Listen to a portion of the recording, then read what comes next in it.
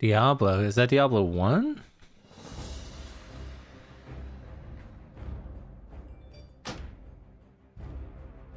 Diablo Immortal?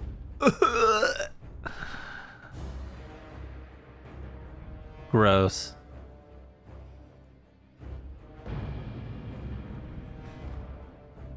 Alright, I want to watch this video on YouTube.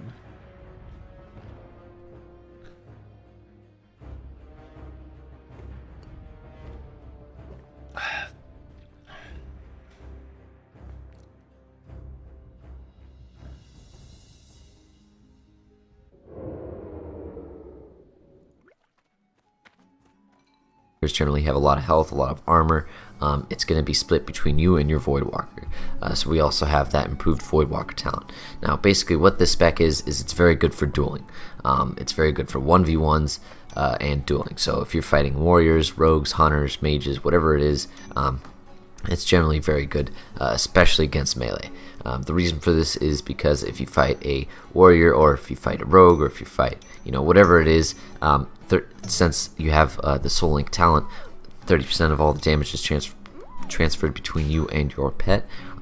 So they're not going to be doing as much damage as if it was just all the damage being transferred to you. Also, you have improved drain life, so generally you can just spam drain life and heal up both you and your pet by drain lifing and then health funneling into your pet. But yeah, so the next build I got here is a build that Goth uses. Also Orcbit showed in his video, but I'm going to show what I like. So we've got a destruction build here with Conflagrate and Ruin. This build is very, very good for PvP. In fact, this is the build I would run if I was going to play a Warlock in PvP. You got improved Shadowbolt, Bane, Devastation, you've got Shadowburn, improved Searing Pain, Destructive Reach, Immolate, blah blah blah. Most important thing is Conflagrate here. Conflagrate hits so hard, especially after you, especially if it crits, and it's just a very good instant cast spell. It's Conflagrate. With this build, you also get Nightfall and Grim Reach and a bunch of stuff like that, like Amplify Curse. And then if you're very not geared at all, like if you're very new, I'd take 2 points out of Grim Reach, and I might even put it into improved Health Stone. So there's a lot of There's a lot of things you can customize. I don't know why I'm having a stroke, but there's a lot of things you can customize. I don't know why with, I'm having this build. a stroke. For instance, you can take stuff in Pyroclasm, stuff into Aftermath. It's all very fun. You can, it's all very customizable. Now, the reason why I take Shadowburn instead of another point into improved Searing Pain is because it's just another instant cast spell. It does cost a Soul Shard, but it does grant you one if you kill the target with Shadowburn on it.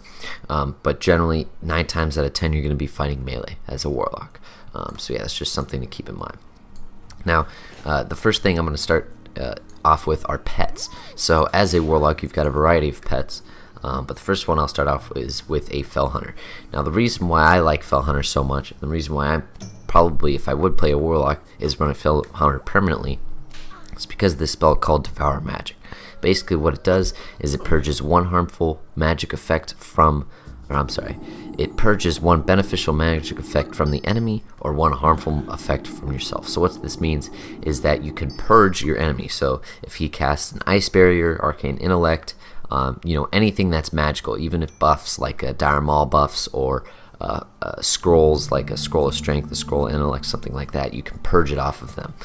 So this is very, very, very good for PvP, especially against fighting other casters, because you can purge their buffs like their Demon Armor, their Arcane Intellect, and Pally buffs like Freedom and stuff like that. So Devour Magic is very good. Also, if you get Hodged, if you get Feared, if you get Goblin Rocket Helm, Tidal Charm, whatever it is, you can purge yourself. So if you have some Rep Paladin that runs up to you and is going to Hodge you for 4 seconds, you can purge yourself. So it's very cool.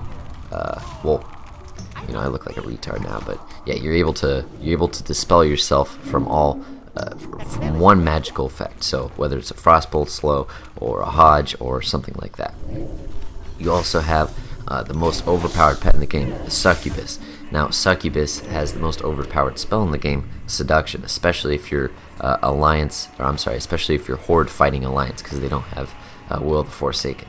So what Succubus has is they have Seduction. Seduces the target, preventing all actions for up to 15 seconds. Any damage caused will remove this effect. Now the reason why Seduction is so broken is because you're able to seduce the target, put a Curse of Elements up, and then cast your 4-second Soulfire. And by the time the Soulfire hits, you put up, an Agony or a Corruption or something, and they're already half HP by the time they get to you. Soulfire, there are countless videos of people popping their trinkets, like a Talisman of Ephemeral Power, seducing a target, and then just soulfiring for like a 3 or 4k crit. It's insane. But what I recommend, and then also you have Voidwalker. Now the reason why Voidwalker is very good is because of an ability called Sacrifice. Now Voidwalkers, they're able to sacrifice. So you kill the Voidwalker, Since when do and these it motherfuckers sacrifices it, walk giving across you the water? a shield that absorbs about 1900 damage for 30 seconds. While the shield holds, spellcasting will not be interrupted by any damage. So the reason why this is super good is because if you're fighting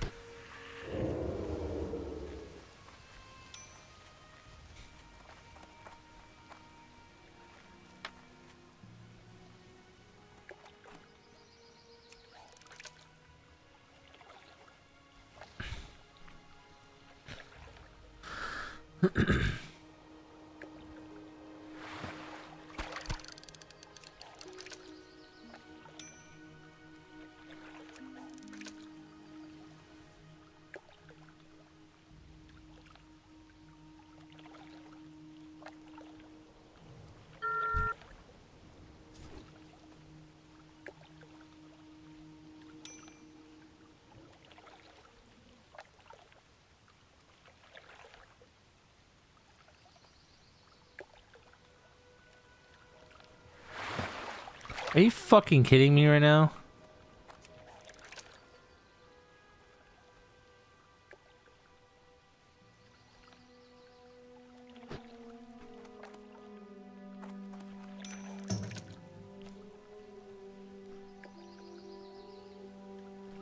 Should have killed that guy.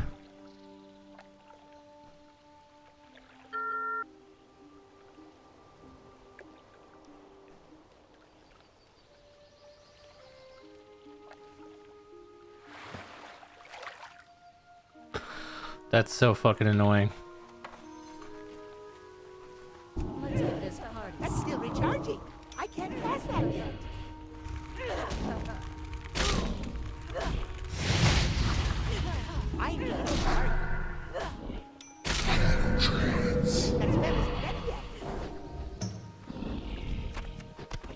my god, turtle meat. It's a fucking miracle.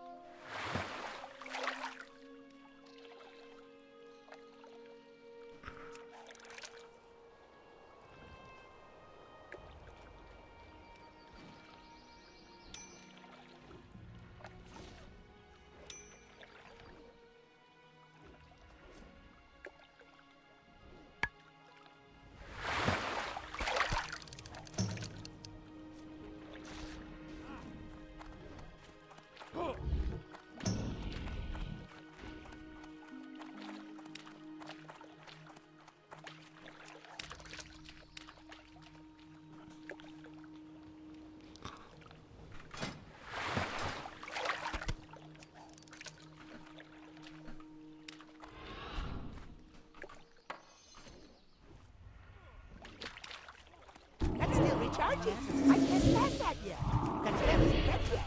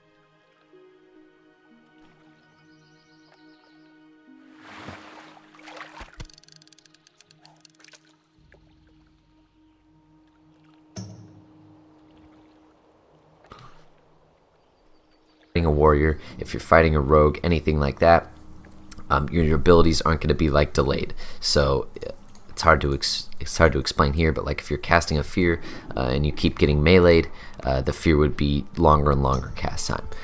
Also, why this is super good, especially against fighting warriors, is because if you have an absorb on you, the warrior does not gain any rage from auto attacks.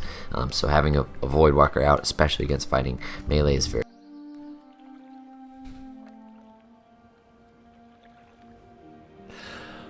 Oh.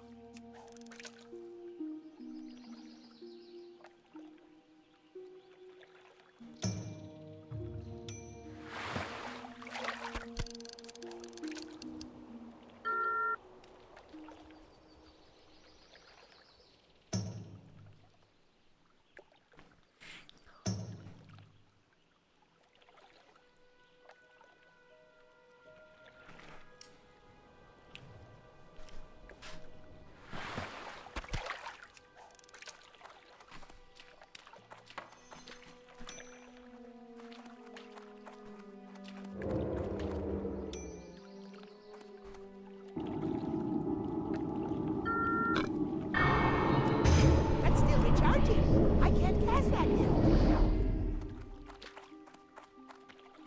Pussy.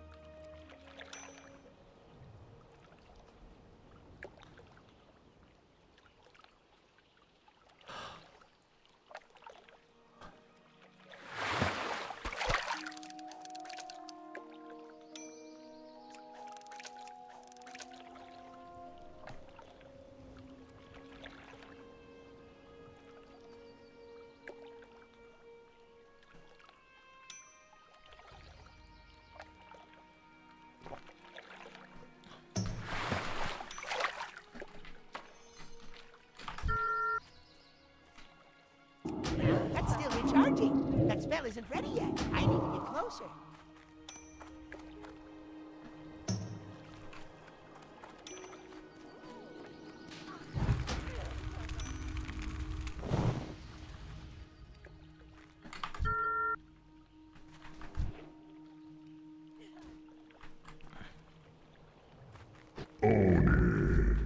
I can't cast that yet. That spell isn't ready yet. Never can.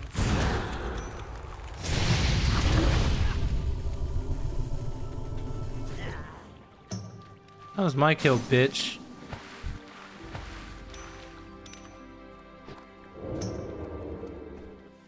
Hey, you better run, pussy. Why? Why what?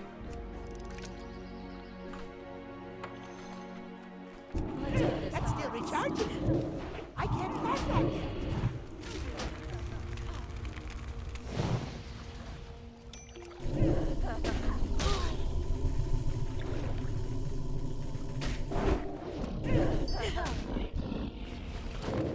Who's saying why? Simba XY. Was that you that I killed? Part of the game, man. That spell isn't You're around my level. I can't cast that yet. You were running right at me. I didn't know if you were gonna gank me or not. That's still recharging.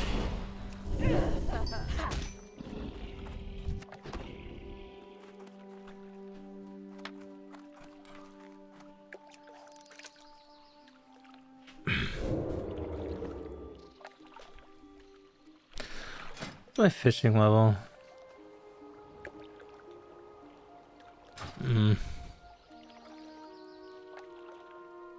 Why what? You gonna talk or?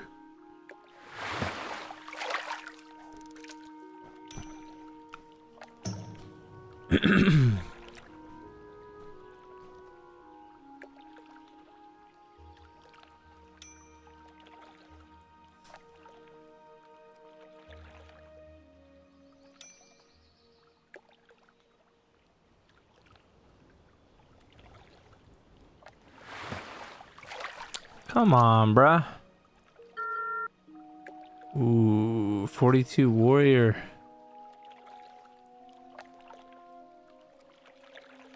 Uh-oh.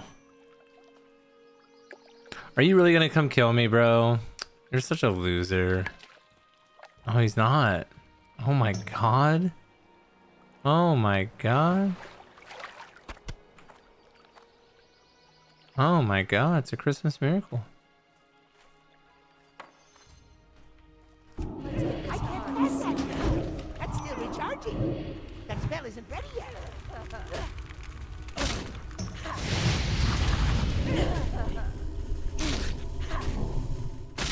I don't have a target.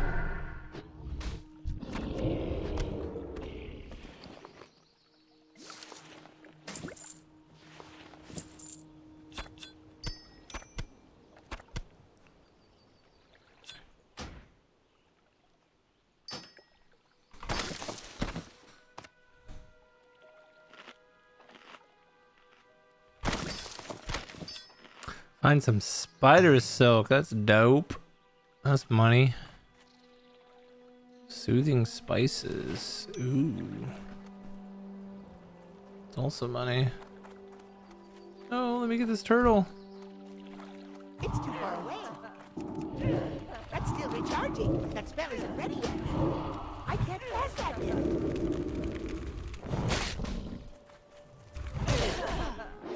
Hey, man.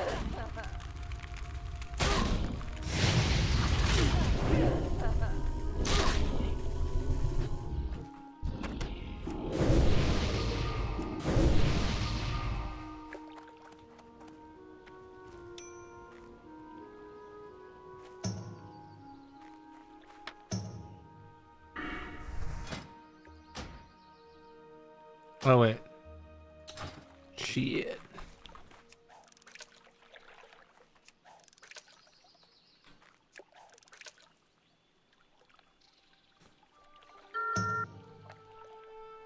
Why is there a level 60 here? Oh, God. What is happening? Are the Horde colliding with the Alliance? Or is the Alliance colliding with the Horde?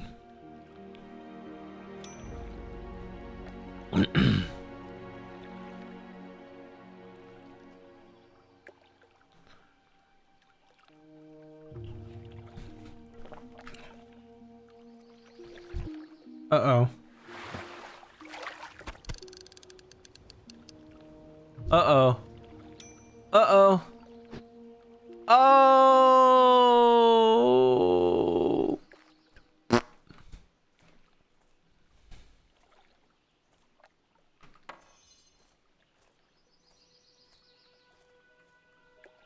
Look who it is, man. Look who it is, man. That's still recharging. So good. That spell isn't ready yet. I can't cast that. Aww.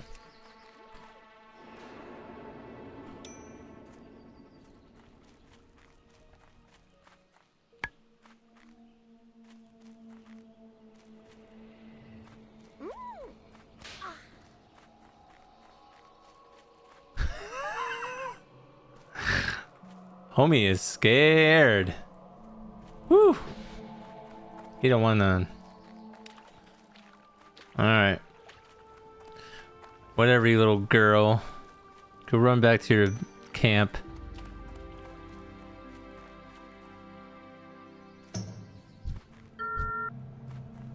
Oh shit, we got a victim, boys. Got a victim. That's still recharging. We got a victim. Sorry. Killing spree. sorry, not sorry. That spell isn't ready yet. I can't cast that. How does agony resist, bro? No way.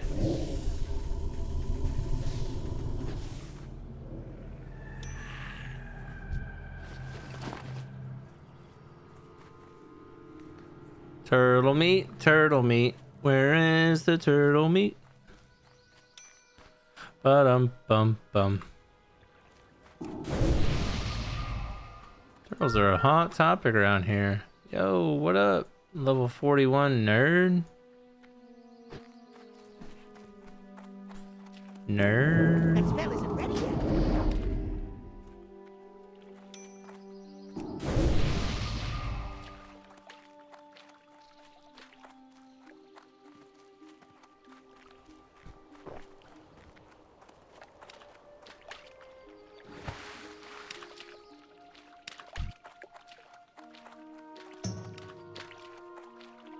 Let's give this a That's hug. still recharging.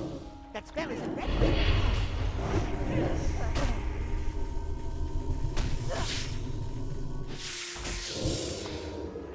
Spider silk. I can't cast that yet. That spell isn't ready yet. I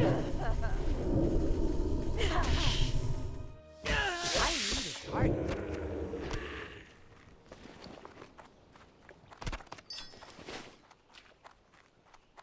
It's about time to go sell shit anyways.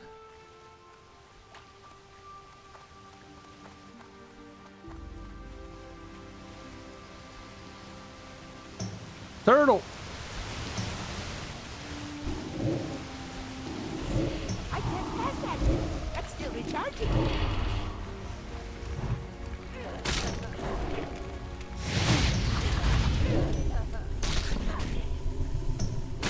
I don't have a target.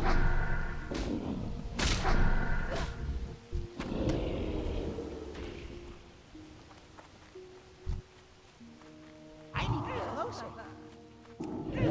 I can't cast that yet. That spell isn't ready yet.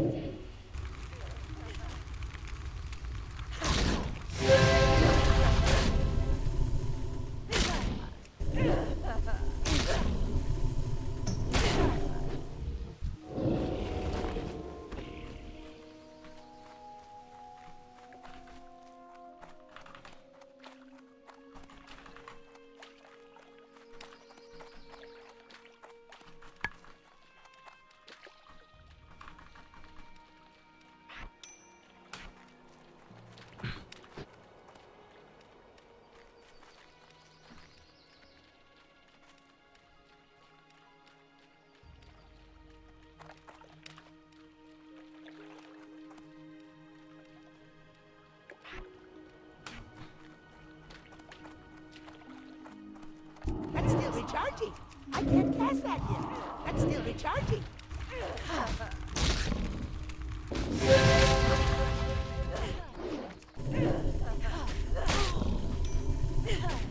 I need a target.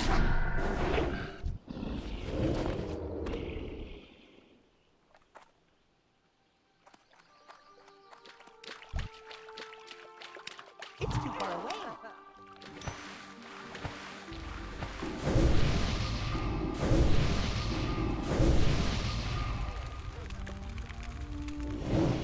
That spell isn't ready yet.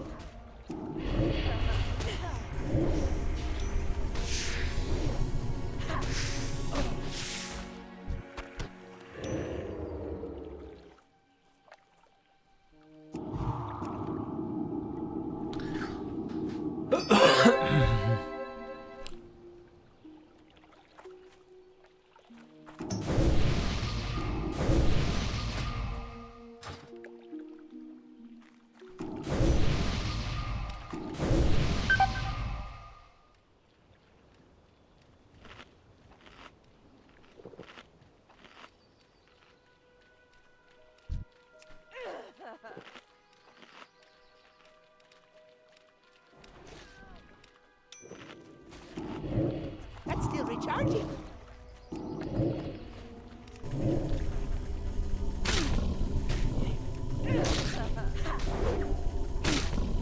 I don't have a target.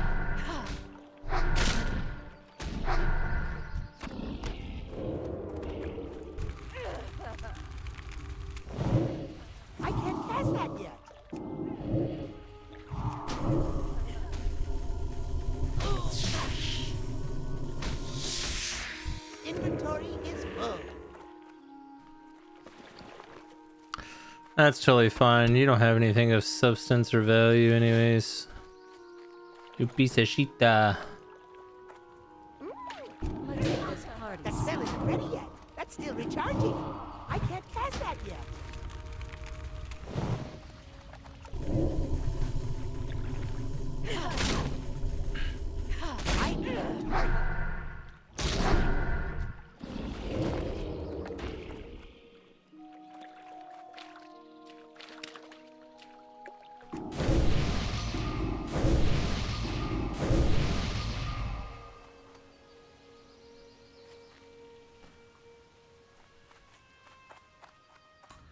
Whoa, what the fuck's going on in here? What the? What can I do for you?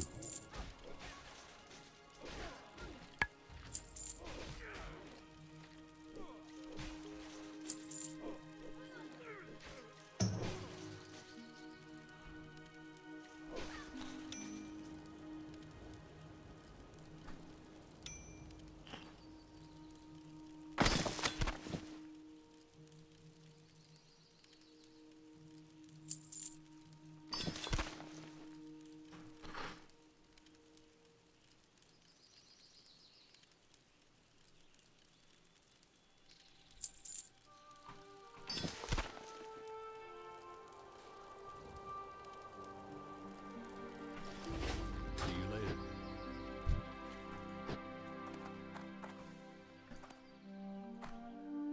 So the average player just kills in the open world for shits and giggles and says it's the game. Trying to understand the motivate. Oh no. Are you that ass mad, man? Bro, yes. That's literally WoW in a nutshell, man. Are you brand new to the game or something? You okay?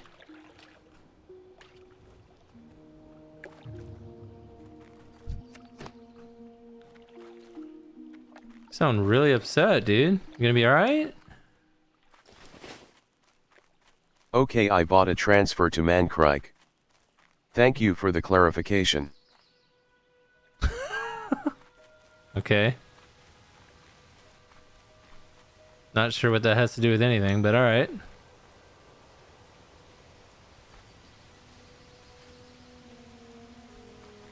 Yeah, if you don't want a PvP, man, don't be on a PvP server. That's plain and simple.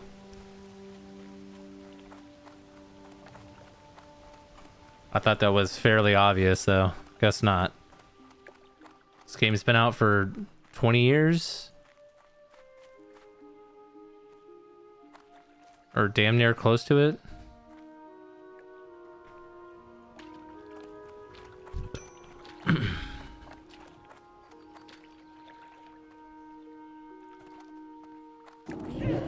never That spell isn't ready yet. That's still recharging.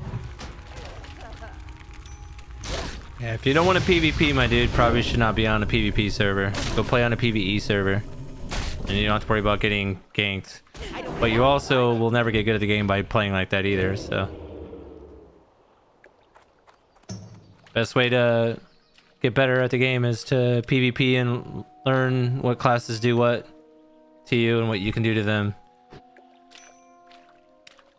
It's the only way you're going to improve.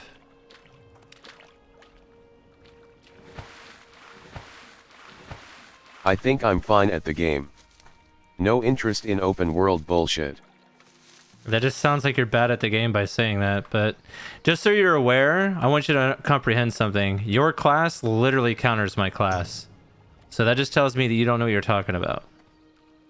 But it's fine. That spell isn't ready yet. I can't cast that yet.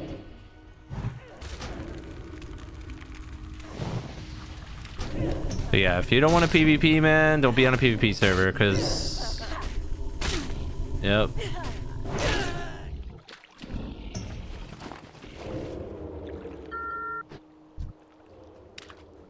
Like this guy, he's attacking me. That's still recharging. That spell isn't ready yet. I will kill you before you kill me. Like this, buddy. Oh, see? I'm getting ganked. I'm gonna die.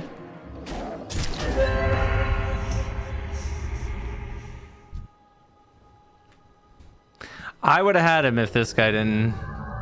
See, I'm not gonna cry about it. Now they're gonna corpse camp me. So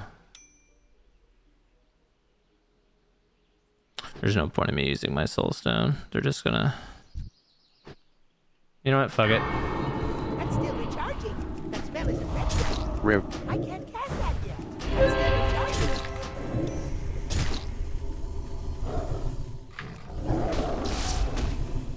That spell isn't ready yet. I can't cast that yet. That spell isn't ready yet.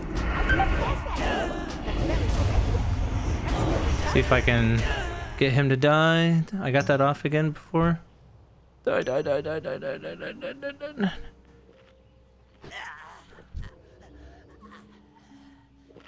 Yeah, get him! Get him! Get him! Rip X2. Let's go! Get him! Oh, I'm coming, baby. See, if I had Voidwalker out right there, I'd have been fine, but... Oh, fuck. No, did he die? Oh, this is someone else.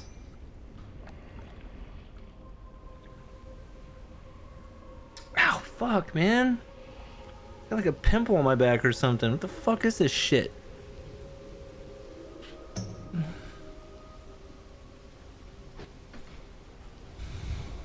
Fuck, man. I don't have a way to slow. I don't have a way to daze the hunter. Unfortunately, he can technically kite me all fucking day long. The hunter should actually beat me now that I think about it, because my dots don't give him a daze effect on his aspect of the cheetah. That sucks. That's actually yeah, I needed engineering or something in order to fight him. Well, yeah, I don't know. It's hard.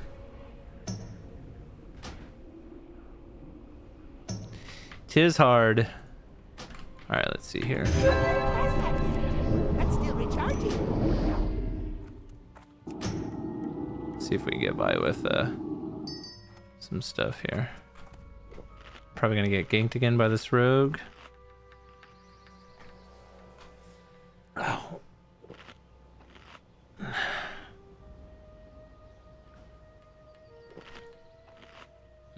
Do we bust the Voidwalker out? That is the question. I feel like overall, though, the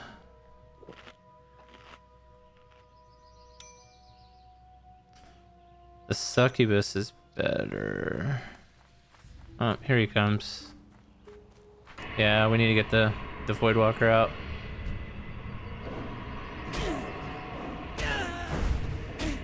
I'm not gonna be able to get it out, am I? I can't cast that yet. That spell isn't ready yet. That's still recharging. I'm gonna get opened on. I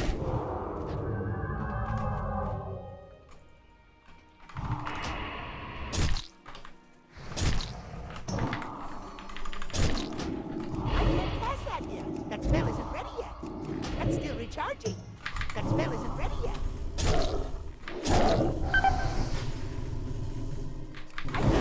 Ah, dude, why didn't you just Nova him, man? Oh, that works. Woo! Let's go, bitch.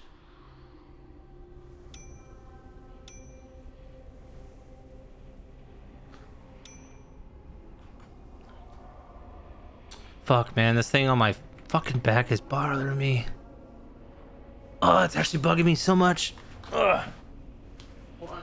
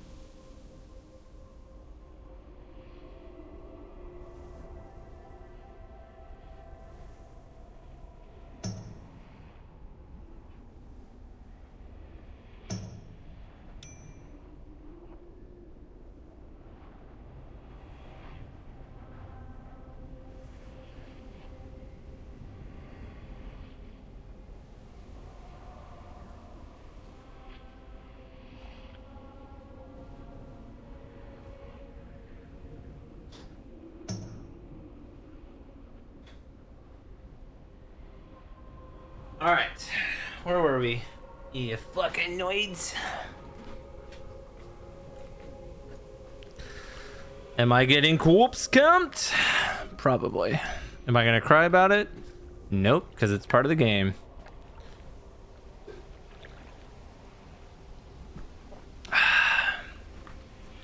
Damn, the fact that I did that much damage to that druid though, and he's 37 and I'm 33, that fucking makes me feel good. If I can get a pet off, we'll be chilling. But I need to get a pet off. The question is do I get succubus or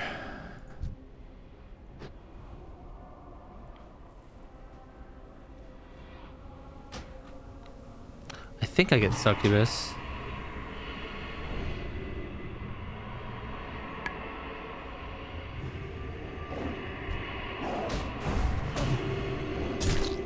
Get this thing off me, man.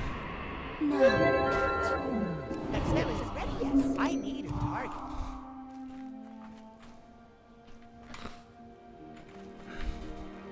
Protect me, boys.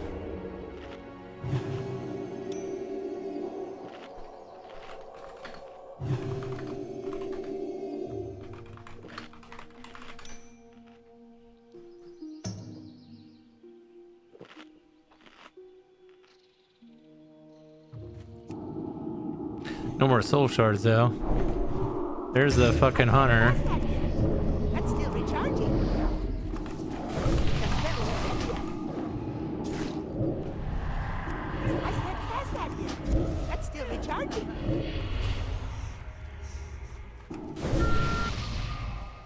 I need to get closer.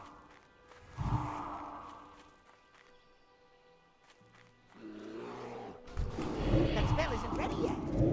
That's still recharging.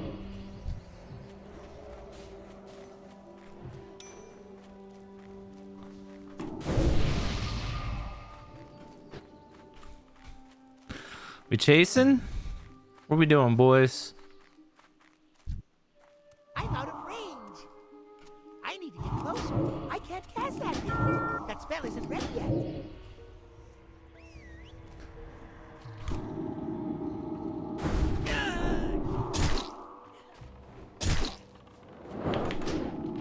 I can't cast that yet. That's still recharging. I can't cast that yet. That's still I don't have a hellstone, so I die here. Maybe I get him though? He should die? Oh, come on, team. Aspect of the cheetah is so broken, bro. It's so crazy. No way. He can just heal right through. Oh, it's so fucking lame. I have no way to slow him is the problem. Ugh. Actually, oh fuck, he's BM. He auto beats me. I forgot. No matter what, because of intimidation stun. That sucks, dude. Urgh.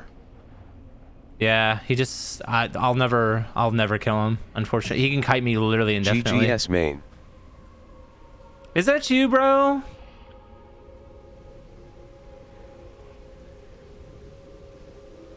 It's not really GG. It's not a good LOL game. yet. You're being kind of cringe, dude. A little bit.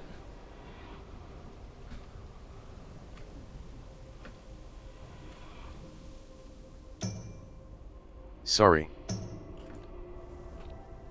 I mean, you're not doing anything spectacular. You're just hard countering me, and there's nothing I can do about it. I have no way to slow you down from aspect of the cheetah. I have no physical abilities. So if I can't touch you, you won't get dazed. You'll literally kite me indefinitely, and then you just kill me. Your pet's just gonna push me back on. Yeah, there's nothing I can do. If I have, actually, I think I know a way I can beat you. You want to do a fair 1v1? Let's do a fair 1v1. Oops, that's not what I want. Okay.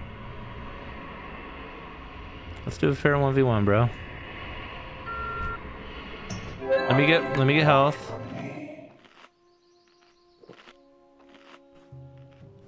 I need coil. I don't have coil, so that's a problem. The problem with lock too is it takes way too long to get fucking set up and get going. Now I gotta get all my fucking stones and shit. It's just like it's literally a fucking chore. That spell isn't ready yet. I can't cast that yet.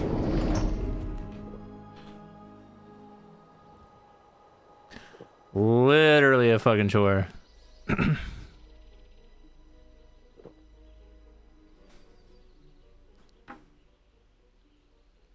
I would have had you the first time, but that fucking rogue interfered. If that rogue didn't interfere, I think I would have had you.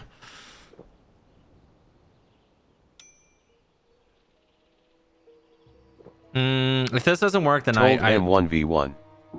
well, he didn't listen, so I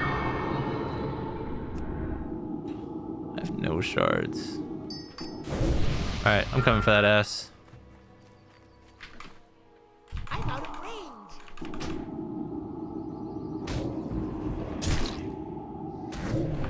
That's still recharging. That spell isn't ready yet. I can't cast that yet. Oh, you're super sweating, huh?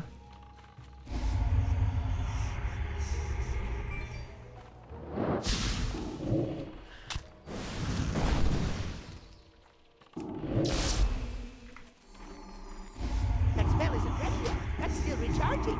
I can't cast that yet. That's still Oh, I got you. You can't beat me. Yeah, you're dead. It doesn't matter what you do at this point. You're so dead.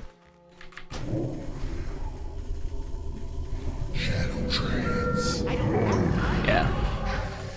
GG. LOLGGS. That is the only way to kill you at this level. I didn't even have to sack. But if I had coil, like you literally stand zero, like yeah. If I can get you in a daze, like you're fucking dead. Like there's nothing you're gonna be able to do. Do these fucking guys drop what whatchamaffuck? isn't ready yet.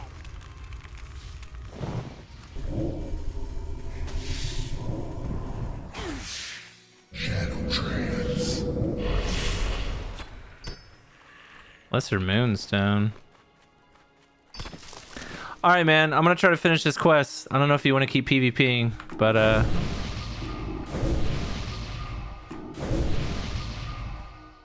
I'll let you kill this warrior if you want. Nah, I got a farm.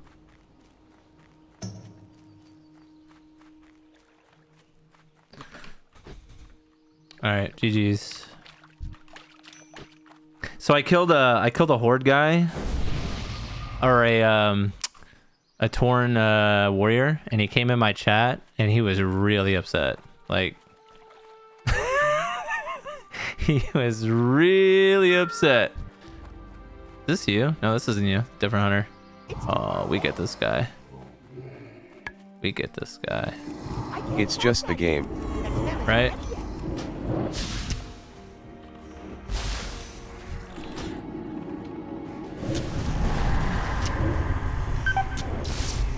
Oh, I don't have Hellstone. I actually might die.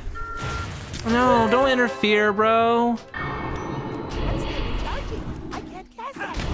I'm an idiot. I deserve to die. I'm so bad. God, I'm so fucking... This fucking douchebag's gonna heal him too. Let me 1v1 him, you piece of shit. I'm so used to having Succubus out right there. See, it's so hard. Like, all the pets are so fucking good. It's like, it's hard to choose what pet to use. It's just the game. Yeah, I tried telling him that, and he got really ass mad at me saying that. He came in here and asked why. And I said, why what? Why am I killing you? Well, first of all, you were charging at me. So I thought you were trying to gank me while I was fishing. Number one. Number two, it's part of the game. It's literally part of the game. If you don't want a PvP, then don't be on a PvP server. He goes, okay, I'm swapping to man crick now. Like, okay. by the way, your class counters mine completely, FYI. So that just tells me you're bad at the game. But have fun on a PvE server. LUL. Fucking weirdo. Oh, there he is. He's still in here. What are you laughing at, bro? That's literally what happened. I killed you and you came in here crying. It's like, it's literally part of the game, dude. I just got ganked three or four times. You see me crying? I'm not crying. Gotcha, man. See, look. The guy that just followed me is the hunter that killed me 2 times, and I killed him 2 times.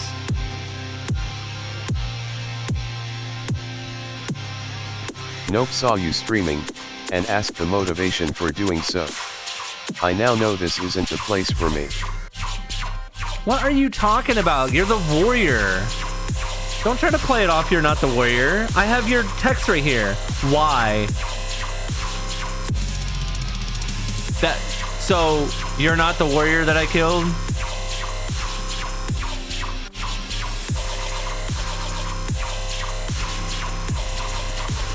Do I want Voidwalker here? What do I want here? Fuck, I don't know.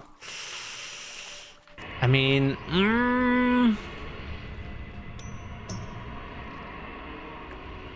I don't know what I want here. I feel like for overall 1v1, it's probably the Voidwalker. I mean, yeah, man, if you get sensitive really easily, then you're probably right. This is not the stream for you, dude. If you get offended really easily and are super sensitive and all that stuff, then yeah, you're right. This is definitely probably not the stream for you, dude. I don't even know what to say to that. That's just like fucking weird. So I went to Mankreich. Not mad, or sensitive. LMAO. You are making it very inflammatory though, which is making me laugh. I'm making it bro, I killed you. You came in here raging, asking why. What do you mean why? This is World of Warcraft. I explain why, and you go, so the average player just kills in an open world for shits and giggles and says it's the game, question mark, trying to understand the motive. Yeah, bro, it literally is the game. It's called World of Warcraft. You literally are playing an open world MMO that has PvP. Go play any other MMO PvP, open world PvP game, and guess what's gonna happen, bro? You're gonna get attacked in those games too. The fuck? You're being condescending as fuck, and you're over here trying to fucking play it off like you're like I'm the asshole. You sound mad, LUL. I'm not mad. You're just gaslighting the fuck out of me, and you're trying to sound like all like. I can't pass that yet. That's still recharging. That spell Like a is saint or something? I don't even fucking know, bro. I don't care that you're swapping servers because I killed your stupid fucking WoW character, bro. Bye. And you're trying to figure out if this place is for you. Bro, you would have never joined my stream if I didn't kill you. I killed you, you saw my name, you joined my stream, and you started crying. Like, what do you mean? I can't pass that yet. That's literally what happened. I have the entire conversation. I'm moving closer. It's too far away.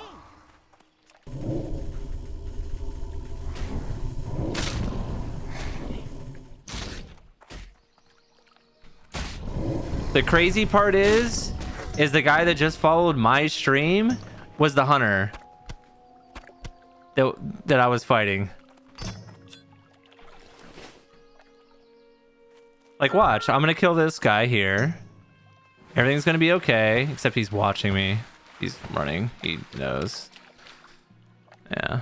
Yeah, see, he's targeting me. Runs back to Torn Mill. But yeah, man, if you're a sensitive player or a sensitive human, then you're probably right. This is probably not the stream for you. And yeah, I don't know where this guy is at. You seem chill and looks good quality. Thanks, man. I appreciate that. See? That's the hunter right there. Where's this hunter at? This guy's targeting me. Where are you? I don't see you anywhere. My thing picked you up, but I don't see you.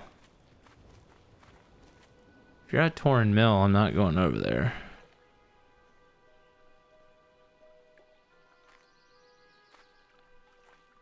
I appreciate you, Gachi, man. Yeah, I usually am pretty chill, actually. I am fairly chill. I don't give a fuck about anything. But I'm not gonna let someone come in here and be condescending as fuck and gaslight me and try to play it off like I'm the fucking asshole. Like, okay, bro.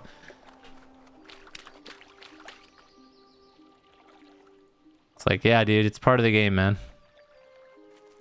Believe it or not. The only thing that sucks about this quest is everyone and their mom is doing this fucking quest. Ooh, we got a potential victim, boys. He doesn't see us. I'm out of range.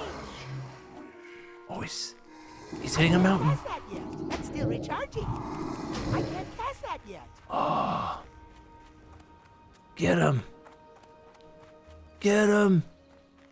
Get him.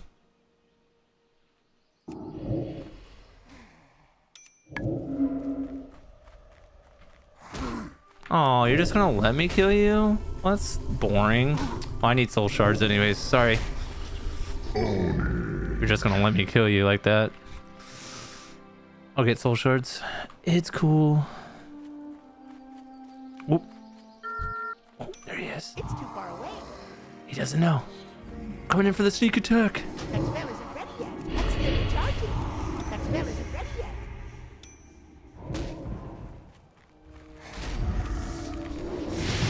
Oh, he sacks. I sack. I can't cast that yet. That's still recharging. I can't cast that yet. That's still recharging. That spell isn't ready yet. You're gonna lose by doing that, buddy.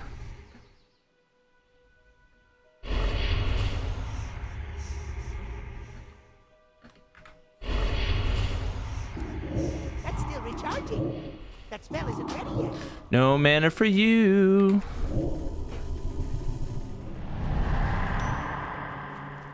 Oh wait, maybe I'm gonna lose. I should fear more. Oh, that's so annoying. Oh, I don't have any. Fuck me. I don't have any. Berg. See, I fucked up. Ooh, we get them low. Man. See, if I had. I need bandages. There's so many things that I need.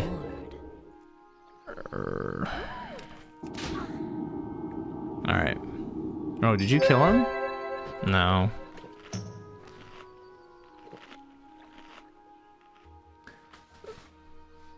It's so hard. Man, I feel like you have to have Feldom for open world PvP because there's so many pets you need for different situations.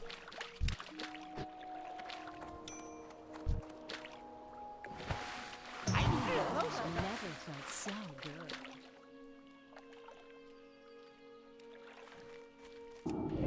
I can't cast that yet.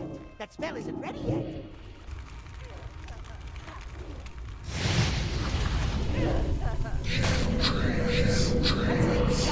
See, why couldn't that proc during that fight? If that procs during the fight, we win all day.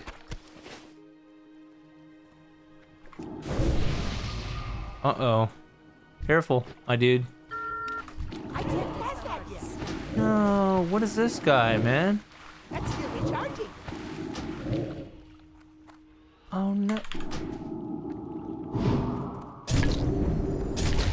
I don't even know what level you are. This is cringe. This is cringe. This guy's like level 60. That's pretty cringe. Well, he's at least 43 plus, because we can't see his level, so that's pretty cringe. Now the guy that I killed earlier, he was around my level, so it's 31 or something like that, or 30. I think he was actually the same level. I don't remember what his level was. He was around my level, 31 or something. If you're around the level range, then that's fine. But if you're 10 plus levels and I can't see your level, and you're just you're cringe. That's just weird because he's not even getting any honor for that. Like none. He's just being an asshole. At least there's some value into PvPing people around your level. So this guy's just being a douchebag. He's may or may not be watching the stream, which sucks. If I'm getting corpse camped, then it's fine. I got backup characters.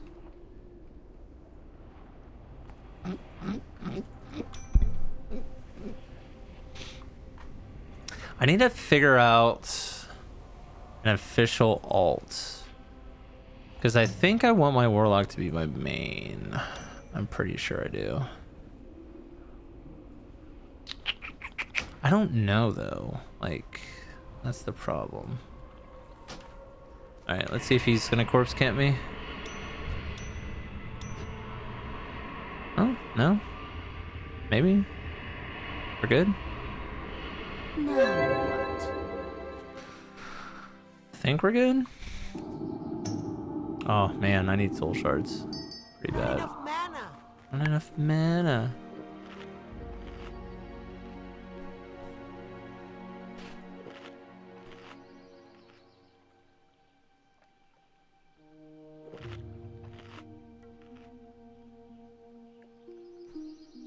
What is my guild talking about? Talking about some weird shit.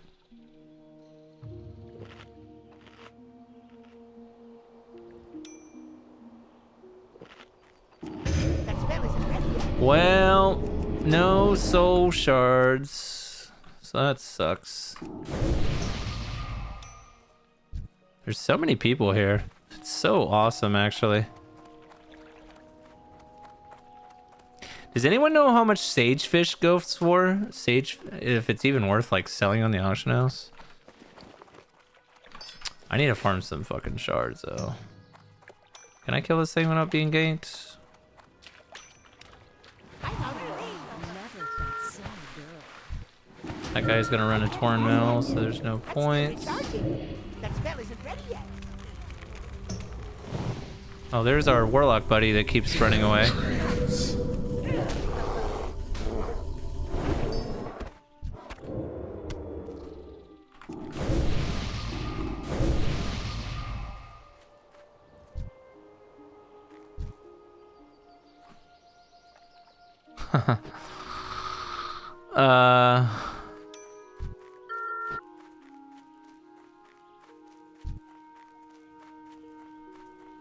Oh, that's him. Yep. Short totem. I can't pass that yet. That spell isn't ready yet. I can't pass that yet.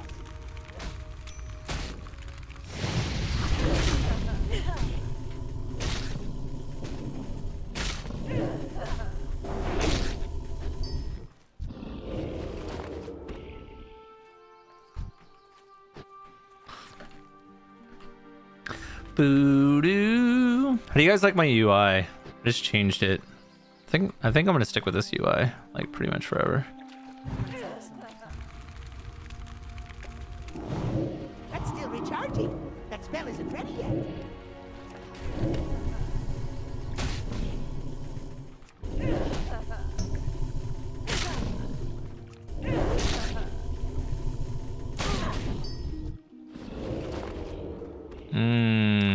This quest sucks. It's got a low drop rate too. Turtles are pretty lucrative though in general. They drop a lot of like good shit. Alright,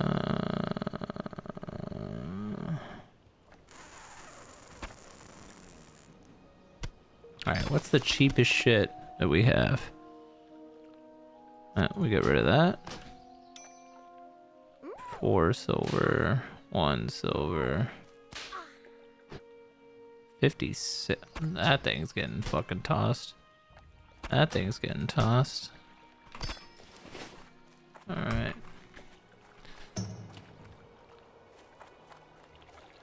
Wait, this goes up further? Alright, we keep going then. Goes all the way up to fucking Alteric Mountains? Life root. That's a turtle right there. That's potential number 9. Herbalism is 182 now. Closer. Oh, here we go. I can't pass that yet. That's still recharging.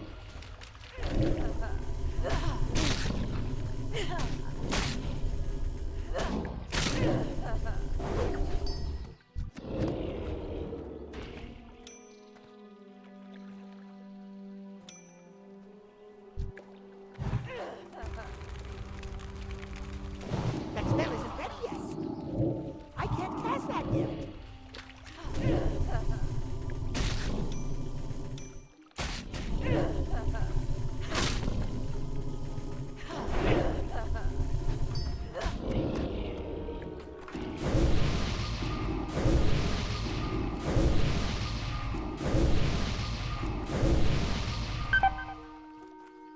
I'm out of range.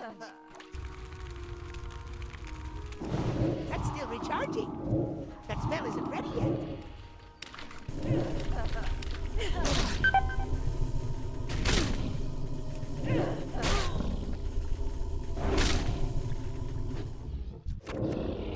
Oh my god, we're done!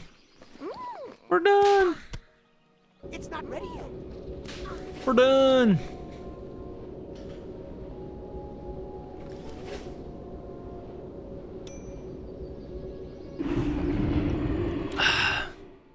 That fucking took forever to do. Turn in Costly Menace. First things first. Yeah, I do need something. I need to go to the fucking auction house is what I need to do. See you around.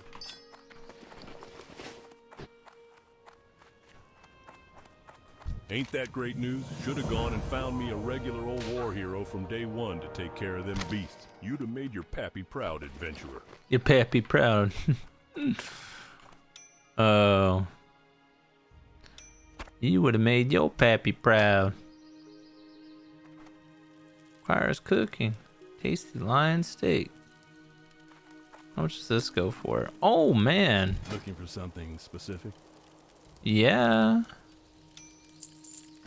Have a good one. We're gonna sell that on the auction house, hopefully. Kings. What is this? Hold a moment. Let me take a closer look. Oh, please, give me the I have 34. never before seen this form of encryption. Give me the but I must admit 34. that my knowledge in that area is by no means complete. Good day. Everyone will be so pleased. Chef Jessen's soothing turtle bisque is served once again.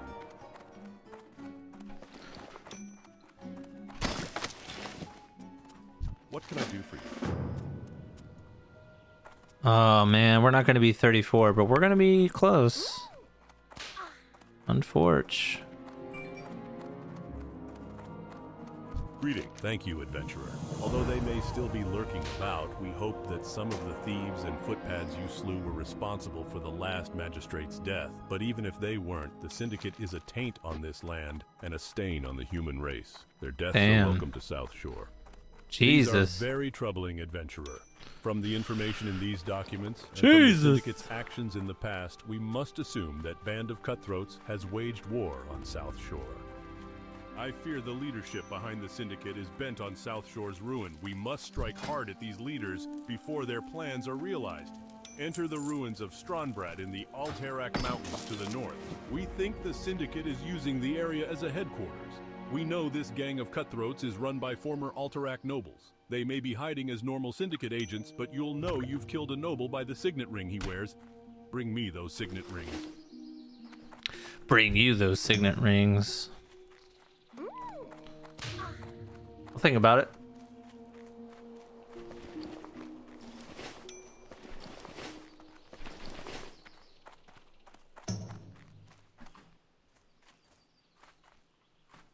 Where would you like to fly to? Where would I like to fly to? Do I want to go to Refugee Point, Rathi? Rathi Highlands. I do, but I need to go to the auction house pretty bad, actually. So we're gonna go there first. We're gonna go there first. For a slew of reasons. A slew. Alright, so 34, we get improved during life, 5 out of 5. We'll probably be exclusively using that over wands now. I need to update my wand. This is so out of date. Actually, I'm glad we're going Ironforge, because I think I can do that.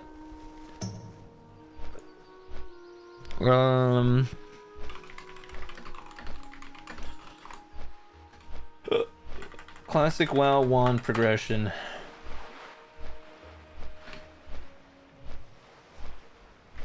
Alliance. Oh, classic alliance wand progression.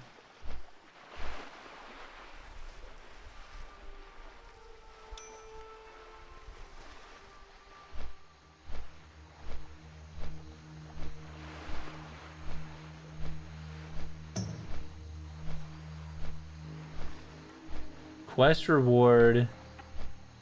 Arathi Highlands Rod of Sorrow. Really? I have to wait until then?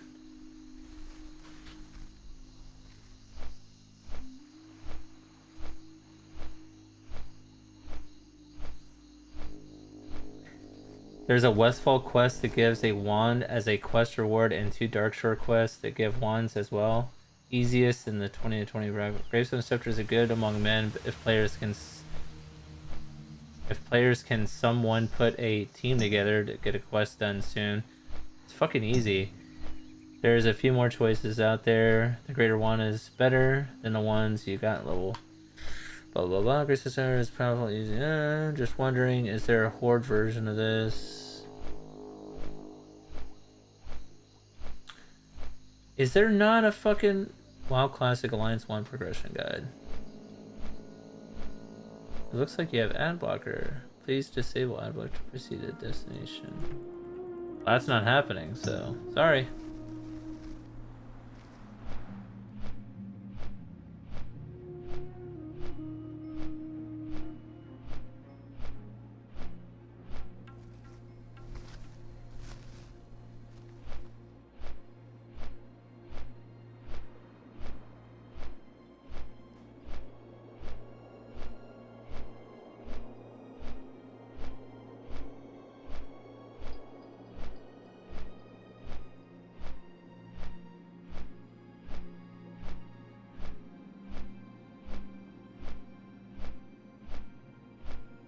There's so many wands. Holy shit. Greater Mystic Wand.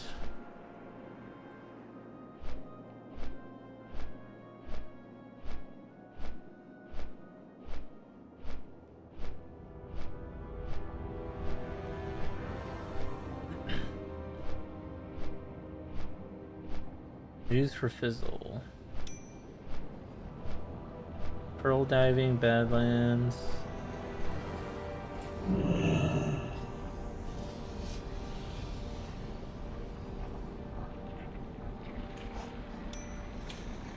Rod of Sorrow. Yeah, I guess we wait until that. It seems. Which we're about to do anyway, so.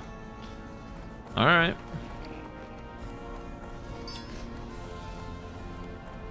Ooh, man, do we need to go to the auction house? Bad boy.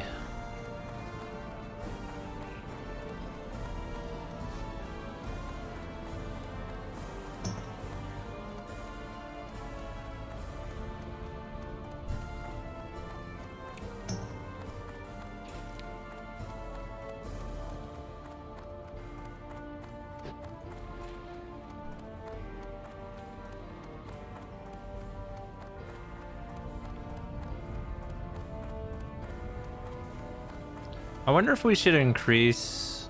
Enhance minimap.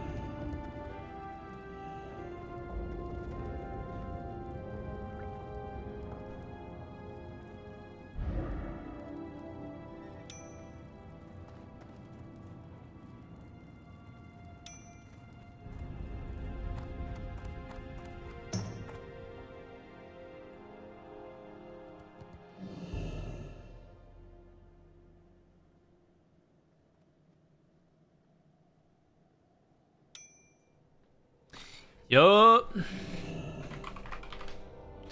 Is it SUI that I increase my buffs? Buff icons per row. Big buff size, small buff size.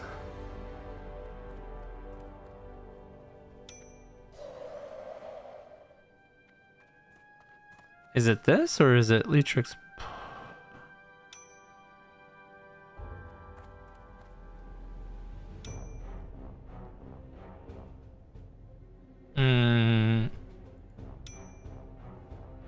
Unit frames.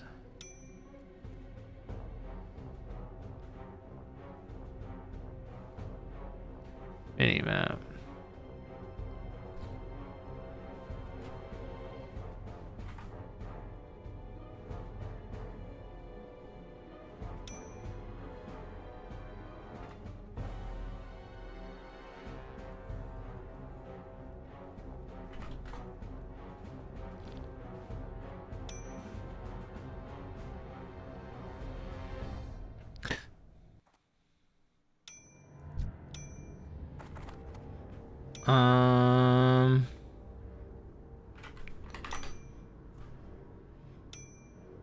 Buffs.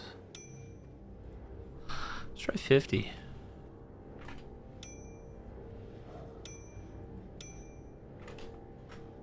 See what that looks like.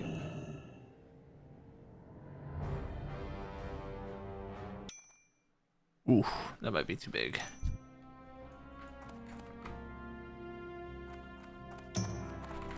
Oh, I don't have anything.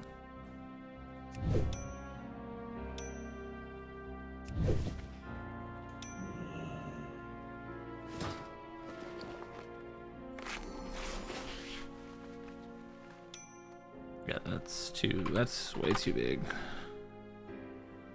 Maybe 40?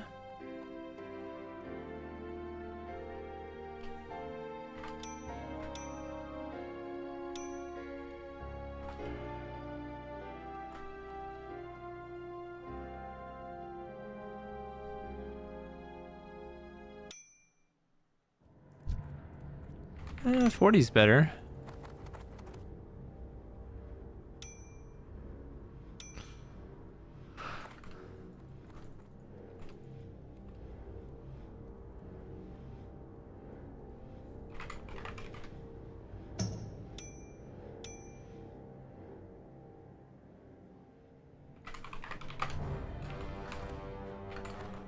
$40 is better.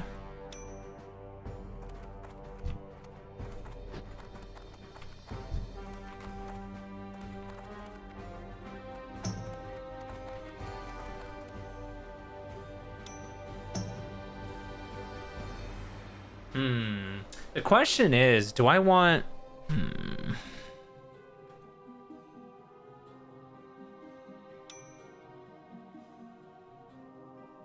Yeah, we're playing it by ear. Anyways. Gotta update this bitch. So I guess our next one is just Rod of Sorrow.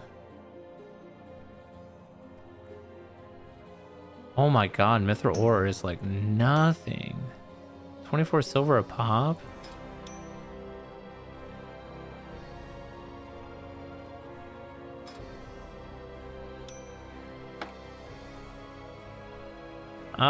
Do we try to sell this for that? I think we can do it. Let's do a 24-hour. I can make more gold selling that to... Wait, what? No, I can't.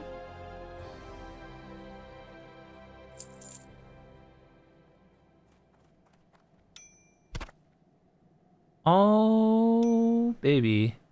How many of these do I have? Okay.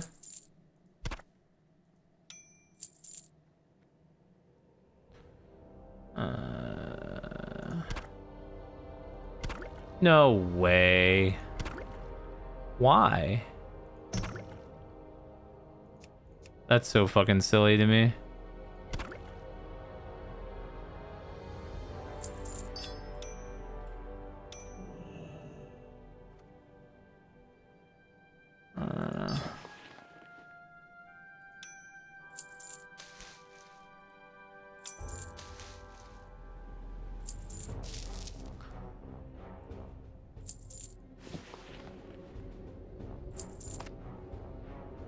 But oh my god, it went down that much?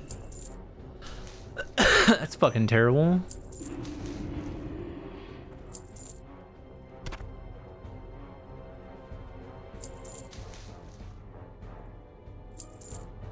That's the best herb so far. Is Fate Leaf.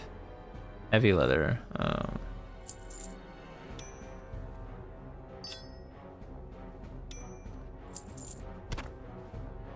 Tangy clam meat.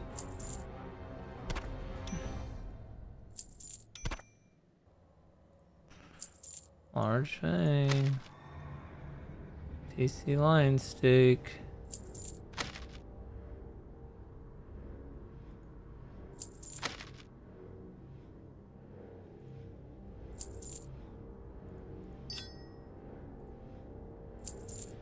Fuck it.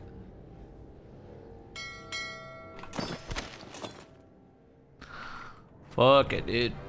Fuck it, dude. Alright.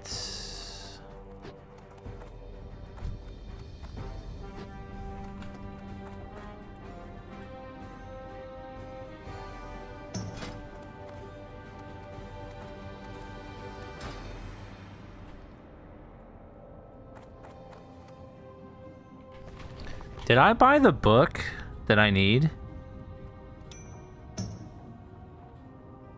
Oh, I did, but I didn't. Oh, fuck.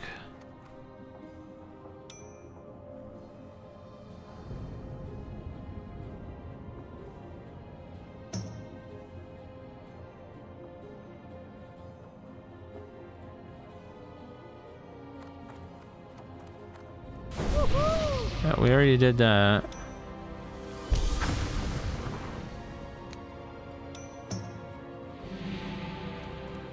Maybe we get it to 225 really quick. Thanks for the buffs, dudes.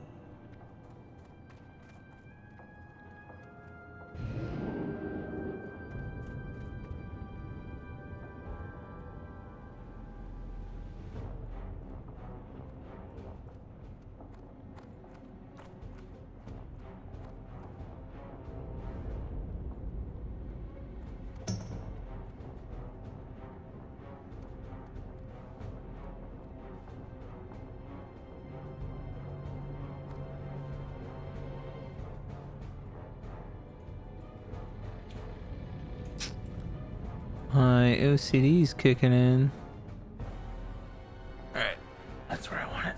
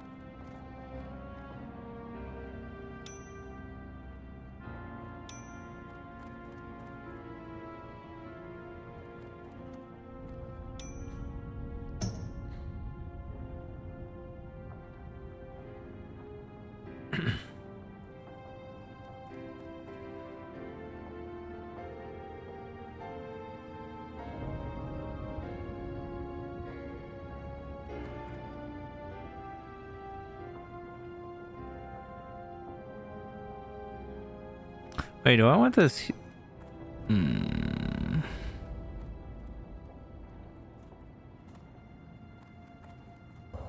think I do want it there. The question comes, do I want...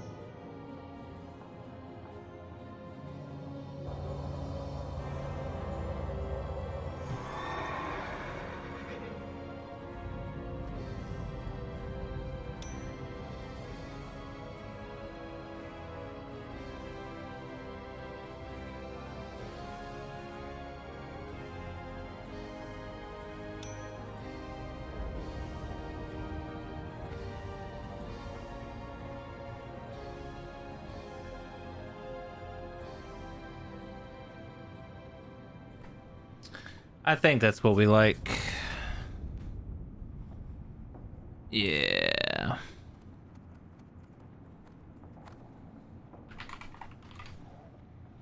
Perfect.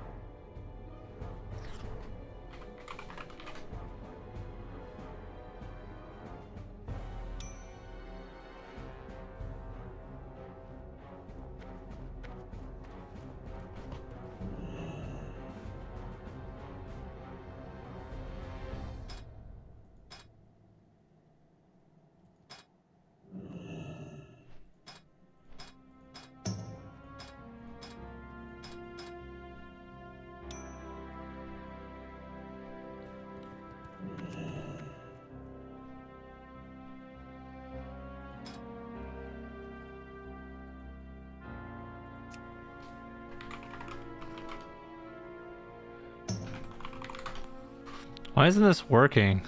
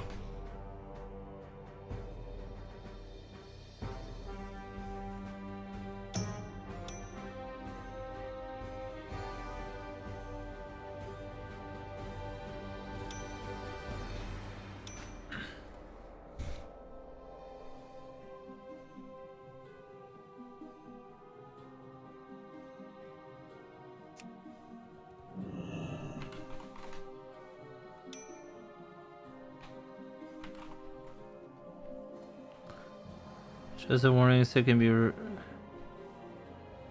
spy test.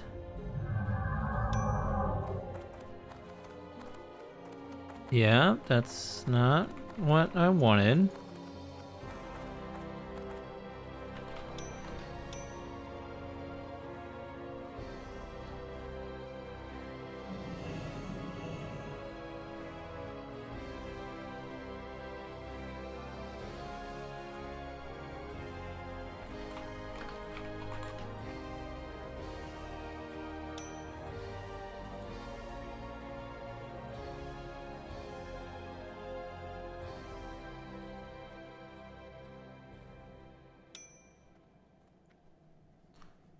Um,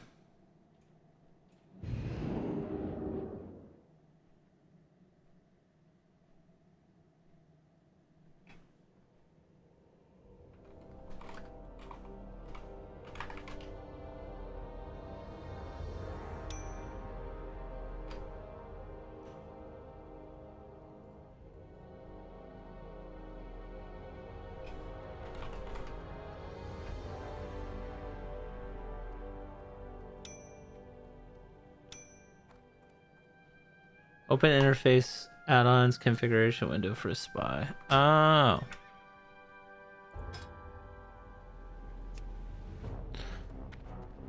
Enable spy in battlegrounds. Disable spy when not flagged for PvP.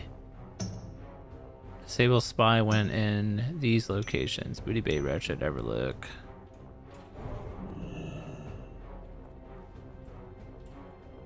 Find spy when no enemy players are detected.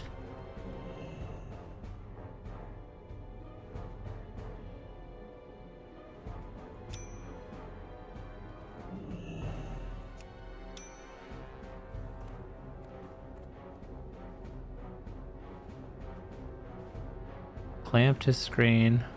Lock the spy window. Select the row and height. Select the row height.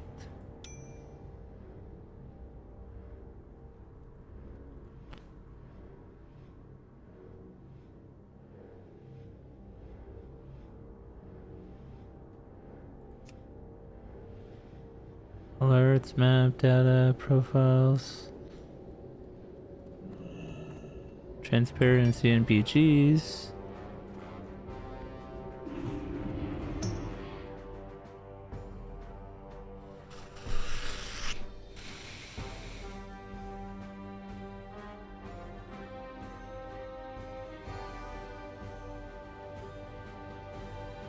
Select the row height for the spy window.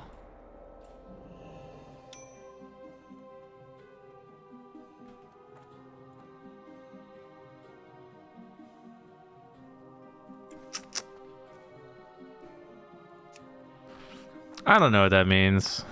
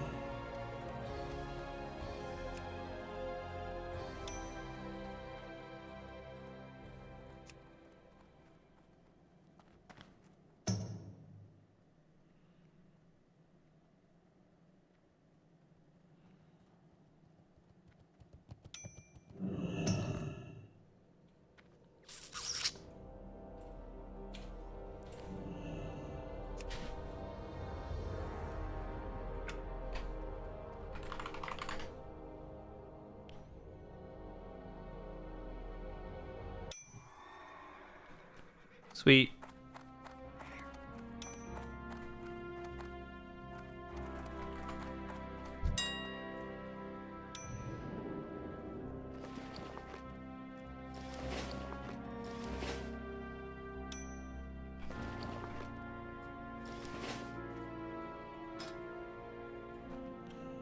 All right, we're gonna fly to. Oh wait, we wanted to get mage weave really quick. That's what we wanted to do, right? Is that what we wanted to do? Ooh,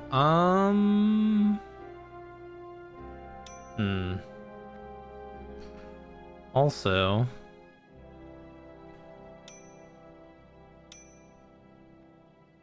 settings.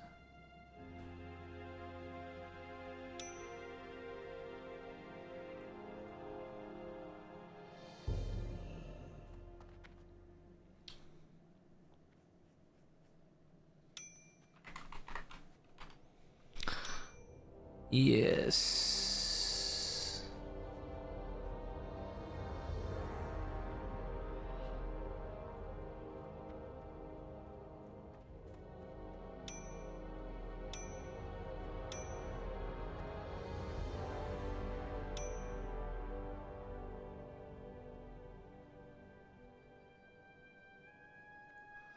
Okay.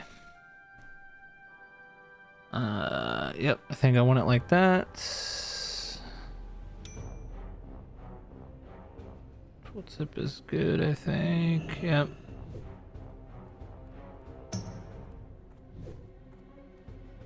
Okay. I gotta figure out what to do with this shit. This is low-key kind of driving me crazy. I don't know what I want with this shit. Where I want it. I mean, yeah, I don't know. I gotta figure this out. This shit's driving me bad.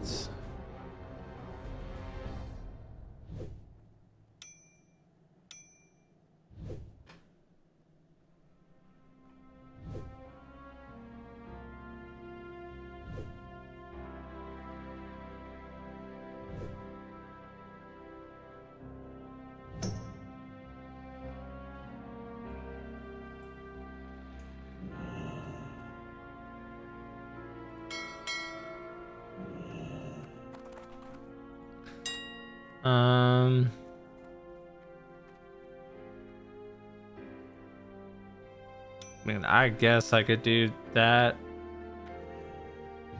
I need to see what a pet's gonna look like. With it up. Couldn't resist, could you? Nope, sure couldn't.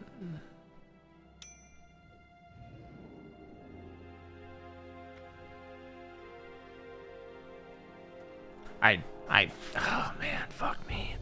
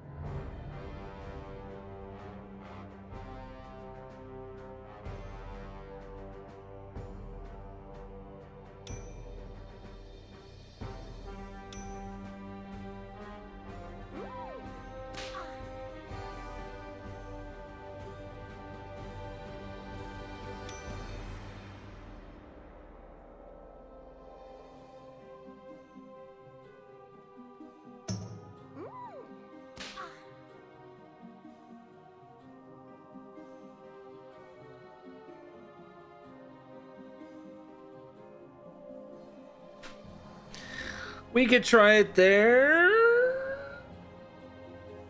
for now.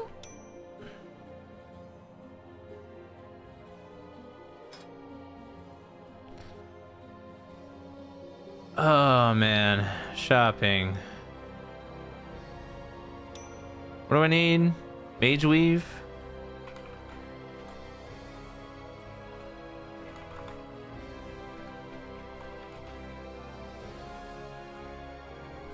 $16 stacks of 20.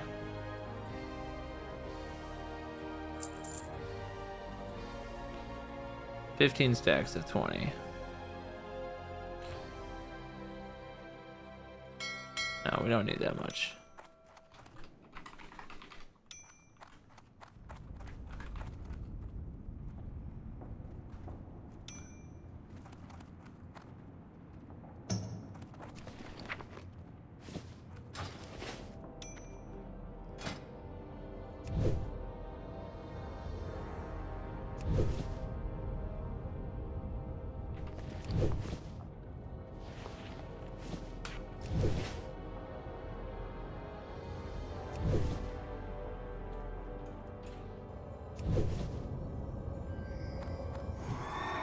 Reach level 35.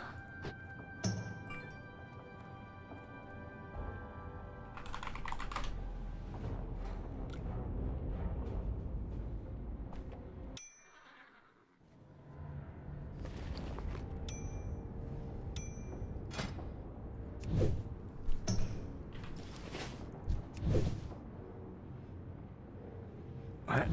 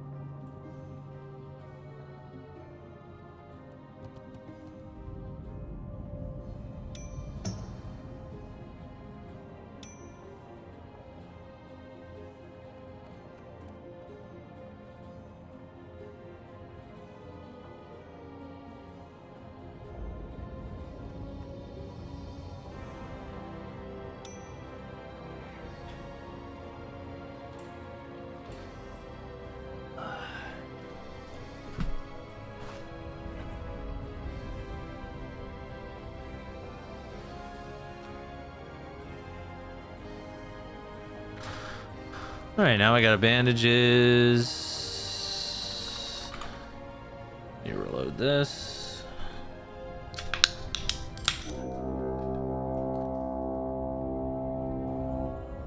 All right, time to play the game, bitches.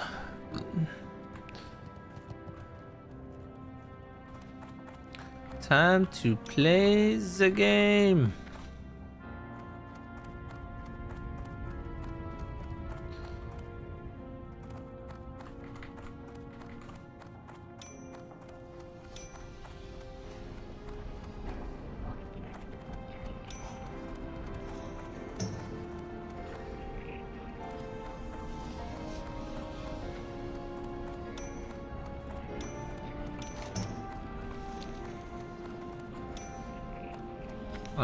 Let me make sure before I... Yeah, no, we're good. Yep, nope, we're good. The Wildhammer dwarves might have fast steeds, but can those airy pink griffins stand the heat of the Great Forge? I think not. You think not? Well, alright. You think nobody cares what you think? Debating if I want this to be bigger. Option panel.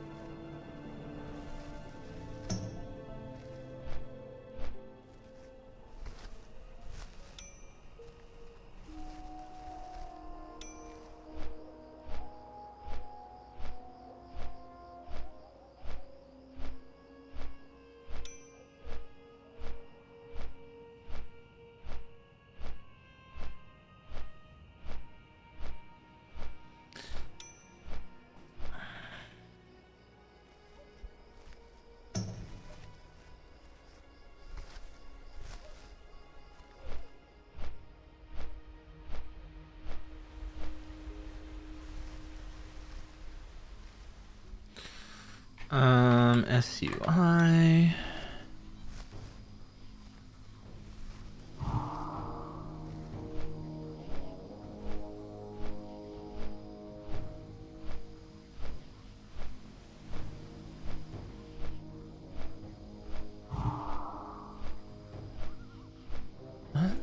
I don't understand the fucking...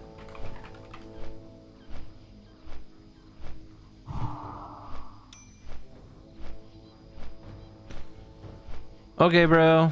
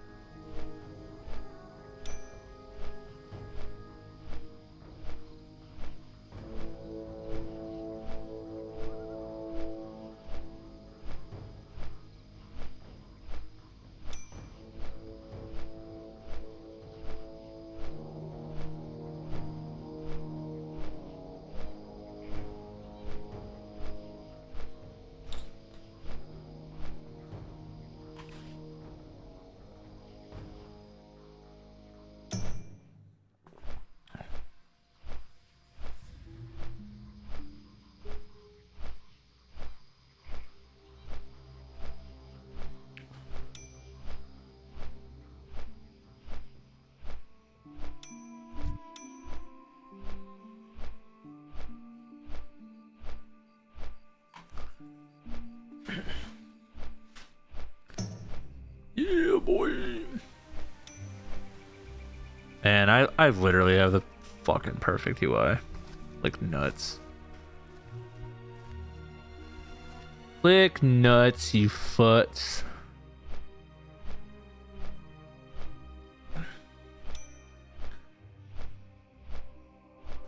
Alright, hopefully we get this quest.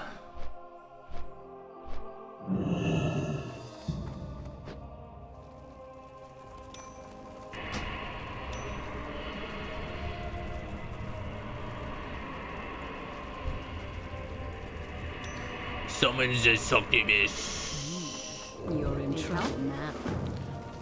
Leave refugee points.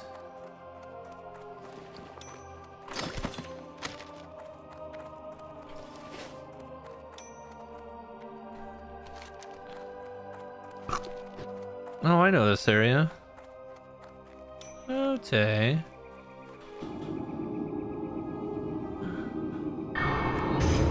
I can't pass that yet.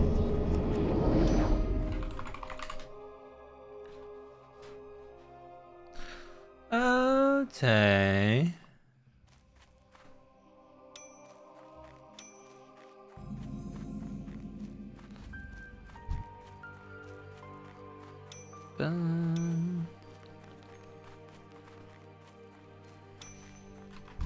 Whoa! Whoa, we got some big critters over here.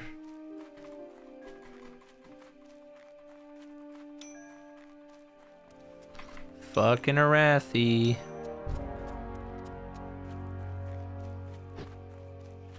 Good old fucking Arathi.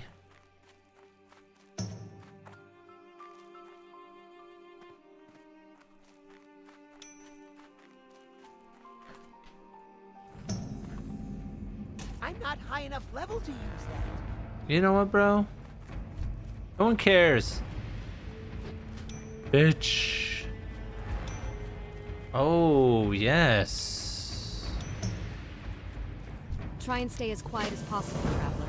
Orcs don't Kill take too well to 6. being spied on, and there's more to this farm than meets the eye.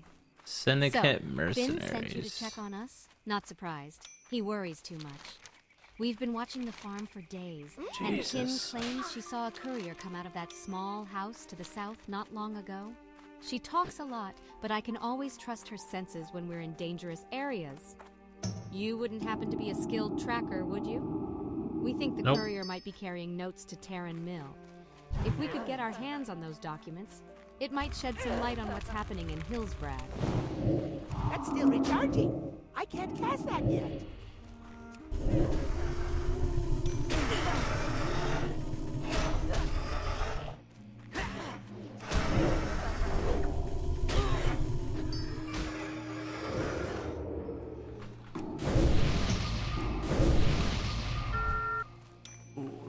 35.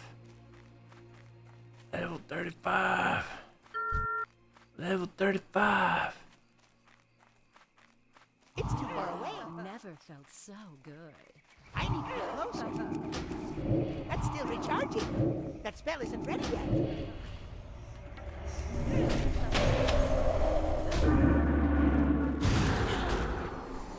I need a target.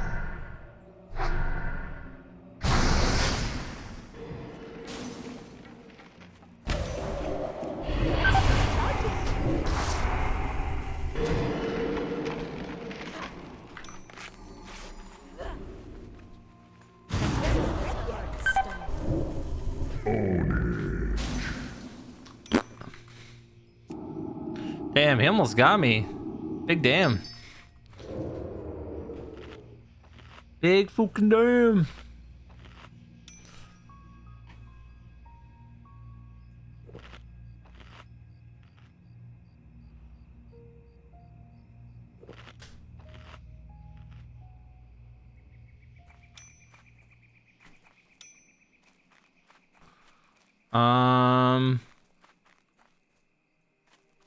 Yeah, I need Fell Hunter just against that. Just straight up.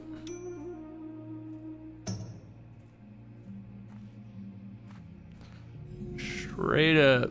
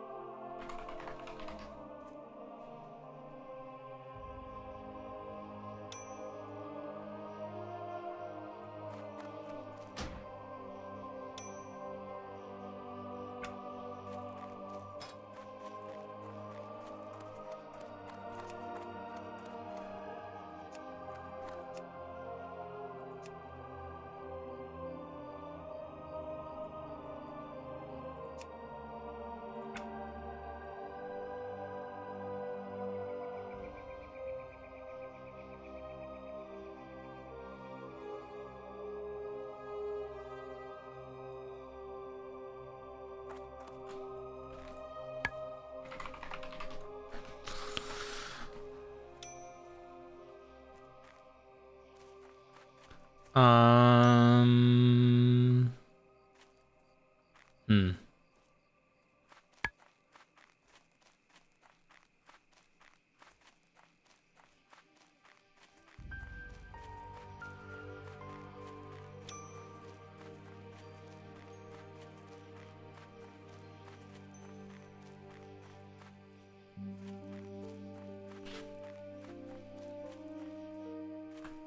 I don't have a target.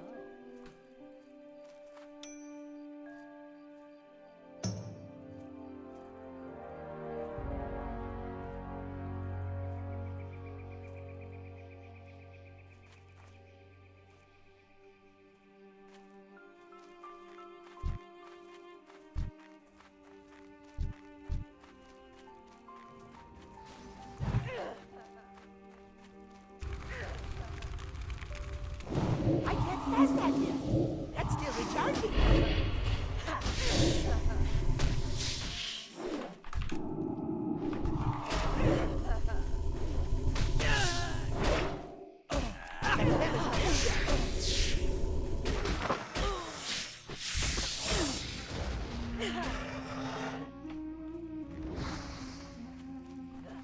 Did I change my keybind?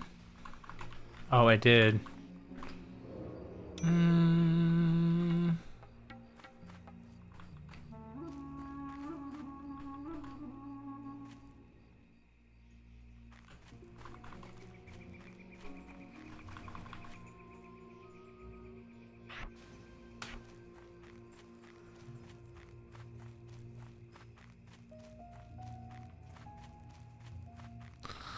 Didn't even loot it. The whole reason why I killed it.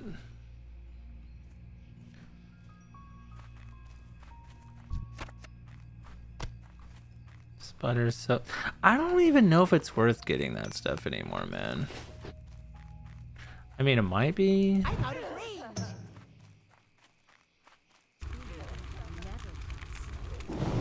I can't pass that yet. That spell isn't ready yet. I can't pass that yet.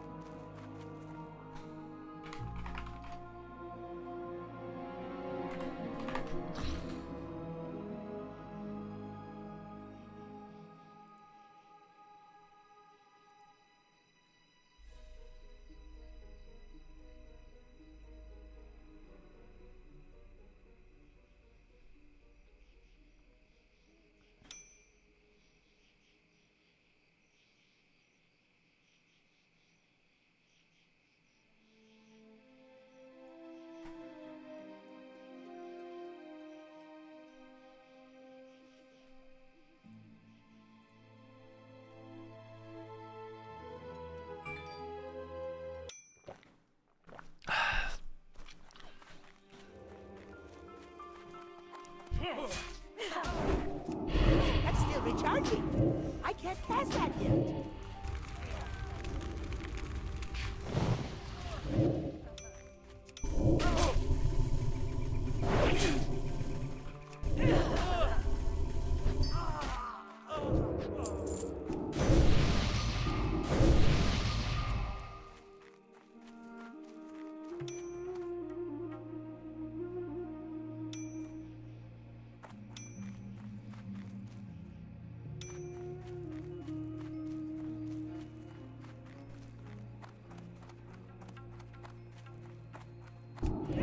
That spell isn't ready yet. That's still recharging.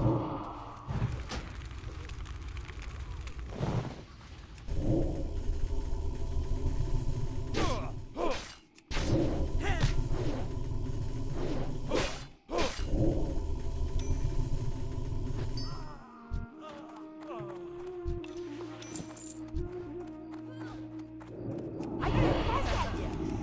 That spell isn't ready yet.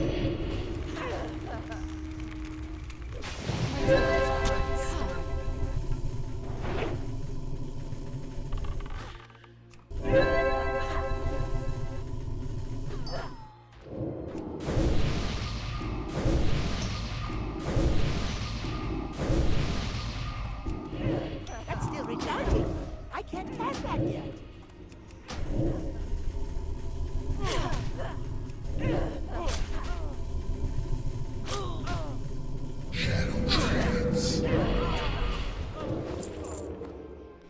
Sheesh.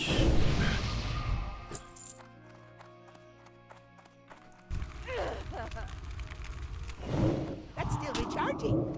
That spell isn't ready yet.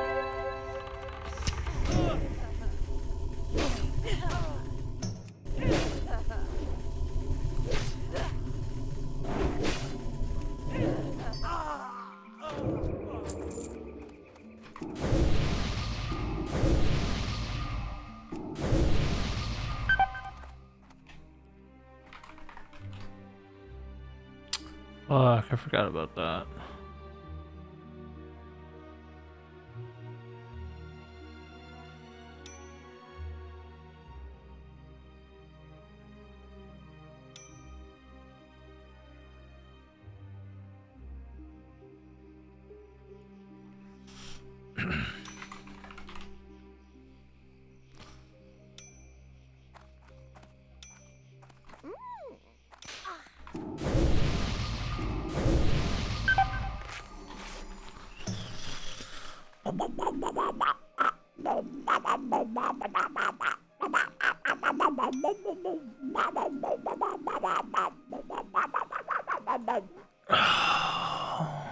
That is not where.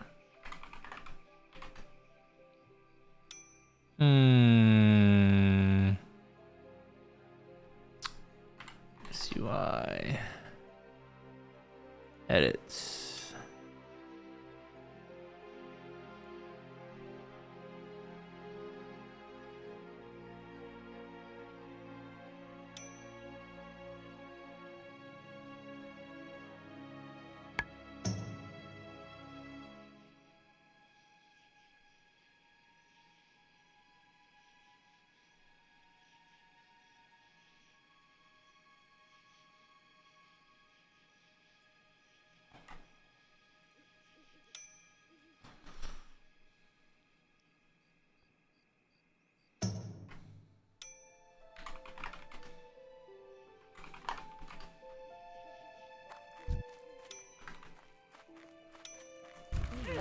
Never felt so. I can't cast that yet. That spell isn't ready yet. That's still recharging.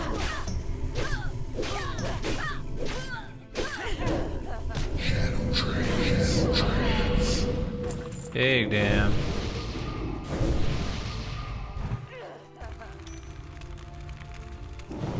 That spell isn't ready yet. That's still recharging.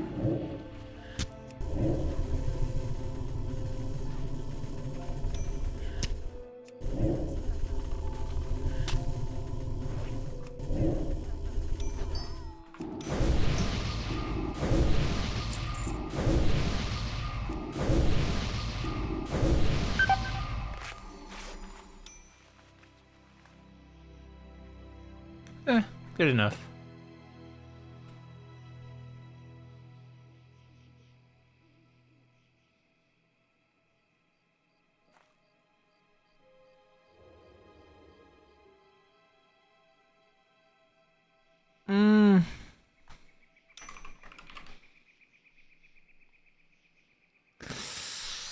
Oh my.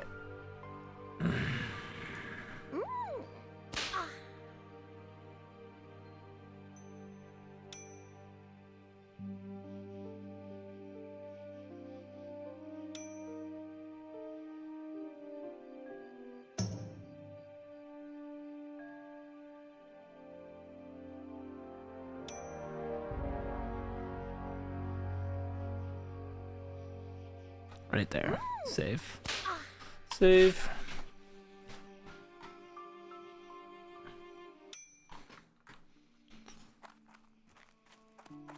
Let's get this party started. I can't cast that yet. That's still recharging.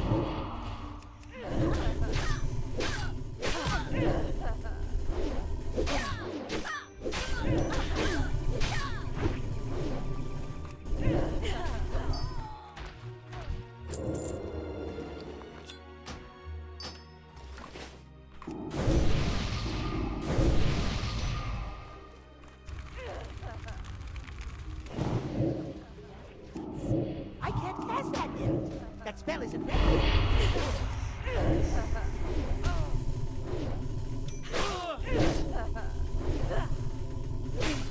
I need to.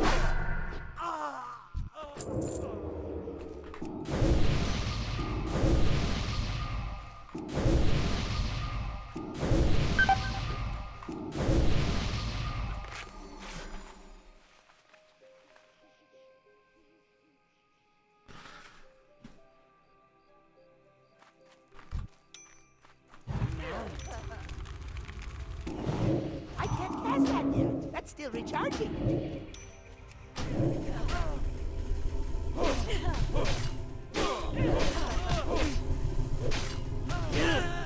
I don't have a target.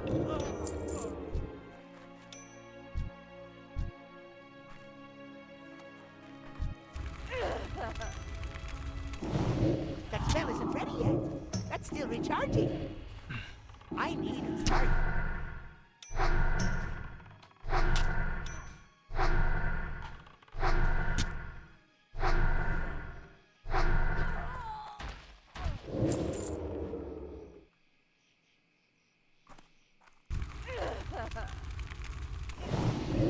I can't cast that yet. That spell isn't ready yet.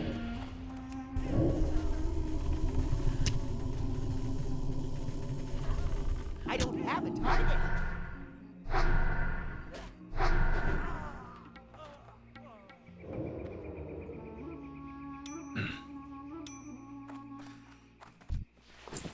Let's get this party started.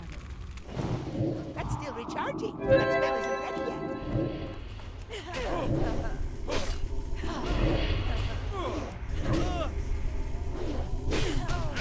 I need a target.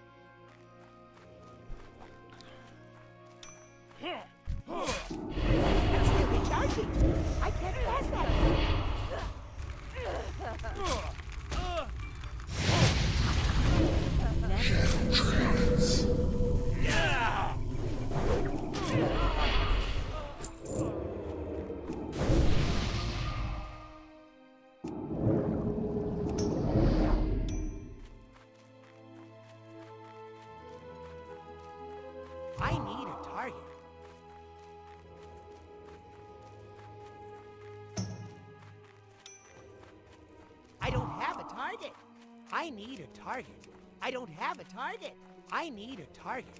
I don't have a target. Let's get this That party spell isn't started. ready yet. I can't cast that yet.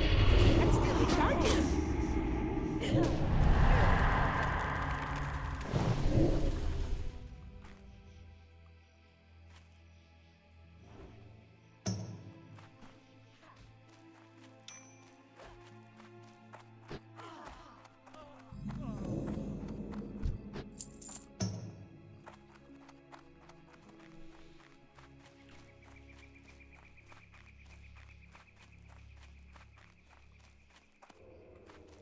I need a target. I don't have a target. That spell isn't ready yet.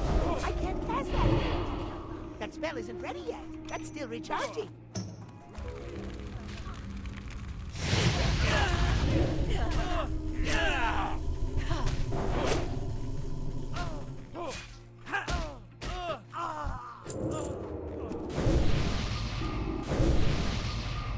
I need a target. I don't have a target. I need a target. I can't cast that yet. That's still recharging.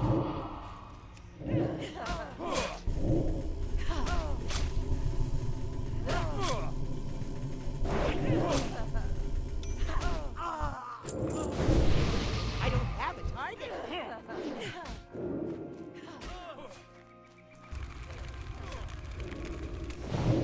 That spell isn't ready yet. That's still recharging.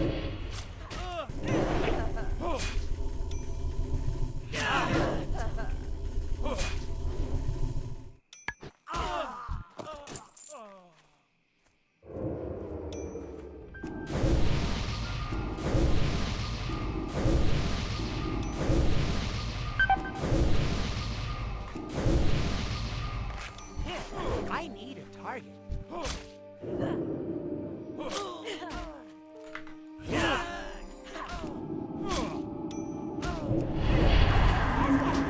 That spell isn't ready yet.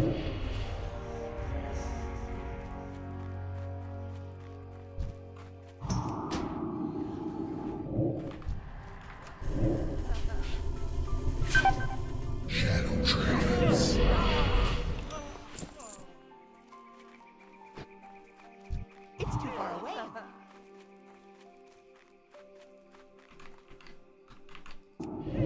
I can't cast that yet. That's still recharging. That spell isn't ready yet.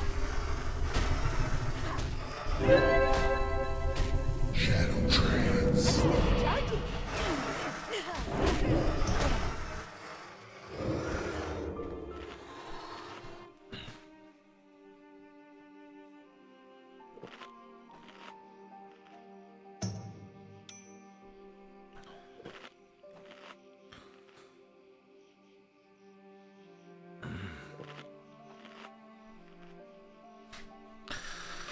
We're gonna get 34, get Hypnotic Blade.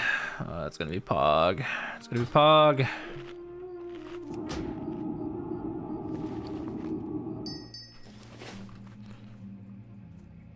It's I don't gonna have a be target. Poggers. I need a target. I don't have a target. I need a target. I don't have a target. I can't cast that yet. Party started.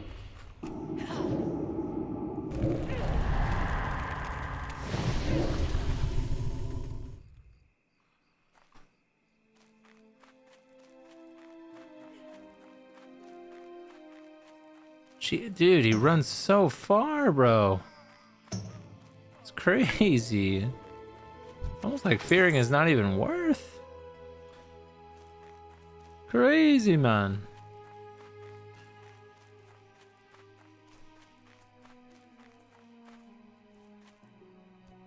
Oh man, we're gonna be close. That spell isn't ready yet. That's still recharging.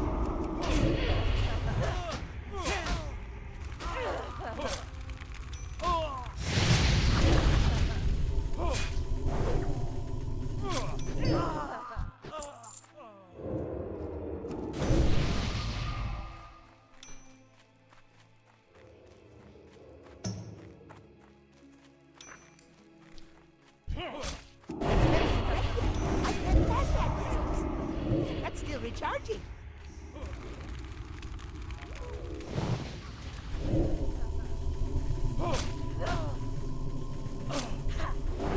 I need a target.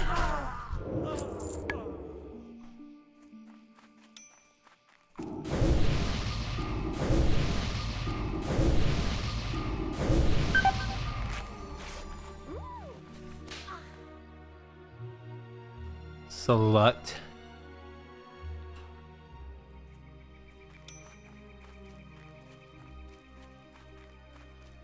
I'm out of range. Never felt so good.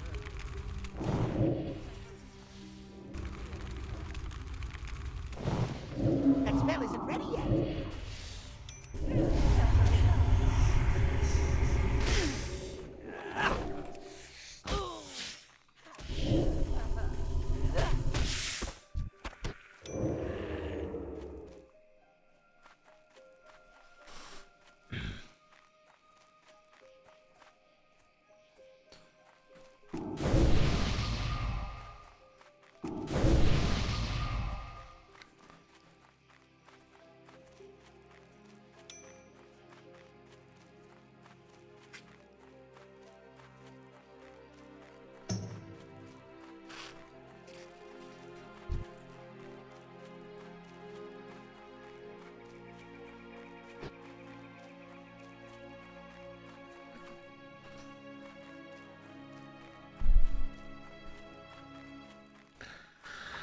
Rod of Sorrow.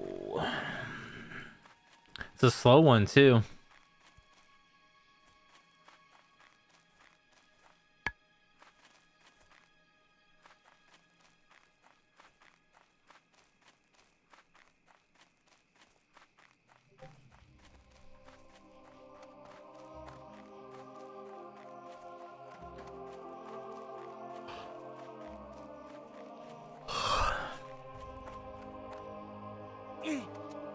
E. Hey there. Hey there.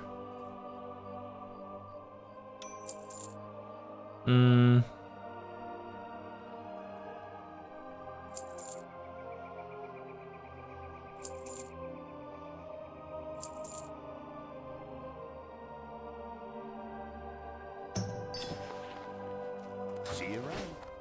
See you around. Very good, adventurer. With the deaths of those syndicate members, we should have an easier time receiving supplies from South Shore. Perhaps our cause Dust yet Wallow has Marsh? hope. The syndicate in Stromgard do battle with our contingent of militia there. In order to urge the rabble to fight our more disciplined troops, the syndicate leaders have placed a bounty on our soldiers, awarding gold for each Stromgard badge gathered off killed militiamen. Wait We a want those minute. badges retrieved. We cannot allow the cutthroats to take trophies from our brave fallen. Enter the syndicate-controlled area of Stromgard and hunt them for our badges. Ooh.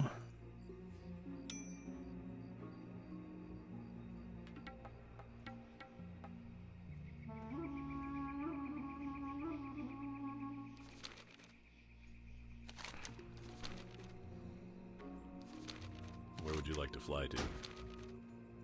Ironforge. See you later. To turn in some quests.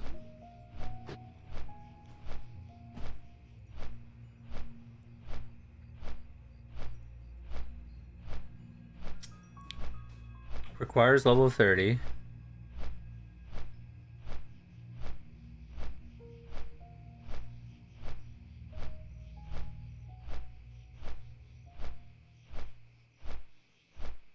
Wanted board, Captain Niles.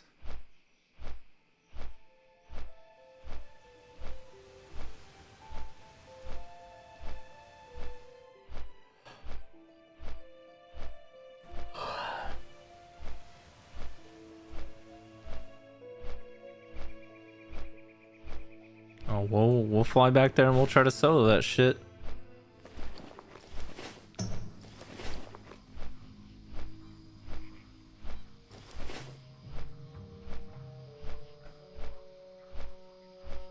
Very good.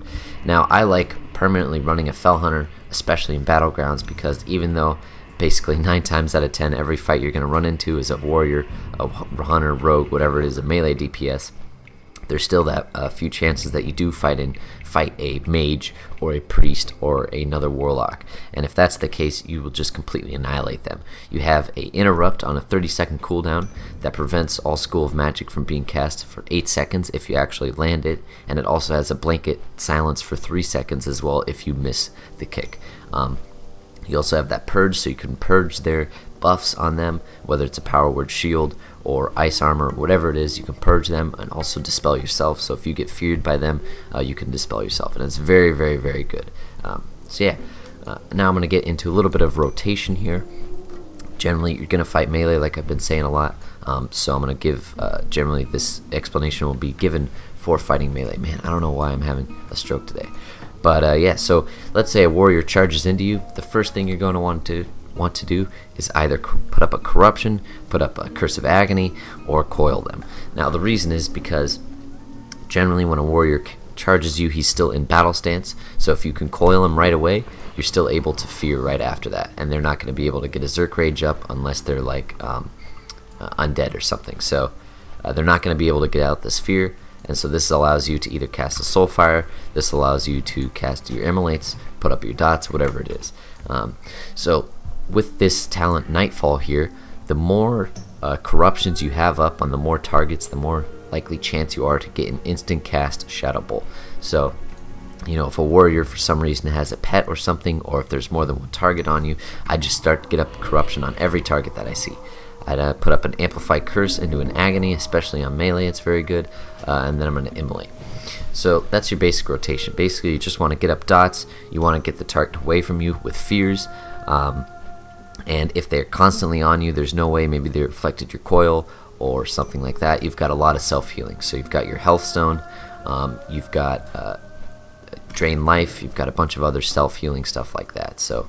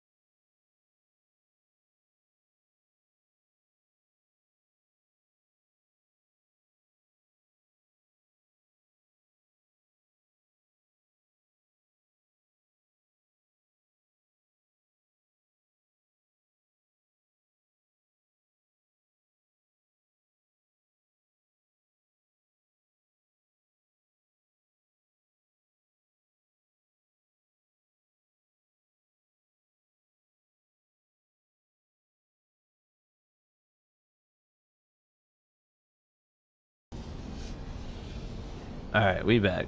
I hit the wrong fucking button. Getting a melee DPS. If their melee isn't on you, the rotation that I would do is I'd put up your corruption, I'd put up your agony, and then what I do is I'm going to immolate, conflagrate, then immolate. So I'm going to immolate, conflagrate, and then immediately immolate again. So the reason for this is now you've got all 3 of your dots up, they're rotting from your dots, and if they're going to go around and chase you, you've got a bunch of instant cast spells. You've got your Shadow Burn, now you've got your conflagrates back off of cooldown, you can generally coil, and if you get lucky with a Shadow Trance proc, you get an instant cast Shadow Bolt. So these are all things to keep in mind. Now I'm going to cover a bunch of the Warlock curses. Now what I think makes a good Warlock, a very good Warlock in PvP, are a few things. One's pet control, another thing is curses. So I'm going to cover all the curses that a Warlock has, and I'm going to tell you what's good and what's bad. So the first thing I'm going to start off with is Curse of Agony here. Now, what you do for Curse of Agony is you're always, if you have Amplify Magic, Amplify Curse off of cooldown, you're always going to Amplify Curse and then Agony. Now, the reason for this is your Agony is going to hit, I think it's 50% harder or something. I don't know, it's, yeah, 50% harder. It's insane. So that's very, very good, especially against fighting melee DPS. So what you use Curse of Agony for is melee DPS. Now the reason for this is because there's no point in putting up Curse of Recklessness on a melee. There's really no point in putting Curse of Weakness on a melee. And then these other curses aren't very good. You want Agony because it's just more of that rot and that kind of, I guess you could say, spread pressure on melee. So for fighting rogues, for fighting warriors, for fighting hunters, I would say put Curse of Agony up. Now for fighting other classes, what I'm going to say is put up other curses. So if you're running a Succubus pet, Curse of Shadows is very good, as well as Curse of Elements is very good. So if you have a Succubus pet and the target is in a fear, if the target is in a seduction, I would put Curse of Elements up. Basically what it does is reduces their fire and frost resistance by 75 and increases that damage taken by 10%. So that's 10% more damage on your Soulfire, or 10% more damage on your Shadow Bolt and your Shadow spells. So that's very good for having a target that's in CC. Once the target's out of CC, I would change the curse. You can only have one curse up at a time. The next thing is for fighting casters. So Curse of Tongues is absolutely broken, especially against fighting casters. Forces the target to speak demonic, slowing their casting time of all spells by 60%. So this is insane, especially against fighting casters that cannot dispel curses. For instance, paladins and priests, they cannot dispel curses, and it just completely destroys them. Fighting mages, putting Curse of Tongue up is very good because this forces them to use Decurse. So it's a global for them as well as a global for you, and generally you'd want to put Curse of Tongues up after you've got some of your dots like Corruption and Immolate up. So you put Corruption up, then you have Curse of Tongues, and then if they're very bad, they won't realize that Curse of Tongues is on them, or if they're good, they'll just continually decurse themselves. And you will also spam it. Also against other warlocks, this is very good as well because it makes them cast their casts longer. If they also have a Fell Hunter out, they will be able to dispel it, but what I recommend is that you banish the Fell Hunter. So you banish their pet, they may banish your pet, you put a Curse of Tongues up, they may put a Curse of Tongues up on you. So warlock fights are very very intricate. So yeah, those are a few curses that I would recommend. Curses that I don't recommend: don't waste your time on Curse of Doom. It basically takes a minute for it to actually go off, so if somehow you magically CC the target for a minute, they're going to take a lot of shadow damage. But yeah, I wouldn't recommend Curse of Doom.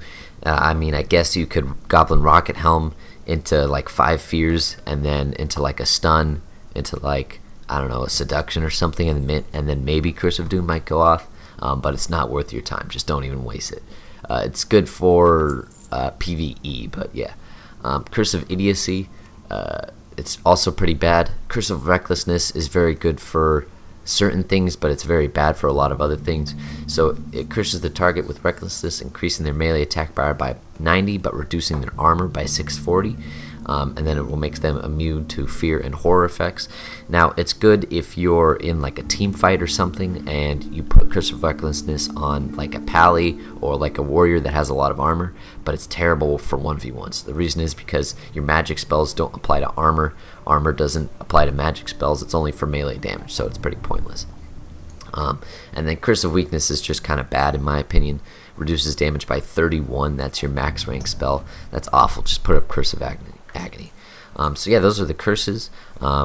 And then one last thing I wanted to cover, well not last thing, but one thing I wanted to cover is that if you do have a Fell Hunter pet out, there is a awesome Fell Hunter macro. So what I would do is I'd put your Devour Magic on your bars, like I have here. I'd put one to purge the enemy, so I'd purge the enemy once if they have something to dispel on them, and then I'd also have one to purge yourself, so to dispel yourself. Now what this macro is it's target and then your name, then script cast pet action 4, which would be your 4th action slot on your pet's action bar. So if your Devour Magic was over here, it'd be like pet action 7 or something, but since it's here, it's pet action 4. And then your pet will target the last target. So if we're attacking this character, and then he hodges me, I'm going to dispel myself, and then my pet will continue to attack this target. So it's something else. So yeah, the last thing I'm going to cover is a few other spells. As a warlock, you've got a bunch of utilities. So there's something called spellstones. Now what this is under your spellbook, under your Demology page, and you have a lot of variety here. You have something called Firestone, Soulstone, Healthstone, Spellstone, and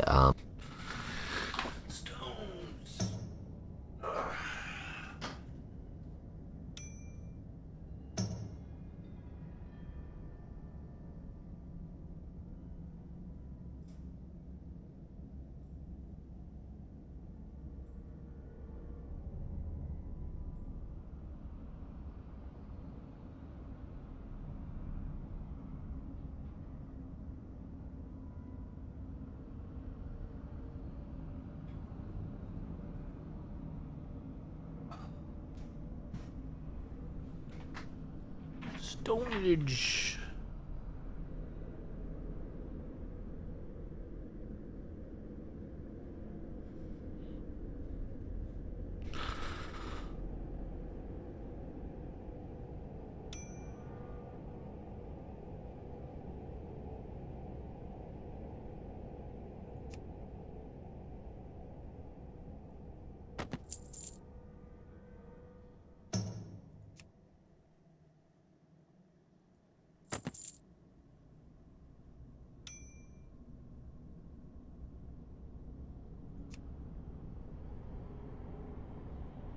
Be careful.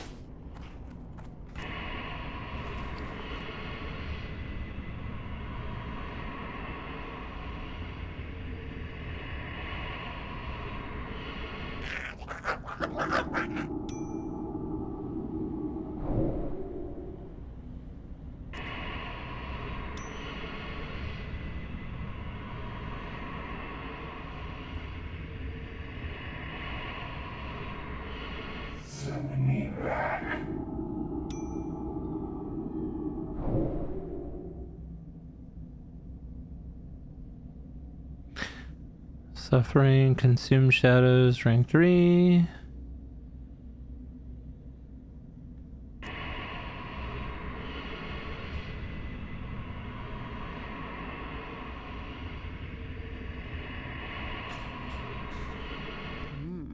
You're in trouble now.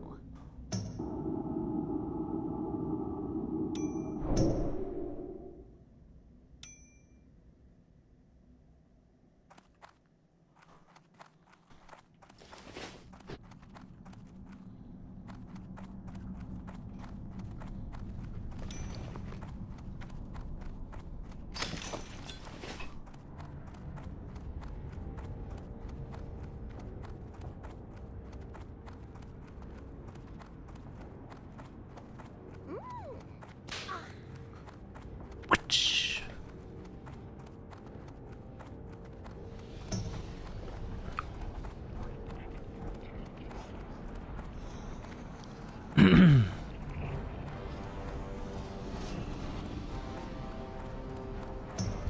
Wildhammer dwarves might have fast steeds, but can those airy peaked griffins stand the heat of the Great Forge? I think not.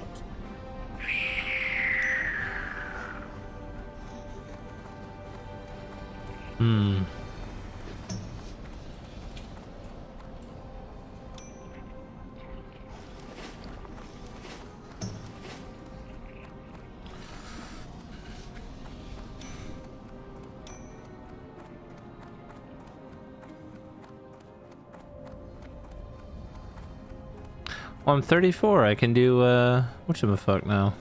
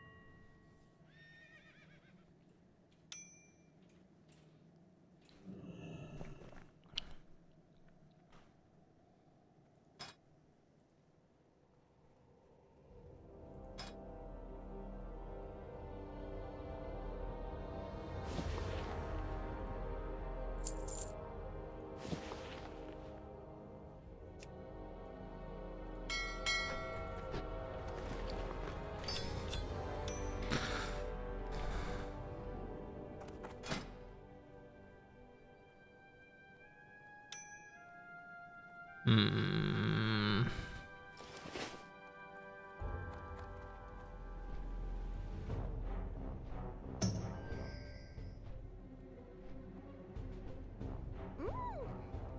Are we on the Mage Weave part?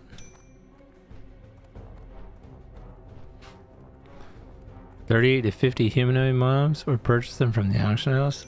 500.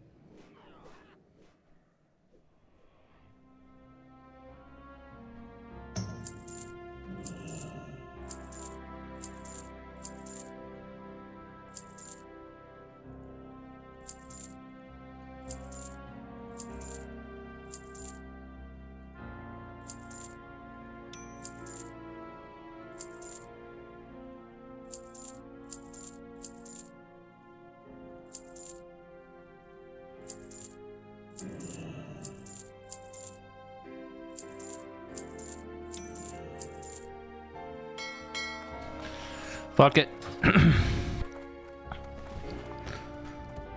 Fuck. Oh, so if that's the case, then we sell.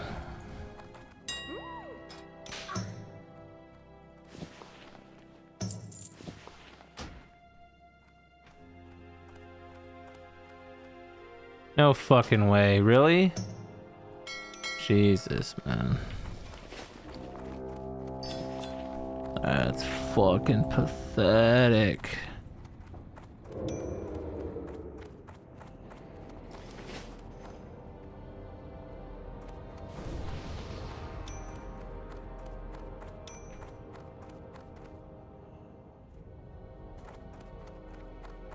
No. See you soon.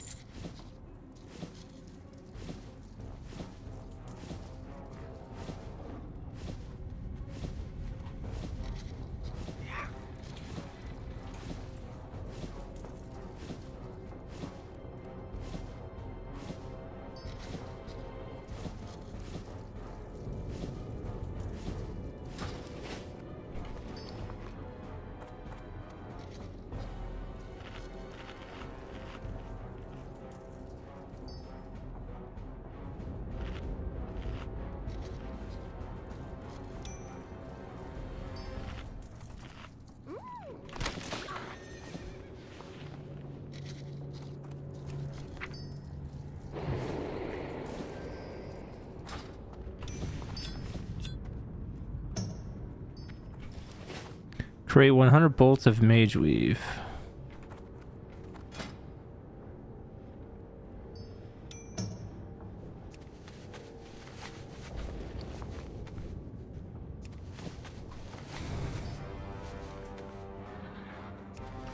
Five? It's so fucking wild.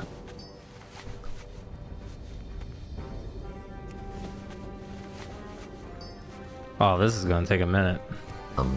Yeah, I think that's it. But basically what a Firestone is it increases, I think it enchants your main hand weapon with a fire attack, granting extra damage. I don't think it's very good. Don't waste your time on a Firestone. But what you definitely need to make are major health stones. This is a lot of self-healing, 1200 health, and it has a chance to crit to 2400, I think. It's very good. Also, you have soul stones that you can create. A soul stone basically lets you resurrect if you've died. I would do a major soul stone. And then last but not least is a spell stone. Now spell stones are super cool. Basically what it does is it replaces your offhand, and when equipped and used, the major spell stone removes all magical effects from the caster and will absorb 900 magic damage for 1 minute. And then if you have that equipped, you also increase your critical strike with spells by 1%. Now the reason why spell stones are so awesome is that if you are spell locked, whether it's an improved counterspell or a just a blanket silence from like a priest, or if you have a bunch of dots on you, or if you have like frostbolt slows on you, if you pop your spellstone, it will remove all of those. So all harmful magic effects, if you use your spellstone, it will remove all of those harmful magic effects. So it'll remove the silence, it will remove the slow, it will remove all the dots, but you can't be in CC, so it's not like you can use it in a fear and it will remove the fear. Also, in addition to that, it will absorb an extra 900 magic damage. So if they cast another frostbolt, or if they put another dot on you, it's just going to absorb until this is gone. So spellstones are very awesome for PvP, only when fighting against casters. So yeah, that's basically Warlock. You've got a lot of utility with your coil, your fears, your drain life. You've got a lot of self-healing with coil, drain life, health stone. And then you're able to purge yourself, you're able to purge the enemy. You've got instant cast damage like Shadow Burn, and maybe if you get lucky with a Corruption proc, you get an instant cast Shadow Bolt. Now another thing that's good is you've got your Demon Armor as well. It increases your armor by 570 and increases your resistance to shadow effects by 15 and restores 15 health every 5 seconds for 30 seconds. So yeah, I basically covered just about everything. I'm not going to really cover engineering in this guide. The reason for that is because I've already covered engineering in like every other guide. You know, all your trinkets, your netomatic projectors, your grenades, your rocket helms, those are all very broken. I don't really have to cover that again.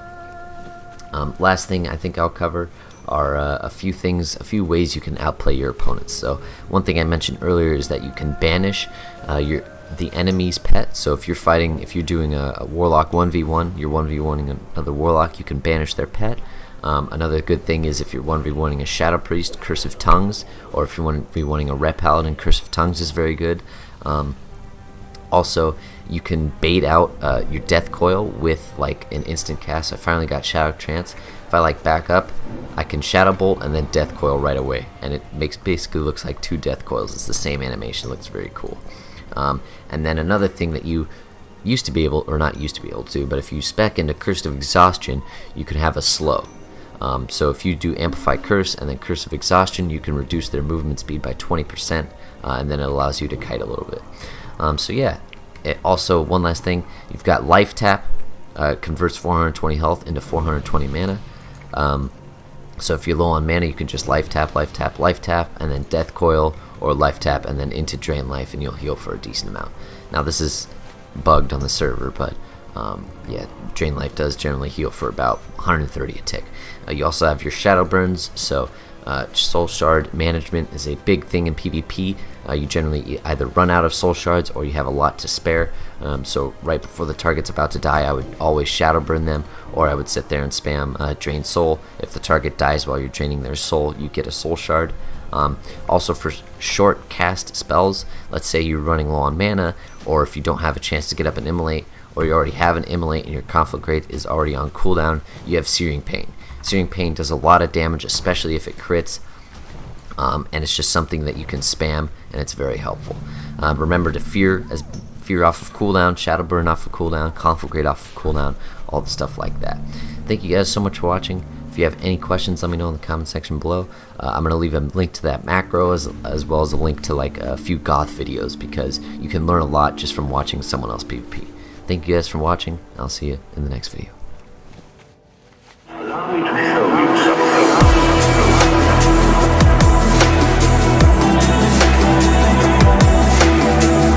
Hey everyone, and welcome back to my channel. I'm Alive, and this next video is going to be on Warlock PvE, dungeons, and raiding. Anyways, let's get right into it.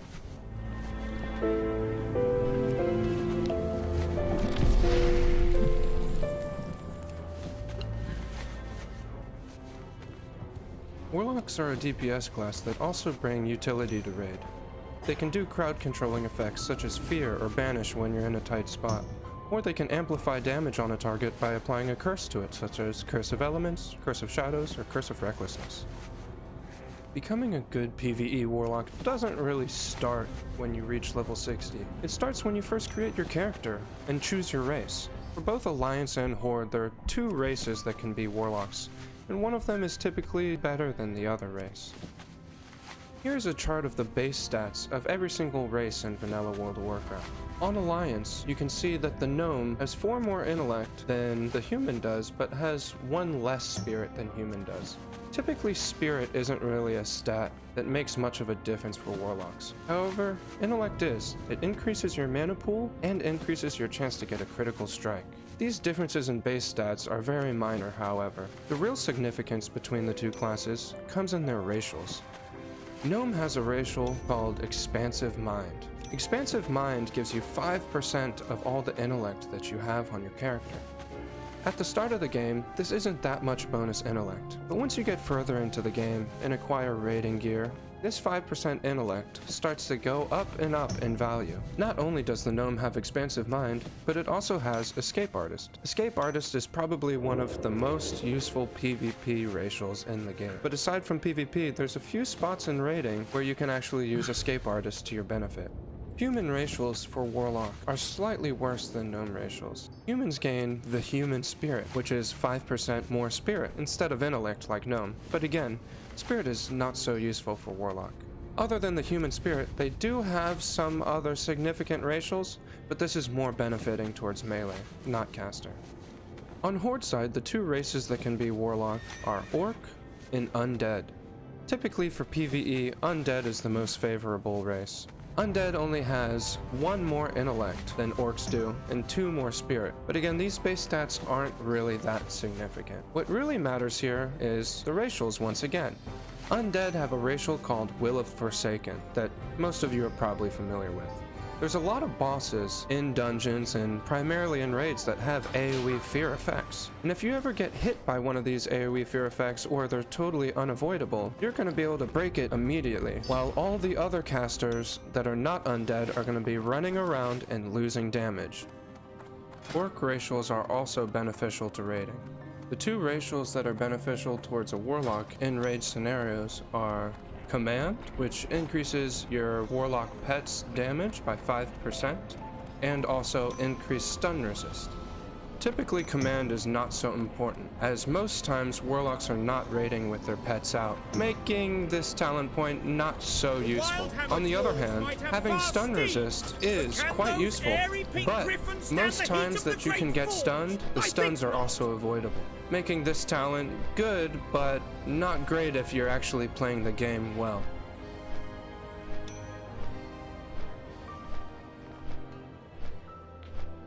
Now that we've discussed races, let's move on to the different talent trees that you can use for raiding. These talent trees are commonly known as DS Ruin for Demonic Sacrifice Ruin, or SM Ruin for Shadow Mastery Ruin.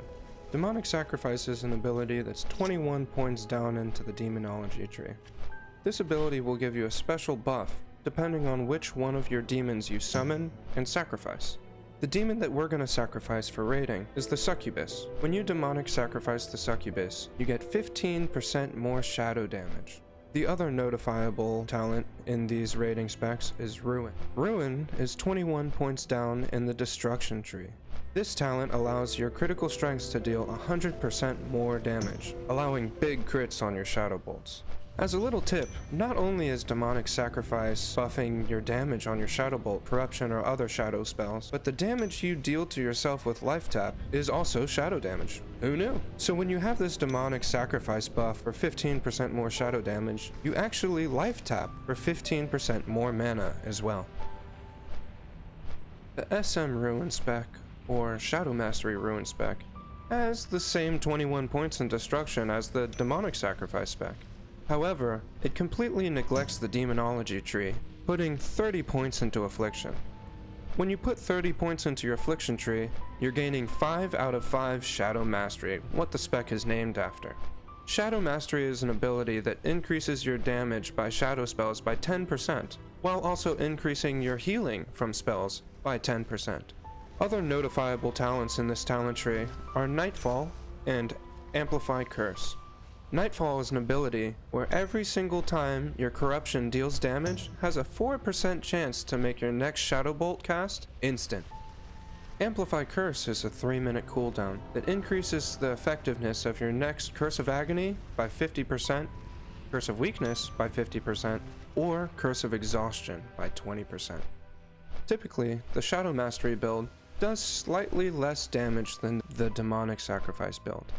The reason people go Shadow Mastery is not only is it more viable in PvP if you want to do PvP while raiding and don't want to respec, but the main reason it's good is because with this spec, you can actually have a pet out.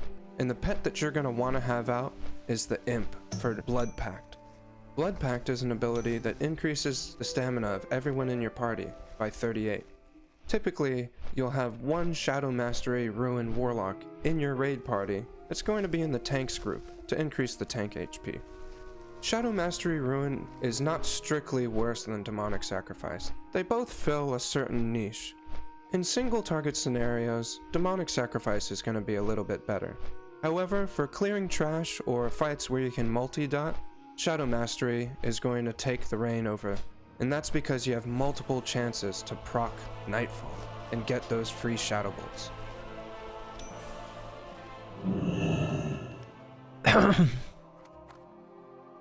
There's a wide variety of consumables in vanilla World of Warcraft, ranging from jujus in Winterspring, elixirs, potions, flasks, food, you name it.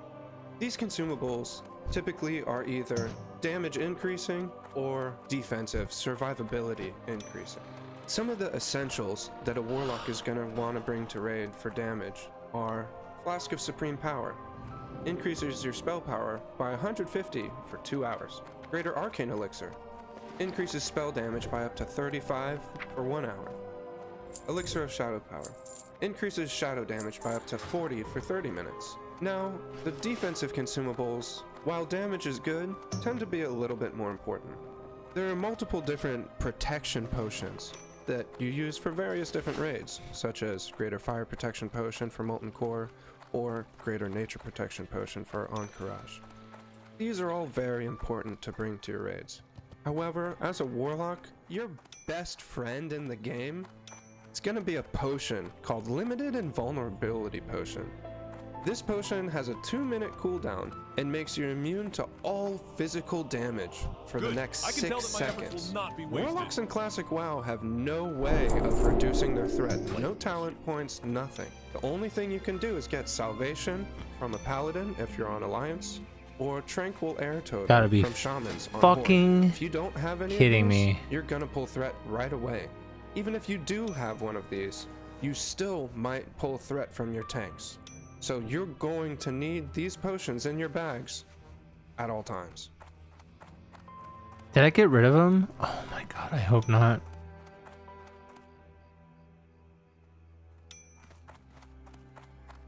In the WoW of today, choosing your professions don't really make a huge impact on your gameplay. However, professions in Classic WoW mean everything. The recommended professions that a typical Warlock is going to want to go for their maximum damage output is Engineering and Tailoring. And while you don't have to use these professions, you can do decent damage without them. The warlocks that have engineering are always going to have a slight edge over the ones that don't.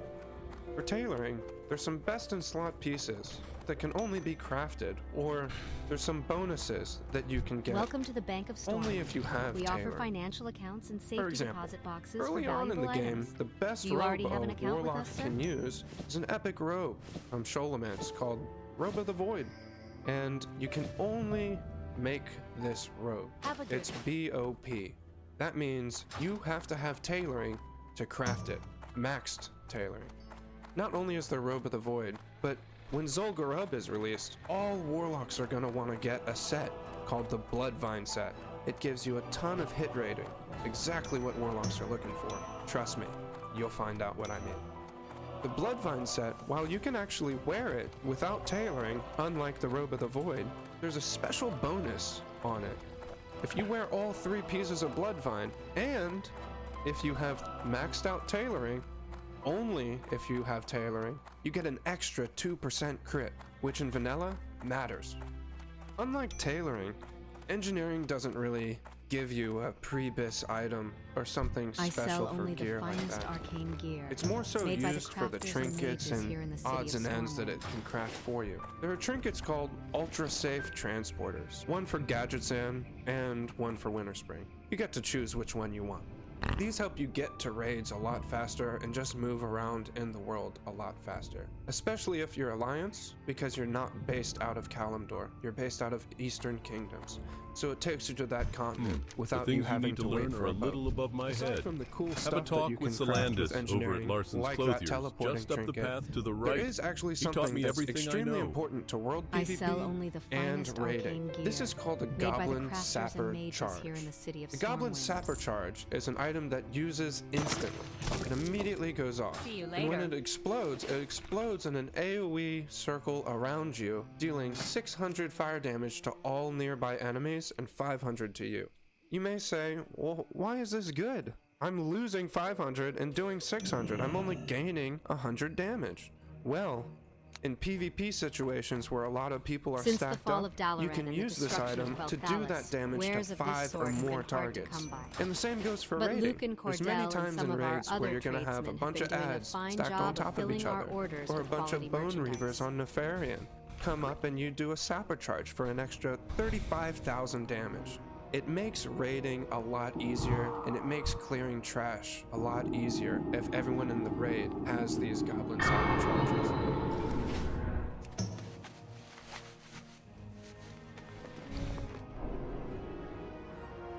Now let's talk about the actual playstyle of a warlock for a little bit. Warlocks don't have anything in their talent tree that increases their overall hit rating, or hit rating for their main damaging spell, Shadow Bolt. The only thing that they have relative to hit in their talent tree is a talent called Suppression, and it does give you up to 10% hit rating, but only on your affliction spells, for Corruption or your curses. While this is good, it doesn't add much damage to your single target boss scenario. You'll find yourself as a warlock missing maybe 2-3 times in a row. However, when in the raid has these goblin sapper charges. Since the fall of Dalaran and the destruction of Quel'Thalas, wares of this Now sort let's have talk been about hard the to actual come by. playstyle of a warlock. But Luke for a and little bit. Cordell and some Warlocks of our other don't have tradesmen anything have in been their doing a talent fine tree job of that filling our increases their orders with overall quality hit rating, merchandise. or hit rating for their main damaging spell, Shadow Bolt. The only thing that they have relative to hit in their talent tree is a talent called Suppression, and it does give you up to 10% hit rating, but only on your affliction spells, for Corruption or your curses. While this is good, it doesn't add much damage to your single target boss scenario.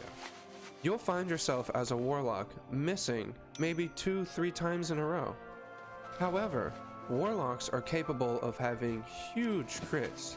Many of the debuffs that increase the damage of Since the fall of warlocks Dalaran are and the percentage destruction of debuffs, Quel'Thalas, meaning if wares you of have this all of sort have them, been your hard to shadow come bolts by. can go from 3, But 4, Luke and Cordell 5, and some even of our other 6,000 tradesmen damage have if been you doing have a lot fine of job gear. of filling our orders Some of with these quality debuffs that merchandise. increase the damage done are Nightfall Axe.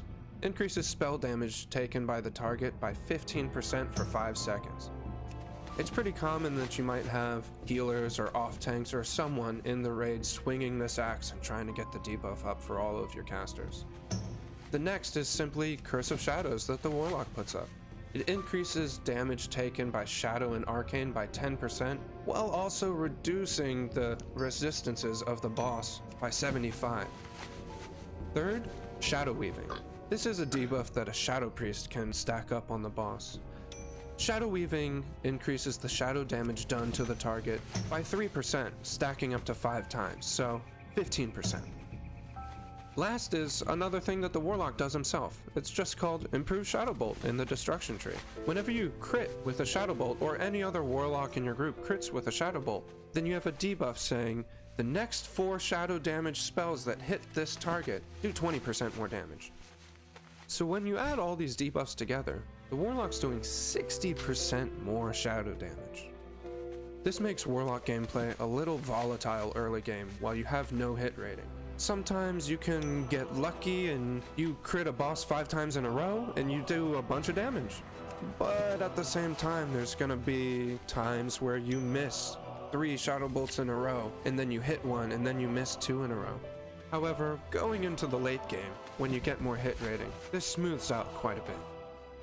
Okay, so what do I do as a Warlock in a single target scenario? What do I do to maximize my DPS? Well, it's pretty simple. You just cast Shadow Bolt. However, if your raid allows you to use Corruption as one of the 16 debuff slots, then you also want to keep Corruption up, and you do not want to clip it, which means you don't want to apply your next Corruption before the first ones fall off. Other than that, you fill the rest of the time with Shadow Bolts and Life Taps to keep your mana going. There is a spell that you can fill in with from time to time called Shadow Burn in the Destruction Tree. This is an instant cast spell, however, so it doesn't scale very well with spell power. Therefore, you don't really want to spam it off cooldown every time. Typically, you want to end the boss fight with this. You want to cast your last Shadow Bolt, run at him, bang, Shadow Burn, end the fight. Or, the other time that you can use this is when you have multiple amplifying debuffs, like I talked about previously. If you have 3 of these debuffs up, then the ability is good to use, such as Curse of Shadows, Shadow Weaving, Improved Shadow Bolt, go for it. Or if Night falls up, or if you're lucky and your priest friend uses Power Infusion on you. AoEing is a bit more simple on a Warlock.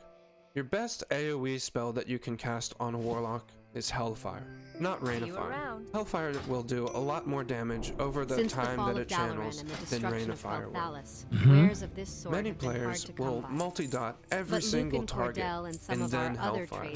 That takes far too many globals when you do this. Typically, if you spend this many globals, the mobs will be dead when there's about 50% of your dots still remaining, making it not so efficient. So I'd recommend, when you're moving into Hellfire, cast Corruptions, as many as you can get off. But when you're in Hellfire and you feel safe to start using it, just start using it, unless there's less than 3 targets.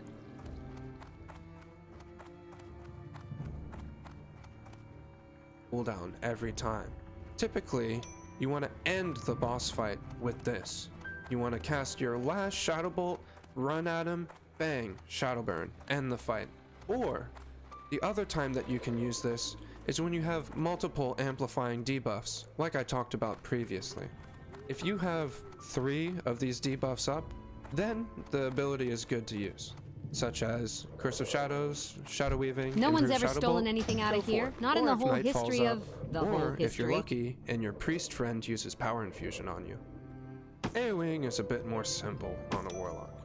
Your best AoE spell that you can cast on a Warlock is Hellfire, not Rain of Fire. Hellfire will do a lot more damage over the time that it channels than Rain of Fire will. Many players will multi-dot every single target and then Hellfire. That takes far too many globals when you do this.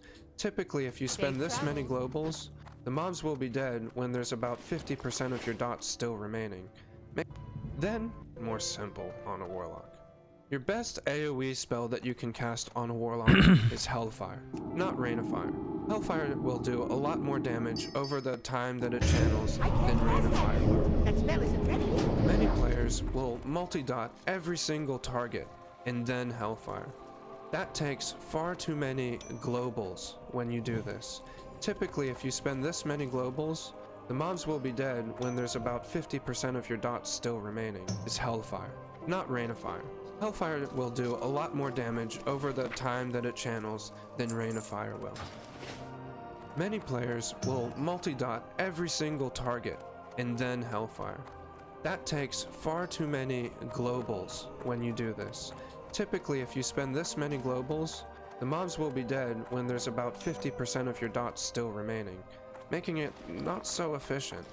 So I'd recommend, when you're moving into Hellfire, cast Corruptions, as many as you can get off. But when you're in Hellfire and you feel safe to start using it, just start using it, unless there's less than 3 targets.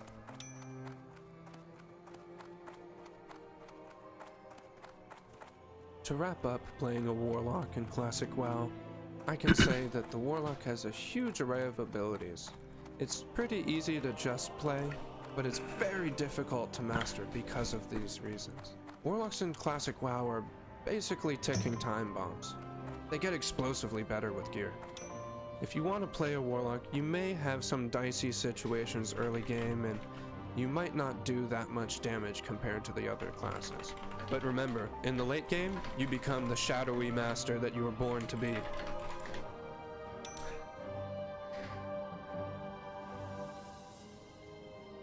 Both of their DPS specs enhancement elements are very straightforward. Spell rotation, high damage.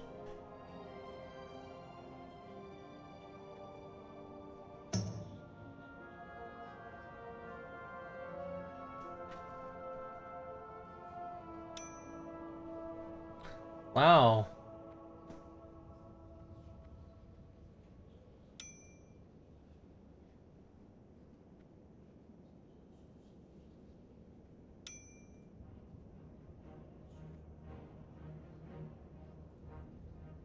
Die, right? It's a class where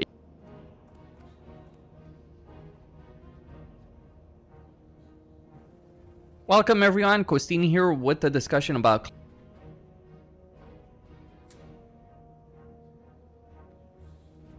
This is not...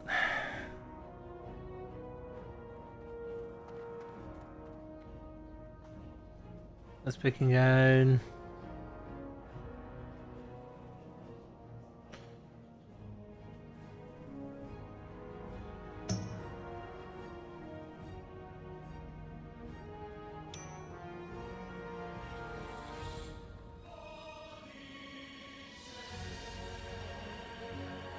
I'd say Fire Mage, Sub Rogue, Arms Warrior are my top 3, but I would say this which class is easiest to play.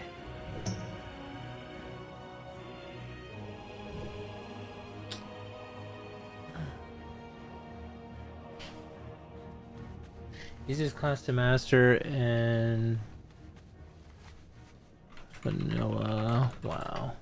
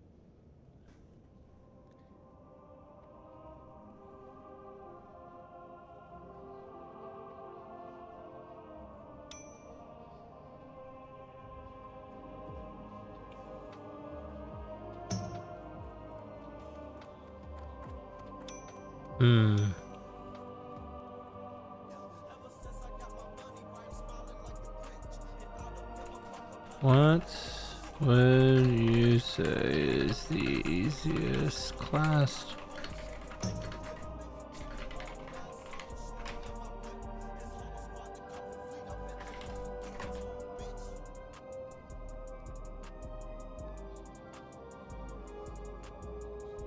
Would you say it's the easiest class to master in vanilla WoW? Let me think about that. That's a good question. Let me think about that one for a second here. Let me think about that one for a hard second, right quick. Fuck, dude. I logged in and my screen was red and I was about to shit my fucking pants, dude. Holy goddamn. Holy shit, Lord. I'm sorry. Excuse me, Lord. Sorry, I mean not to say that, dude. I'm kidding. We're not gonna get that deep into it. But yeah, bro. Would you say the easiest class in vanilla WoW? That's a question for everybody in the chat. That's not a question for me. That's a question for everybody in the chat. What do you guys think would be the easiest class to master in vanilla WoW? Go. I think. What's the easiest class?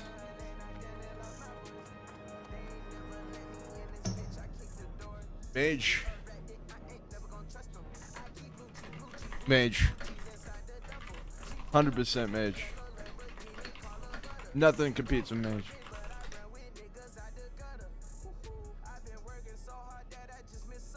Nothing competes with how easy mage is. I mean, once you play it for a while and you understand the basic mechanics and you get like a simple pet in and pet out macro, it's pretty easy, yeah. It's a pretty quick, fast leveler, but it has a skill ceiling higher than mage. Mage is so easy that it's like, I remember when I played vanilla WoW for the first time, I looked up classes to play and I was like, what would be the easiest class for me to understand? And mage is super low. You can be a very good mage. Like, did you see, like, did anybody see that Xaryu duel that super geared mage on hardcore server? Just like, he just dropped it like yesterday or whatever. Did anybody see that? Did you guys see that shit? Where so if you didn't see it, I'm gonna break it down for you. So Xar's like a brand new mage. He's a rank 1 mage though. He has no gear. And then he duels this mage that's like super high gear. He has a lot of gear. He has like a really lot of gear. He could destroy any other class that has a lot of gear. But the fact that he was a mage with a lot of gear made it so he wasn't able to get the job done. But like if he had, you know, like just the amount of HP, you know, that he was at, or like even remotely close, you know, the duel would have been over, right? He would have finished it. But no, it kept going on because the guy had super good gear and he's a mage. He's a mage, and the guy wasn't even a good player. Like, I was watching him duel him and I was like, God damn, like this guy sucks. Like compared to this guy's terrible. Like, you can watch him play, like he was fucking terrible. Like the guy he wasn't that bad. He was okay, but he wasn't like counterspelling. He wasn't like throwing up like any fire wards. He wasn't doing anything like that. It was very mediocre, a very mediocre mage. But he still was able to like fuck with him. You know, he was able to. He won the duel. Like he beat him. But like, it's just like, damn. And you could just tell like a rank 1 versus like not ranked at all. Like, I'm not ranked at all. Like, I'm not saying, like, I'm just saying, but like somebody who's like not even a good, like necessarily considered a good PvP player can beat a rank 1 just because their gear and shit. Like, that's all, you know, vanilla's unbalanced as fuck. Like, I mean, isn't every WoW expansion though? Like, let's put somebody up against like, let's say you have raid type gear. And you're raiding against somebody who just hits 60 or 70 for the first time, and you have like all full raid gear, and you're gonna duel that person. I mean, of course, you're gonna be overpowered from that. You're gonna overpower that person, but I don't know. It's just crazy that how powerful mages are and how they can like have defenses up and how they can do all this stuff. And mages are crazy. The skill ceiling on mage is high as well, but it's just like a lot of people don't push it that high. A lot of people like this is the pro level mage skill ceiling, okay? It's just as high as hunter is. But do a lot of people want to hit that level? Do a lot of people want to be that good? No. Not a lot of people strive for that shit. So like the bar is like, you know, we're like, I don't know, man. I have no clue. I'm not worried about them. Low entry level and high skill. Yeah, it's just, yeah, mage is just a weird class because it's like you have these mages that are, they do their job. You know, they frostbolt. You know, they're okay. But then you got these mages that are like, you know, like Xaru and shit, like that are just like, they just know it. Like you can blindfold them, they're fucking gonna play their class. Like they're so fucking good, dude. I love watching people like that play WoW. It's so entertaining.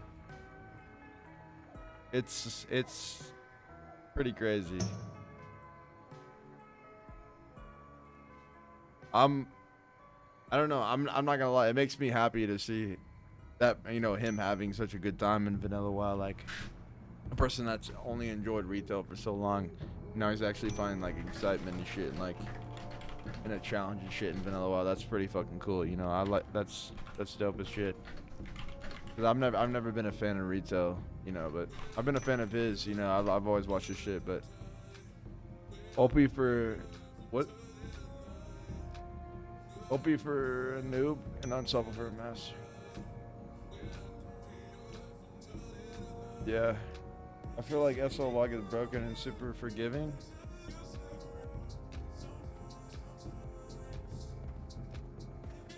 Did the grievers get? I don't know, man. I'm just gonna enjoy my time. I don't really know what's going on, but just kicking it.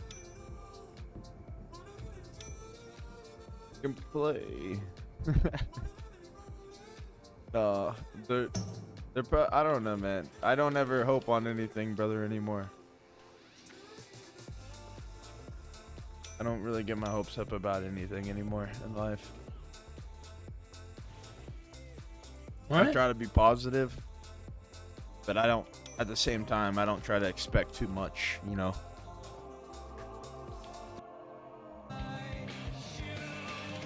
No, we have a lot to do in Underground. Look how many of these things I bought. I wasted 20 gold on enriched mana biscuits, bro. Isn't that crazy?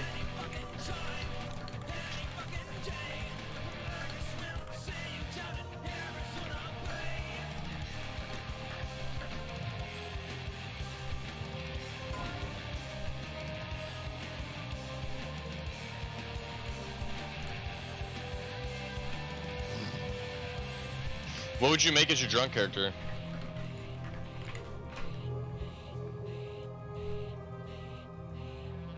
Yeah, look at Riley, dude.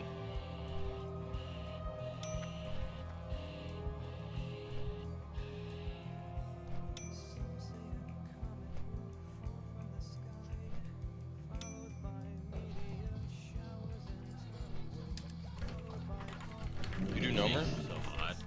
Want to make out? Did he do Nomer? Does anyone know if Riley did Nomer?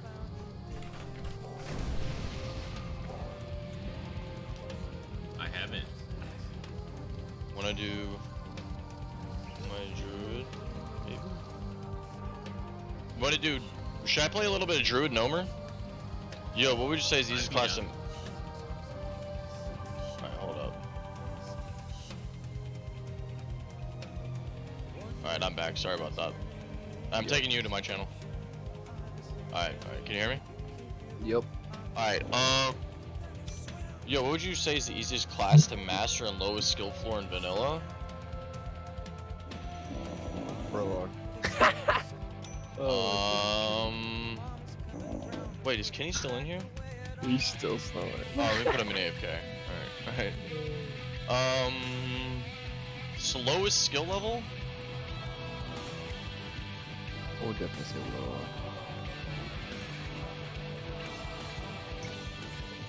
Class to master. Hunter? I feel like Hunter has a really high skill level.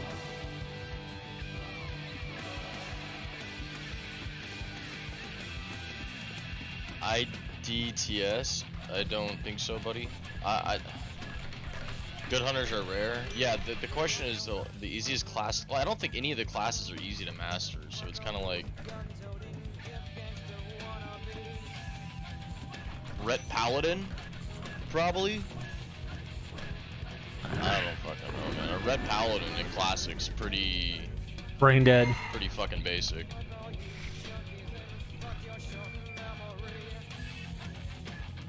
True. Frost Mage, spam Frostbolt. True.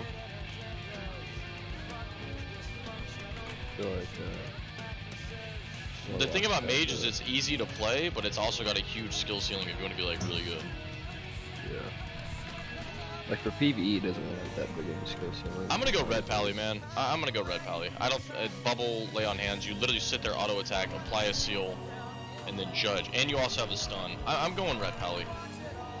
If you wanna like play classic and be like, yo, you wanna play an easy class, Red Pally. Red Pally, 100%. Because what do you do to master a Red Pally? Like, I literally, like... a Red will never be able to do 60 content? I don't know about that, bro. I mean, true, right? They're meme as fuck, but... If you want to play Red Pally, play Red Pally, man. I play the game with play what you want to play, you know what I mean?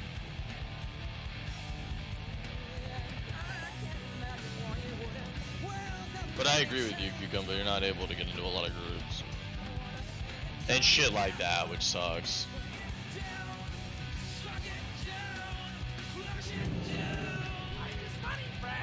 Holy is the best healer.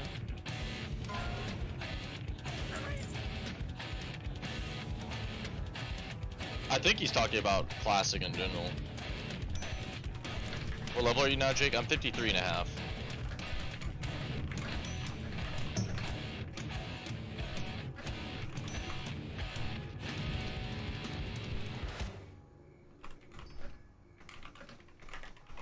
Hey, this is James E. This is Jimmy Chamberlain. Hey, this is Billy Corgan from the Smashing Pumpkins. Check out the takeover featuring music. This shouldn't be doing that. I guess I gotta get out of block again. Alright, let me move this. Why is this snapping like that? That's gonna annoy me. Whatever, we'll make that work.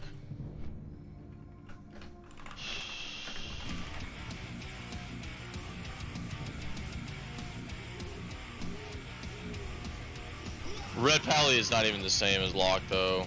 Red's definitely easier than Warlock.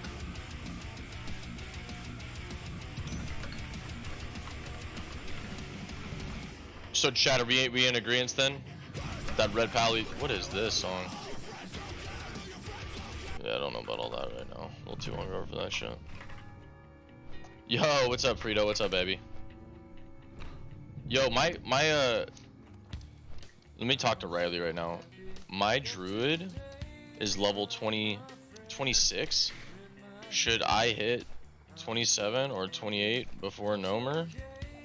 Or fuck it, go now? Does anyone in chat have a character around Nomer level? Allow me to express my deepest thanks. Yeah, Athlon, but so is Bubble and Lay on Hands. Like, if you're a new player, having Lay on Hands and Bubble is crazy, dude. And you just auto attack, dog. And heal yourself. Like, that's pretty... You know what I'm saying? Like...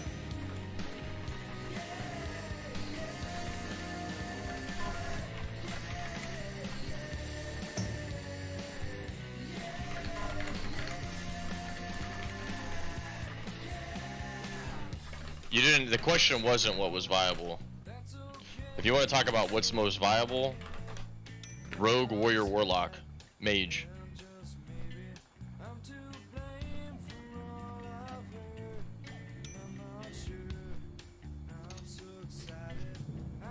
Rogue, Mage, Warrior, Warlock. Those are your 4 viable DPSers right there. That's what everyone wants.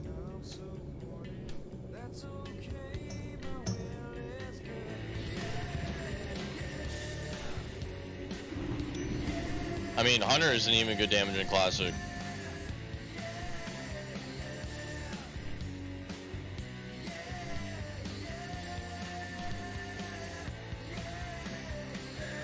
True.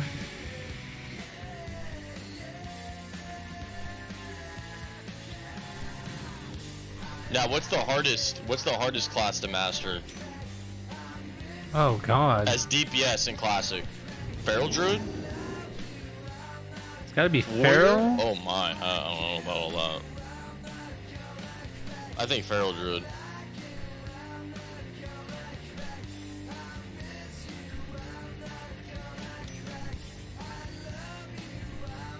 No, I said rating, like DPS wise. Like, what's the hardest one to DPS?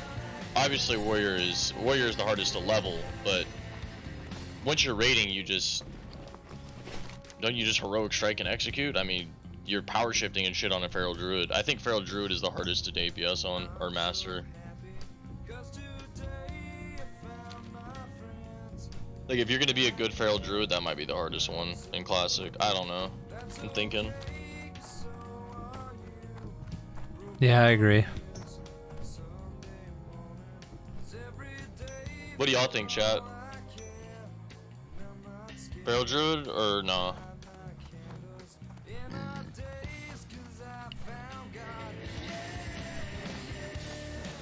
What do you think, Bussy?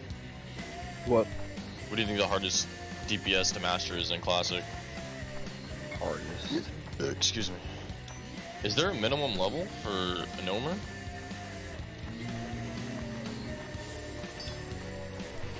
It's in there. 30, the hardest class. Either.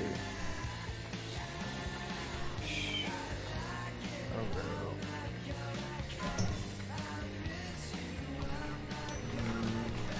Feral Druid or Hunter? Maybe Rogue. Mainly Feral Druid though. PvP focus? What's the hardest to master on Classic PvP? If you want to be a really good warrior, it's hard. Like, I know that sounds crazy, but between stance dancing and like Yeah. having to beat mages and shit like that, finding like an insane warrior is very hard at PvP. Like insane, you have to like to be an insane warrior.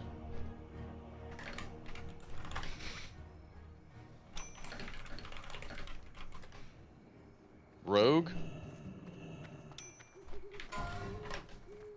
Warriors actually don't suck at the end game. If you get a fucking pocket healer on a warrior, bro, and they got rank 14 gear, they will fuck your ass up and world PvP and shit.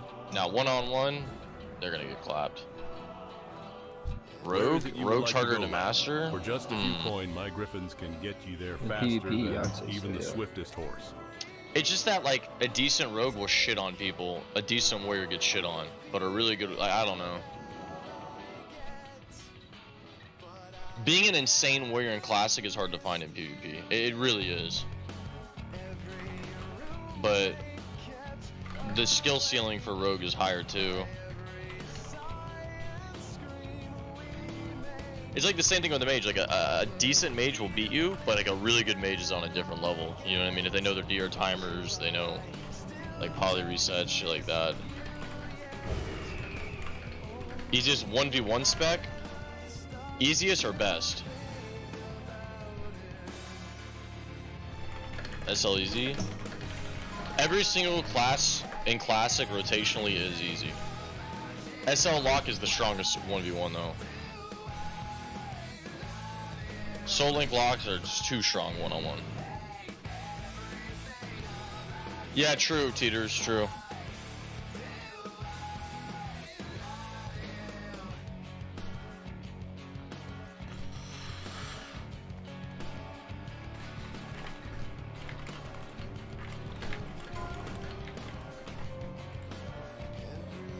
Druid open world is most toxic. I don't know, mages are pretty toxic, bro. If you get a group of mages, bro, they can just AoE you down, it's fucked.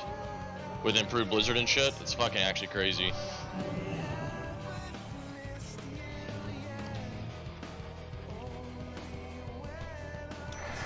It matters what you're talking about. If it's PvE, it's mage. You literally spam Frostbolt. If it's raiding, it's mage. But then again, what I mean, PvP.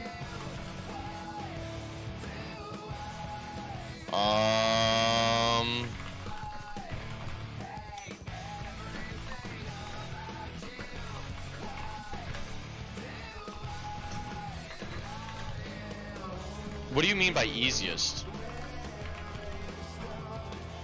I don't know. Easiest?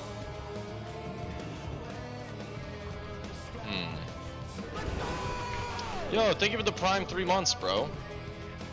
Thank you so much, dude. I really appreciate that, dude.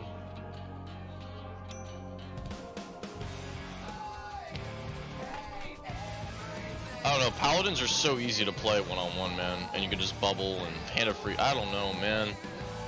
SL is the best, but I think red's the easiest. I really do.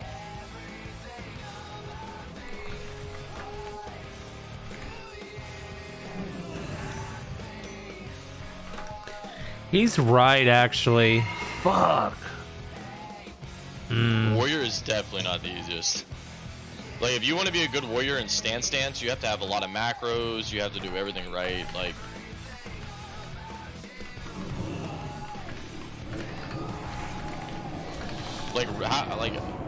there's no way you think warrior's easier than red, right? Maybe you do, and that's fine, I'd love to hear that, but... Caster-wise? Oh no, I'm trolling. Okay, I didn't know. Dude.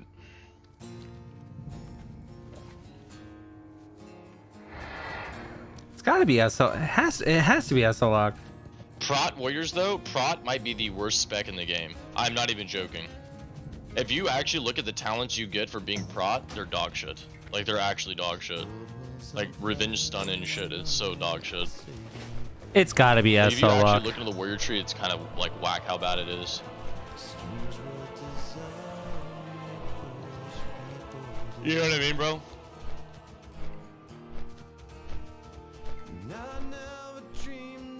So yeah, take with that information what you want.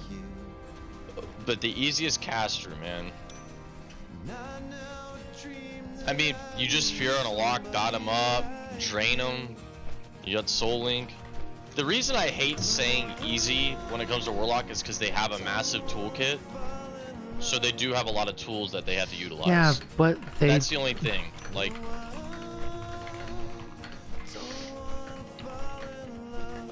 they have a lot more buttons. So I hate the word easy. I like thinking overpowered. Hi, Gorfino. No, dude, I just think, I don't know if ease is the right word. I don't think of Warlocks as easy. I just hate saying that, but I get what you're saying.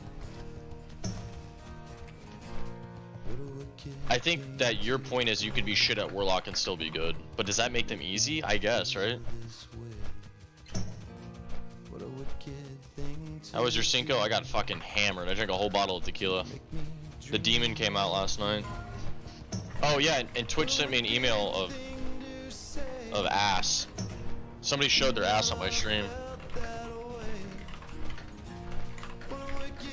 Well, Gorfinia, people that don't know, I warn them all the time. I say, hey bro, I'm telling y'all, I'm gonna be an asshole when I get drunk if I black out. I give everyone a warning, so if they take it personally, like I have a guy DMing me, he's like, bro, I want you to pull in everyone from the Discord call last night and apologize to me in front of them. And I'm like, dude, you're tripping if you think I'm doing that. Get over it, man. We were all drunk. Get over it. I said sorry. Let's move on. Why does someone want an apology for seeing an ass? Like, kind of weird. Vovid? Who is Vovid?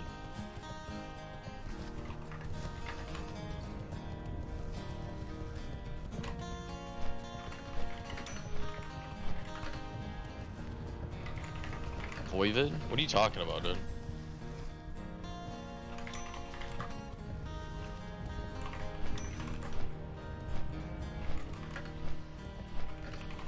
Are you talking about videos of the lock, or are you talking about videos of me?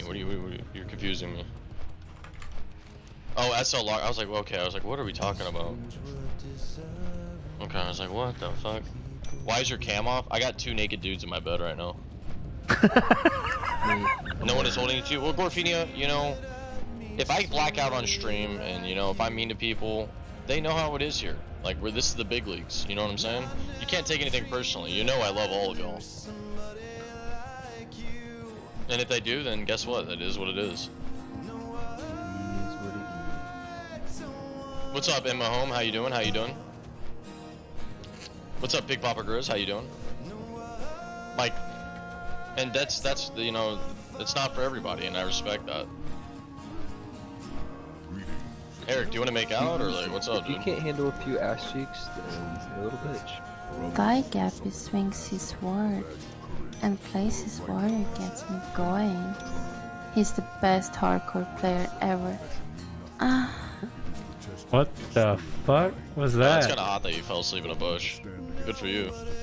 Did you just wake up in the bush, or did somebody find you? If you wish to test yourself and earn my respect, then speak to me more.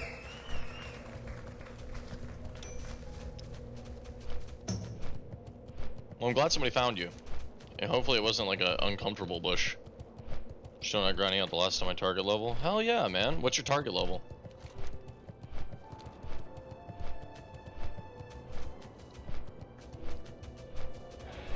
But I'm so happy we didn't get another suspension. Y'all have no idea.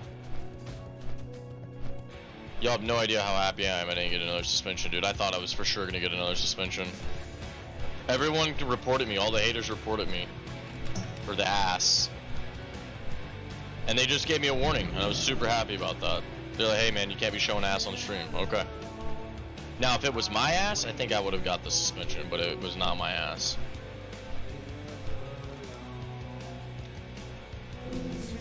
My quest log is fucking full.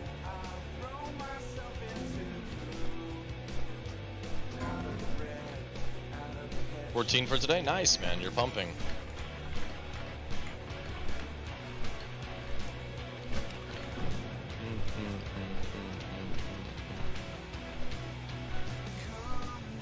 Guitar Hero is a good one.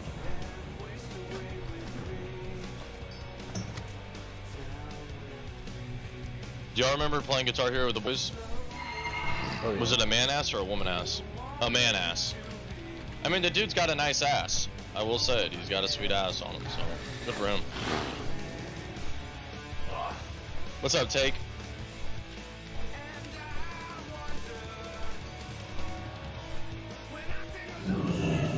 There was balls, yes. There was some balls. The Halify, did you see the balls? Oh no, dude.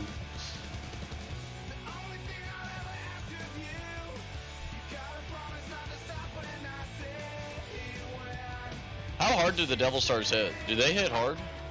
Like there's no chance I have against them?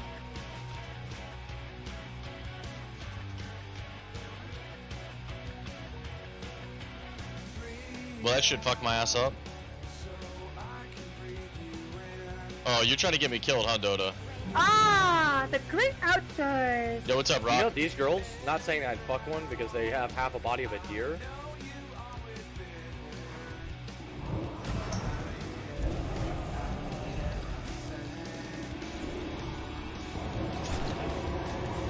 Dude, Gorfini, just hit 13. Oh my god, this is insane. Damn, I could have had her in my RFC. What, oh shit. This area fucks? Yeah, dude. I'm not liking it. I kind of feel like I'm on constant pressure, Rock. You know what I mean? What are you? An idiot sandwich. Idiot sandwich what? An idiot sandwich, Chef Ramsay. Yo, we got no text-to-speech redeemers today, or what? I'm broke. I'm not dead, so I'm happy. That's hot. You wanna fucking punch me in the face and see what happens?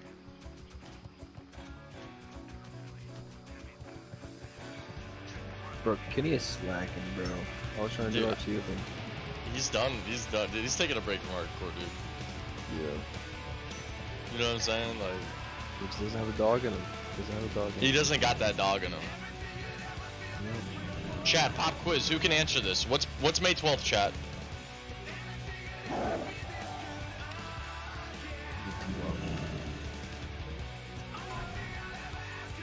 No, it's not Mother's Day. 1 year, baby. Let's go. Let's go. Thank you. Thank you. Last night was fun. Yeah, I appreciate y'all hanging out with me last night. Hope your stream is going well. Thank you. TTS broke last night? Really? The winds guide you. This will do nicely. Well, I know there's like an hour, or sorry, not an hour, a minute cooldown.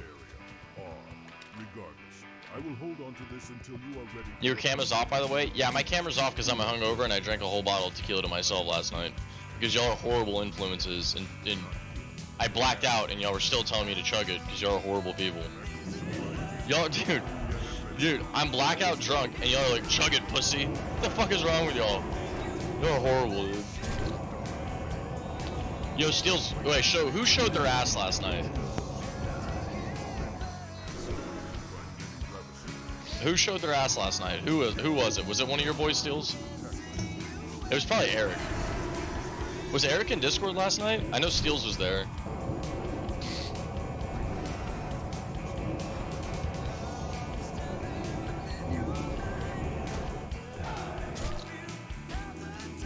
It wasn't your friends? Who the fuck was that then? Who came in and just showed their ass to the stream? Like who, dude.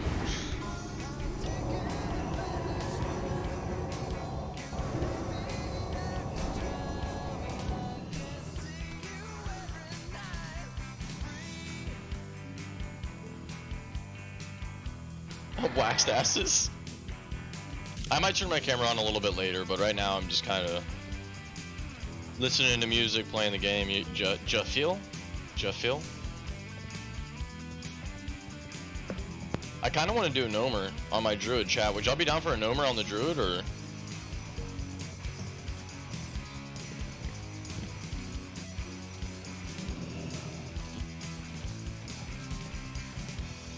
Yo, what's up, Zval?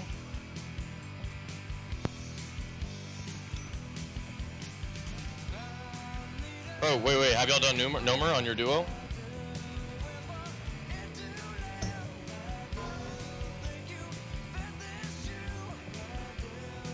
Oh my god, what are y'all playing? What are y'all playing?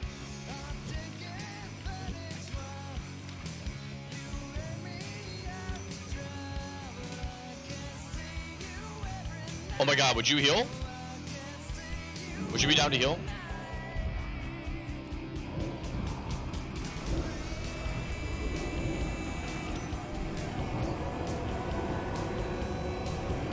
Yo, what's up, Bolt? What's up, baby?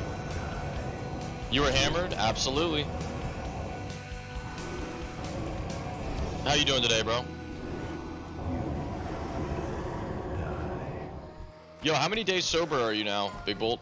How many days for you now?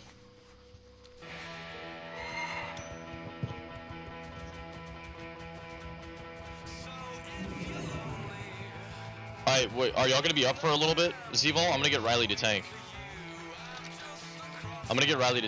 19 days sober, congrats, bro, that's awesome.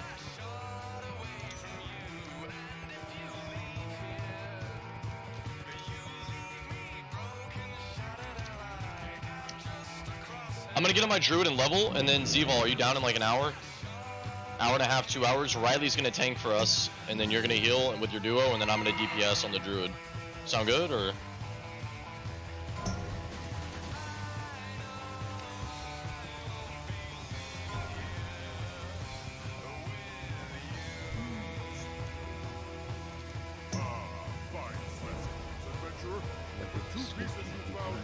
Wait, there's a gnome going to RFC.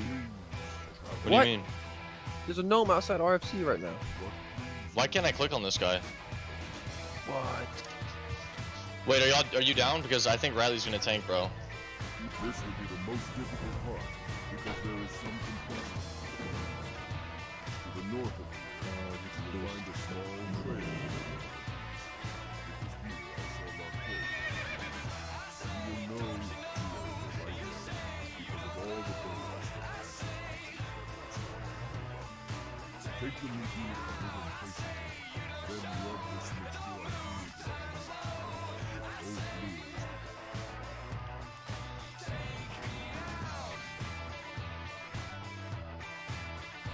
Yo, I think I can go at 20. What level's last boss? 32 in Nomer?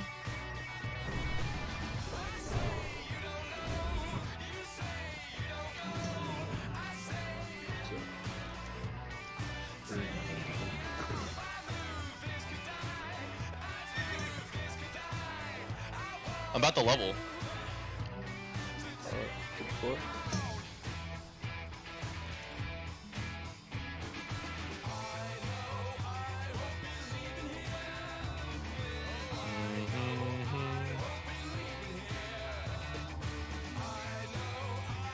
Yeah, I know, right, Mahomes?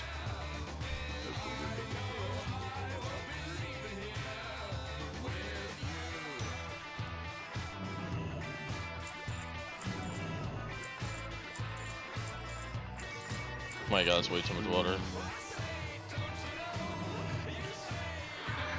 Oh wait, so you're not down? You don't think y'all are down for Nomer? My wind riders are trained to fly quickly through the hot giants air.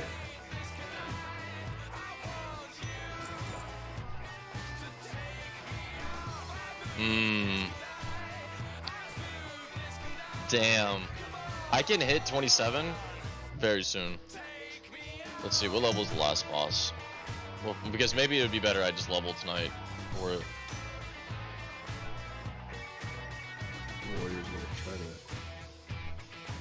to. Last boss is 32. Why is the max level of Nomer 38? That's crazy. Like, who the fuck's going to Nomer at 38?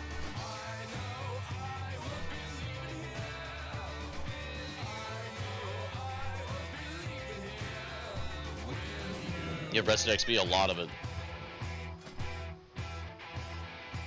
Trying to solo Nomer? Oof, man, fuck that. You should try to solo Nomer on hardcore.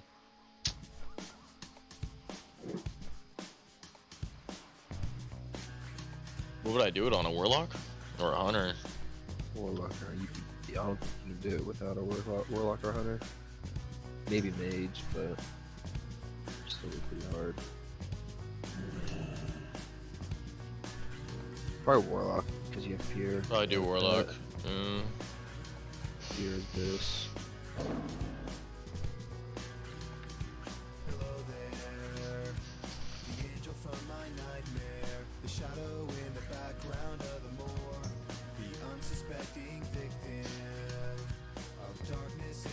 Oh my goodness. That's crazy, man.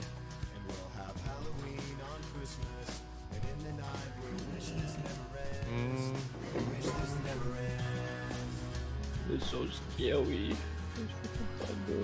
Yo, Frito, have some good sleep, man. Kisses.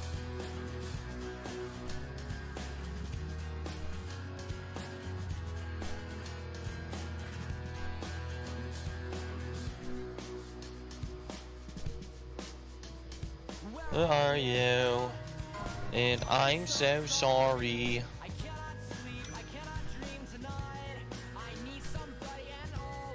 Dude, I just feel like shit, bro.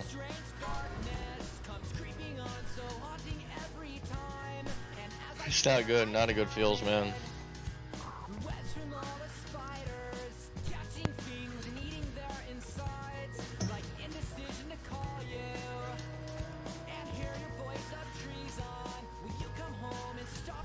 Coconut water?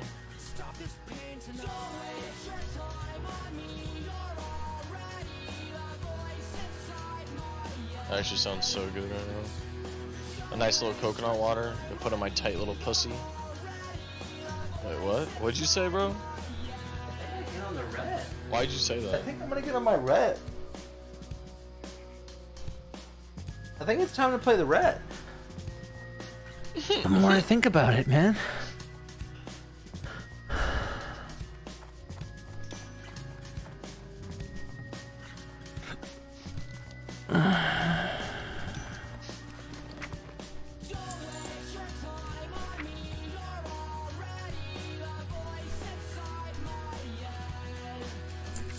Yeah, I think we get on the red, man.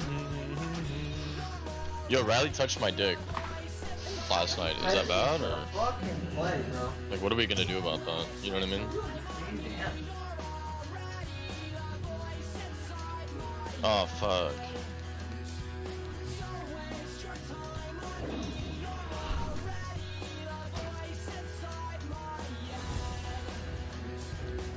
We're going into the sketchy cave, chat. Rep for life. Bro, and we just got the fucking... Oh, shit. We're straight. Do you think my Torn Druid's hot, or not really?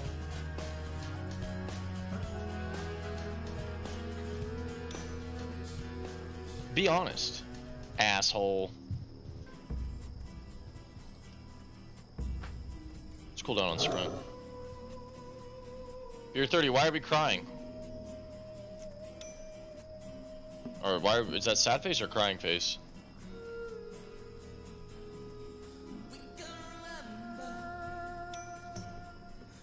What happened?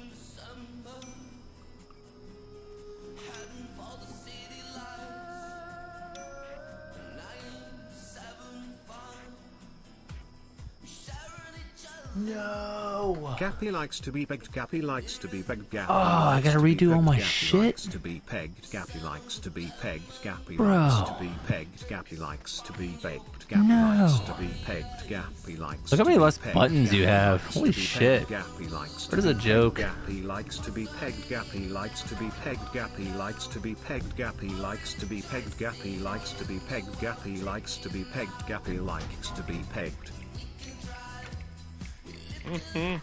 I do. Not. You're 30, what's wrong, man? Talk to me, bro. What's up? Talk to me, dog. Talk to me.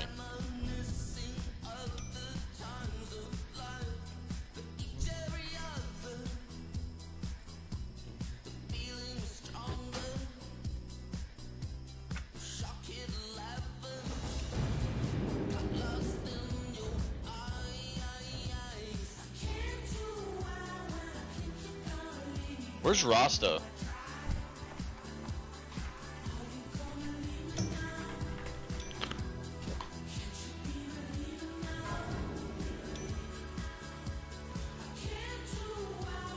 And Whitbra.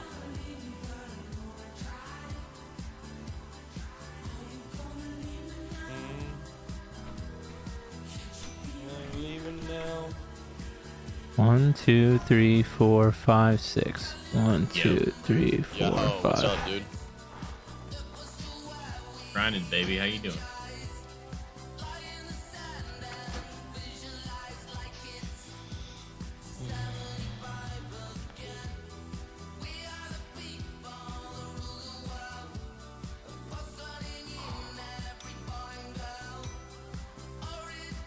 The what?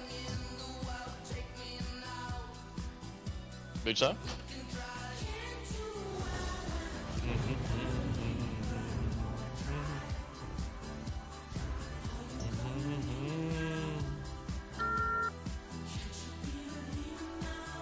Oh, I did Think it. about doing a sponsorship stream soon.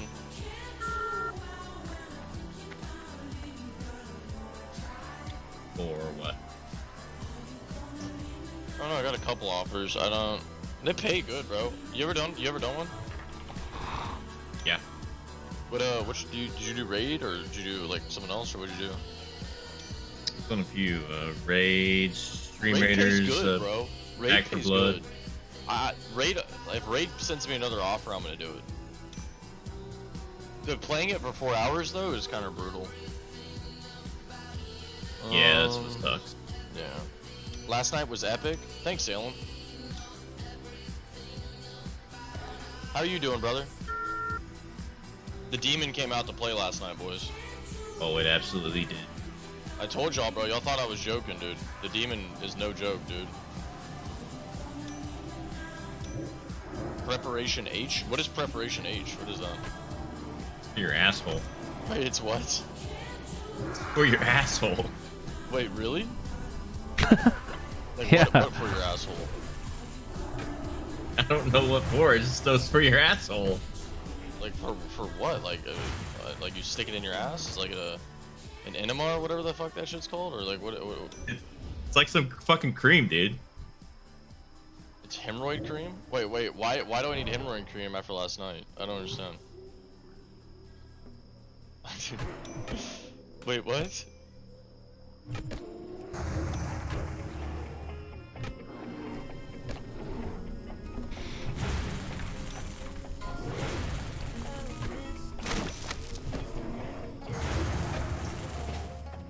did I get fucked in the ass?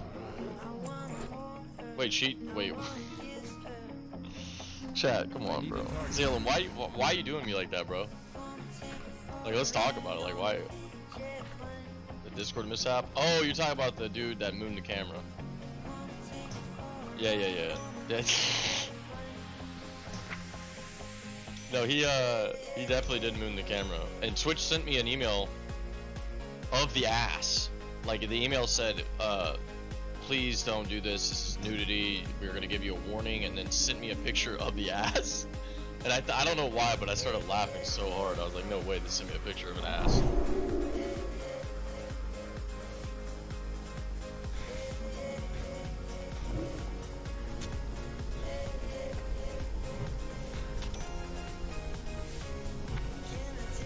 You like that one, Flu?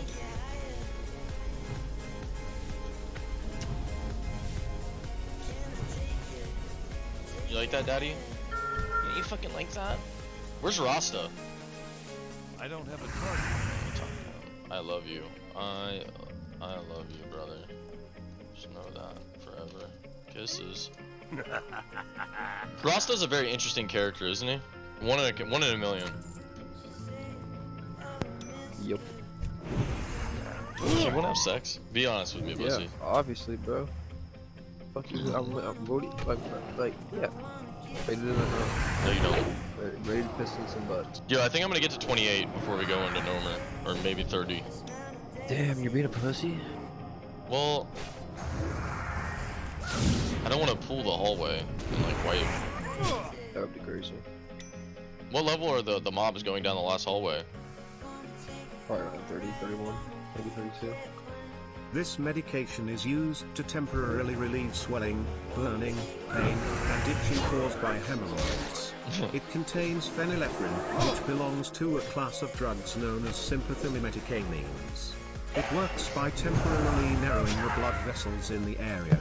This effect decreases swelling and discomfort. Oh yeah.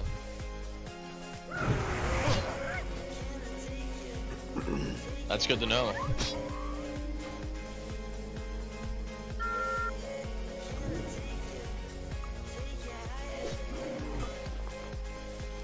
So if you ever get a hemorrhoid, that's what we want right there. Well, Rasta, when Rasta looks startled and shit like that, it's because Rasta doesn't sleep for like 2 days at a time, bro. So he gets like the, you know when somebody looks like they're just staring all the time? Is that, you get what I'm saying? That's what it is when they're not sleeping. Because he has problems sleeping, so I feel really bad for the guy.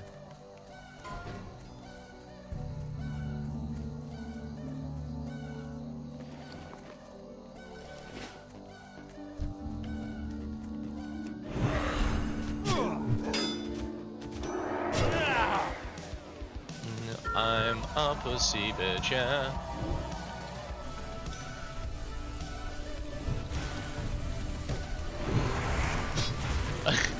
he was shocked by the ass, huh, Hallow?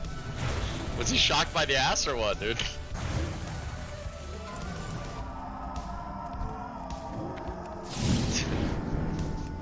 You have to admit, if anything, bro, it was definitely entertaining, huh?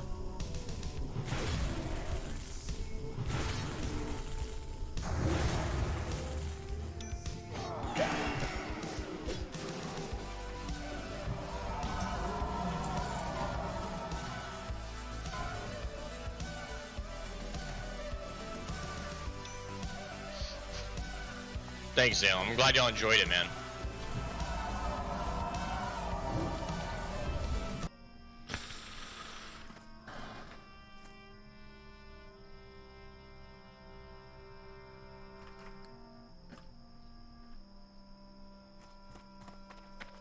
Yeah, change my stream title.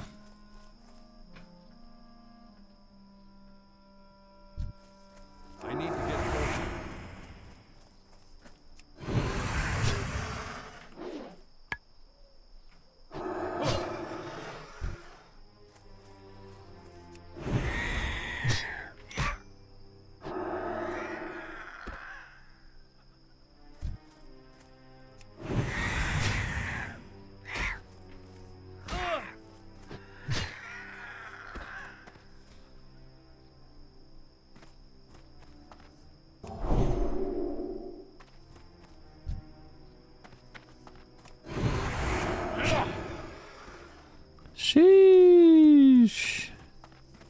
Big damn.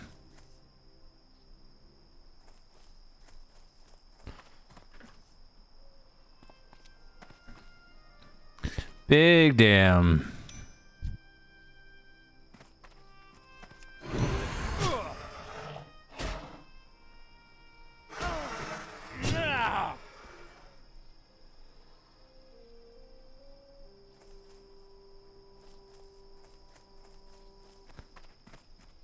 I wonder if I should hard swap to mining engineering right now. It's too far away.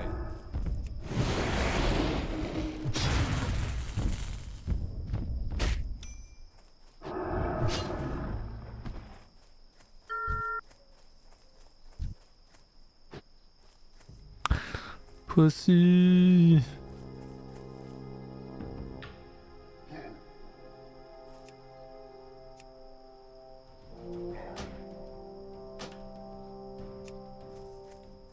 I don't have a target.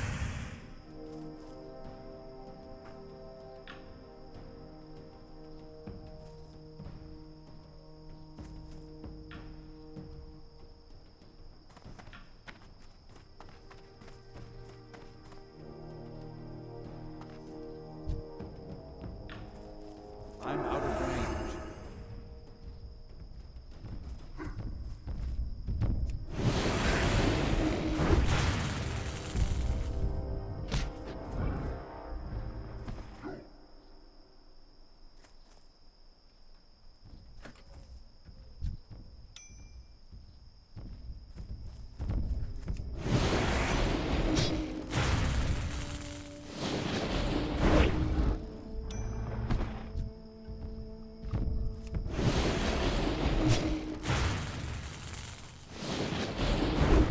Oh my.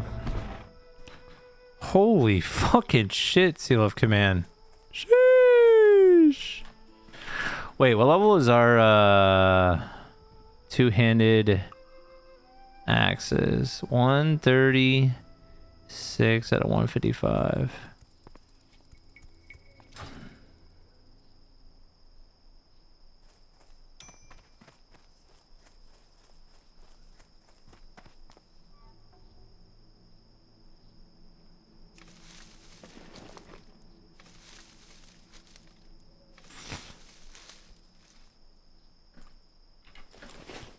Hmm.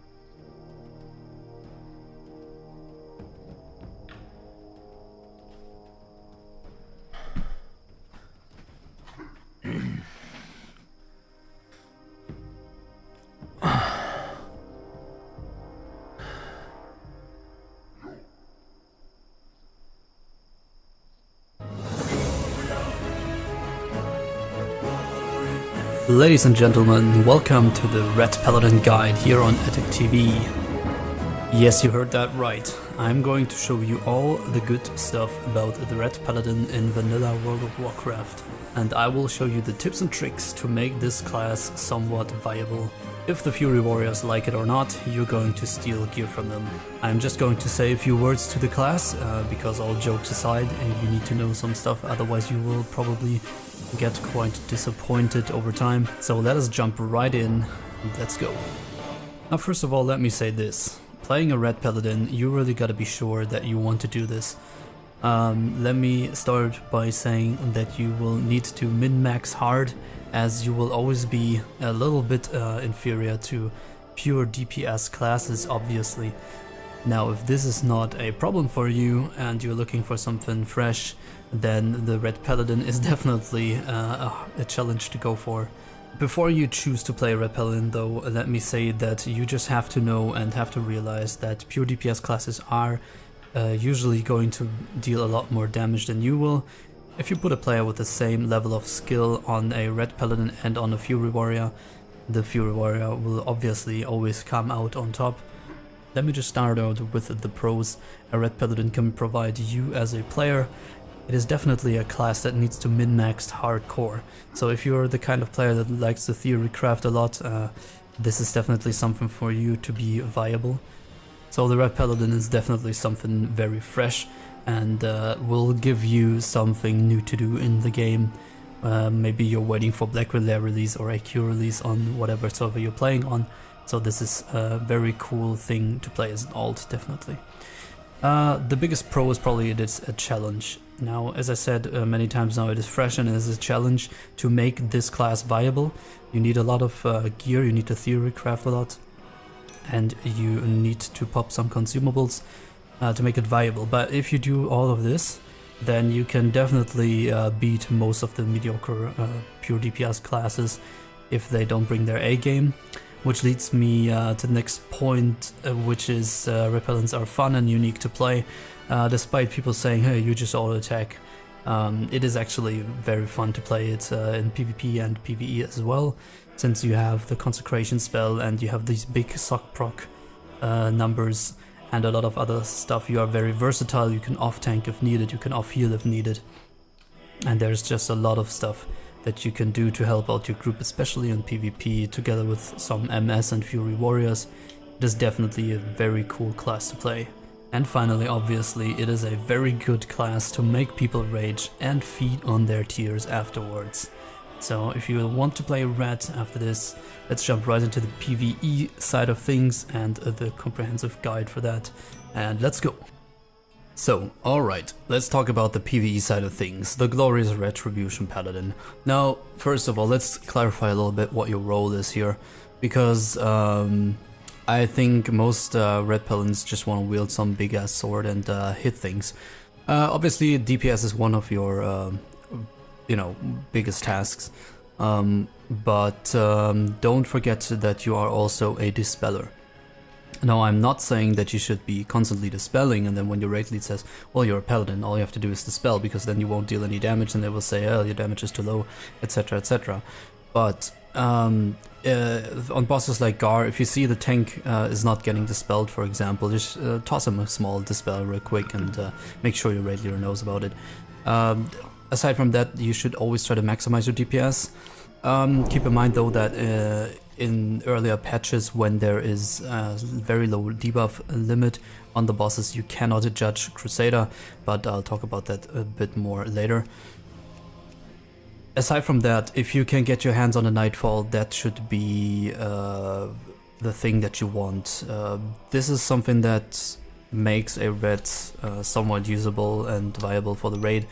Here is where you can actually shine and offer your guild to wield the Nightfall in the raids, so that you can keep the 15% spell damage taken buff on the raid bosses, and your casters will love you for it, so that kind of gives you a valid point there. If your guild doesn't give a shit, then obviously try to get that sick bone revo or something. The fat blades that are even better than Nightfall, and wield that a little bit. That is gonna increase your DPS even more.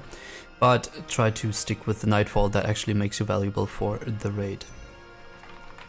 Also, you can be used as an emergency backup healer in case your guys' guild is fresh or whatever. You can always offer to, you know, be a backup healer with a proper healing set. You can actually be a pretty good healer.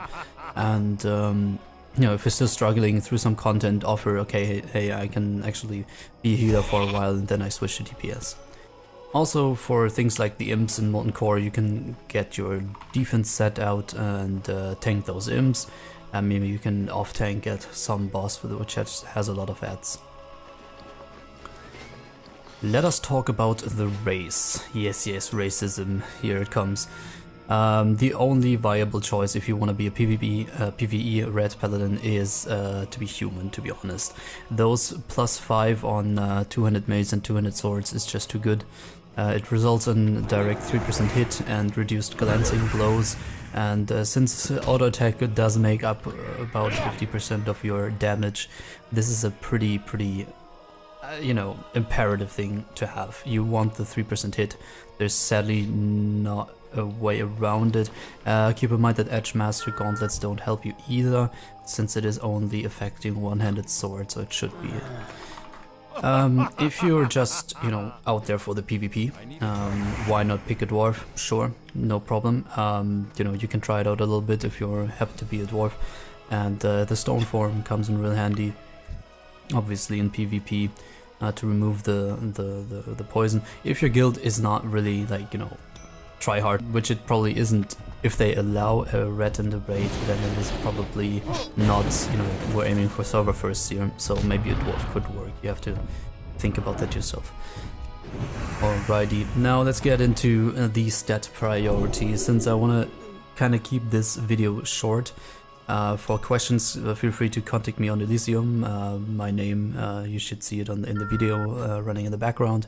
I can give you a little bit more detailed answers to this, but the stat priority. So basically what you want to do is, like every melee, you want to get hit capped first, so that your glorious sock procs do not miss the target anymore, because you can really not afford to miss anything, so hit cap is really important. Now there's two hit caps. First of all, the hit cap if you're wielding an axe. Since you're not wielding a sword, then you will need 9%, 8.6%, so 9%. If you're wielding a sword, you basically gain 3% hit, so you need 6% wielding a sword or a mace. So that is the number one stat there. After you're hit capped, obviously you want to get as much crit as possible, and there's the only reason for it being you want a huge and tremendous vengeance uptime. That's what you're really aiming for. Vengeance increases the damage you deal by 15%, physical and holy, so that actually increases your auto attack, your sock procs, your consecration, your judgments, everything. So you want a big uptime of that. Just to keep in mind for you, 20 agility is 1 crit, so it's actually not that hard to gain. Many paladins that I've seen around, they just prioritize strength over everything. But keep in mind that you really need like around 28-29% self-buffed crit, you know, without any buffs, to, you know, have a good vengeance uptime and to actually kick ass in PvE. Keep in mind that if you don't have vengeance up, everything, all your damage is significantly lower. And to be honest, when reds start to crit and you have a big crit streak, you'll actually see your damage go up high in the damage meters. If it doesn't happen, then obviously you are open to the flames of the Fury Warriors. After agility, you obviously want to stack strength as much as you can. As a paladin, you gain 2 attack power per 1 strength. On top of that comes your talent choice of 10% increased strength, which you have to take, kind of.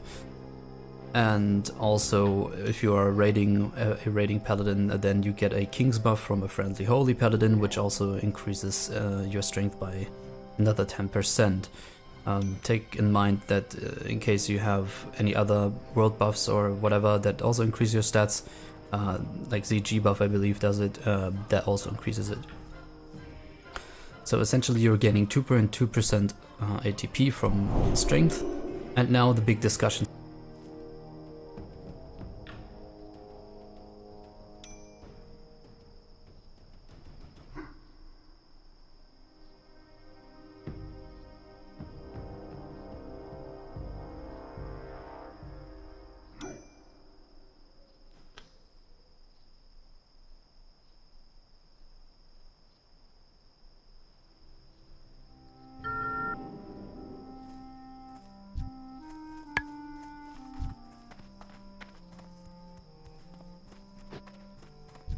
I can't attack that target.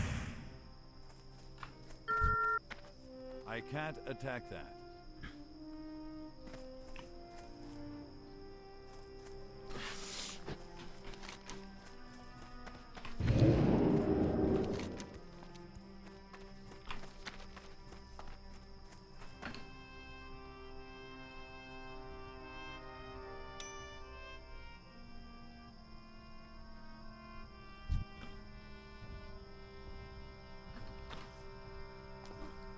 I can't attack that target.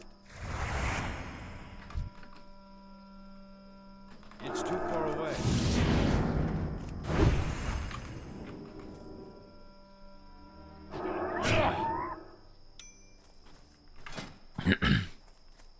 My crit is 11.1%.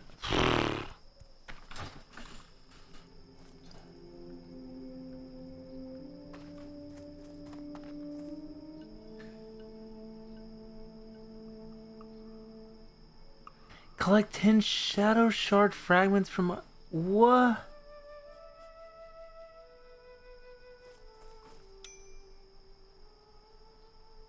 Bro. There's no way, man.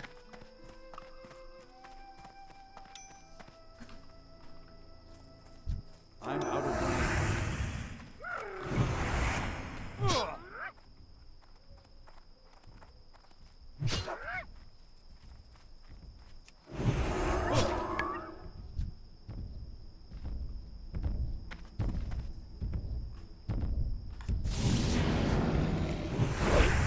Oh my.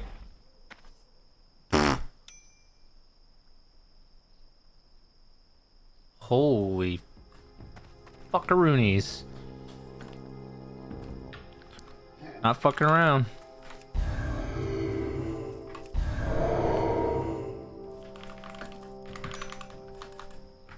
That's still the charge. That spell isn't ready. I can't cast it again.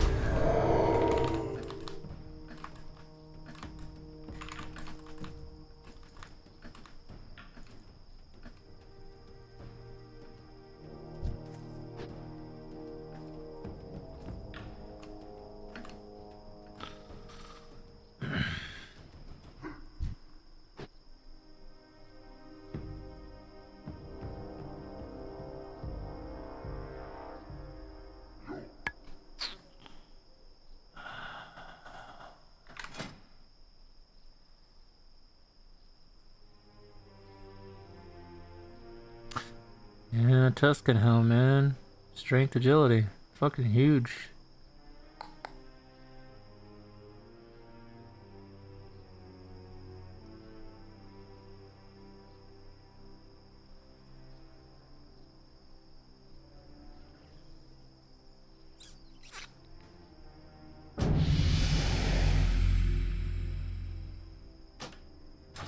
Oh, I love this guild. How many are in it?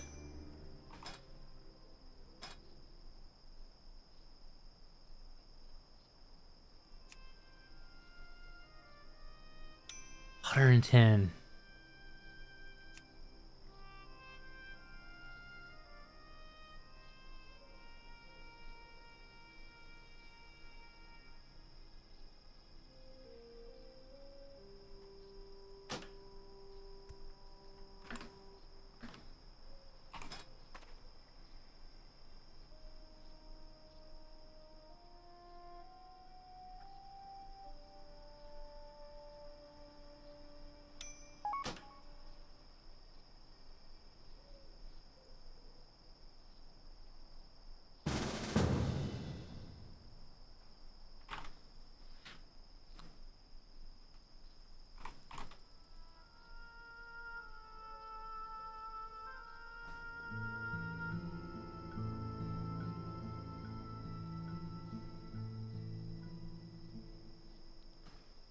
Um,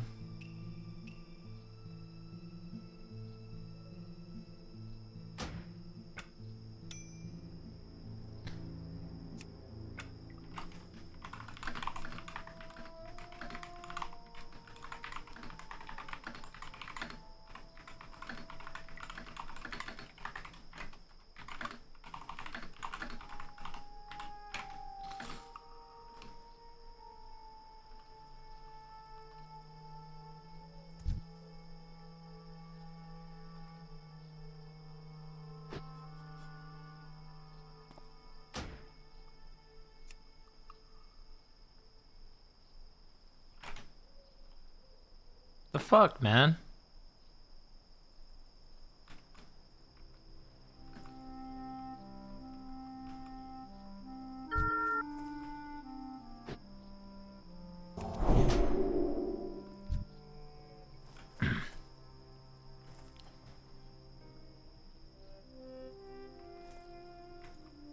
What the fuck, dude? Are you in my guild?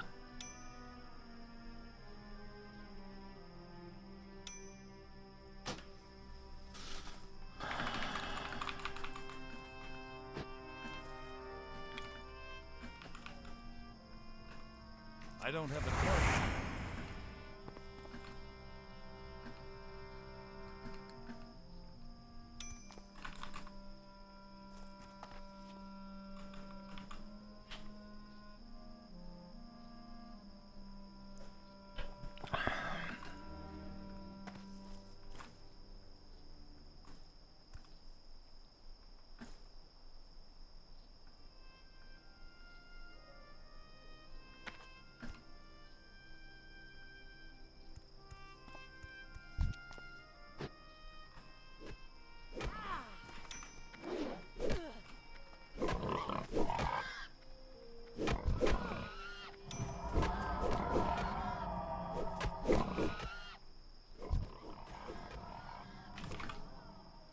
I need to get closer.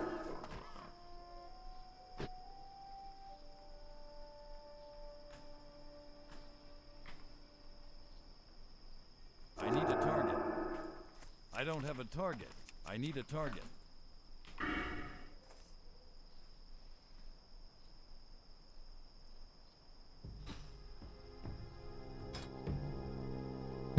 The question is do I keep going down the ret tree?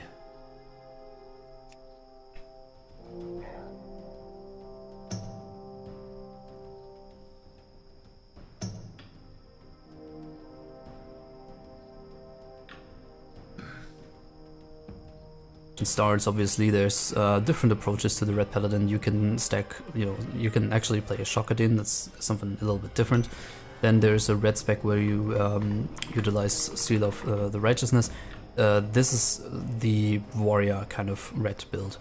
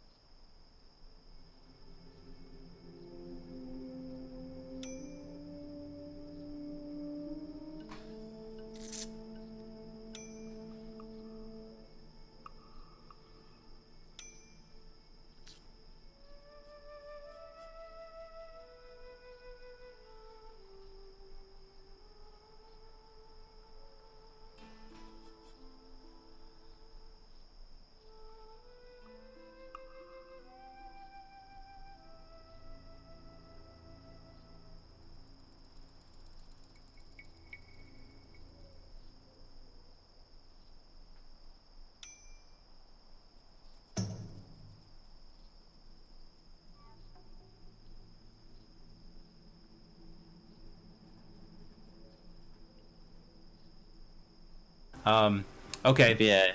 Into some of the higher level stuff. I think the edge of the People's Militia is kind of like a tricky one because it says, like it's level 11, 12 available. Level 9, you can get it at level 9, start the whole chain. But yeah. the final mobs you kill are 13 to 18, yeah. Exactly. So I think that one is usually...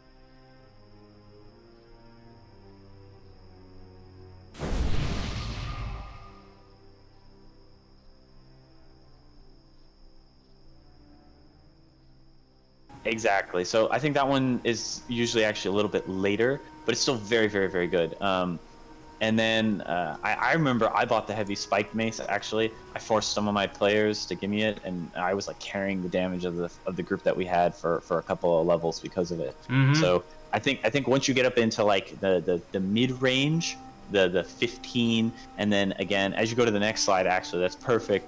If you want to even save up, if you're skipping dead mines and you're going for the huge play, you get the Executioner Sword. If you can be the first person on the server to buy the Executioner Sword, and if you're skipping dead mines, like you're not dungeon leveling or anything, you can fly with it instead of The Smite's hammer. Executioner's sword. It's so cool that you have to save up and make these little like massive purchases at low levels, and it like makes you so strong from the traveling, roaming vendors. If you have a group and you can get the Orc Crusher, that's a really tough quest though. That's like a quest that I wouldn't even recommend doing until like you're 23, 22, 23 even as like an average. I mean, you can walk in there with like 520s and probably pull it off, but that's a very hard quest to do at level 18. So how do you feel about Varrigan's Fist overall though? The level 20 class quest. All right, here we go. Yeah. This is hot topic right here.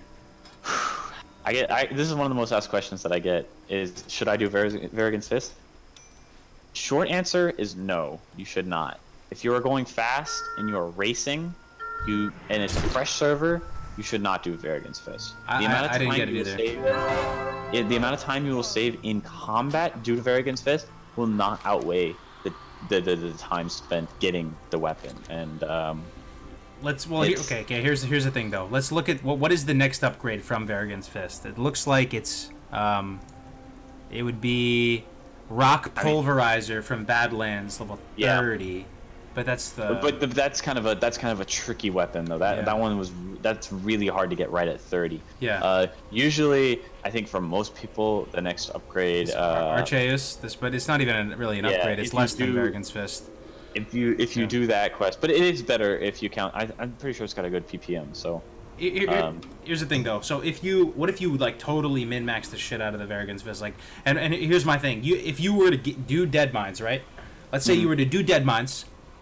And if either Smite's Mighty Hammer or Taskmaster Axe dropped, you would say, I'm not doing Varrigan's Fist. You have two shots at it, right? You have two bosses that can drop it for you, right? If neither of them drop the weapon, then you have progressed your White Oak Wood, and you've already done Dead Mines, right? Which is one part of it. The other piece is from the Lochmadon or whatever.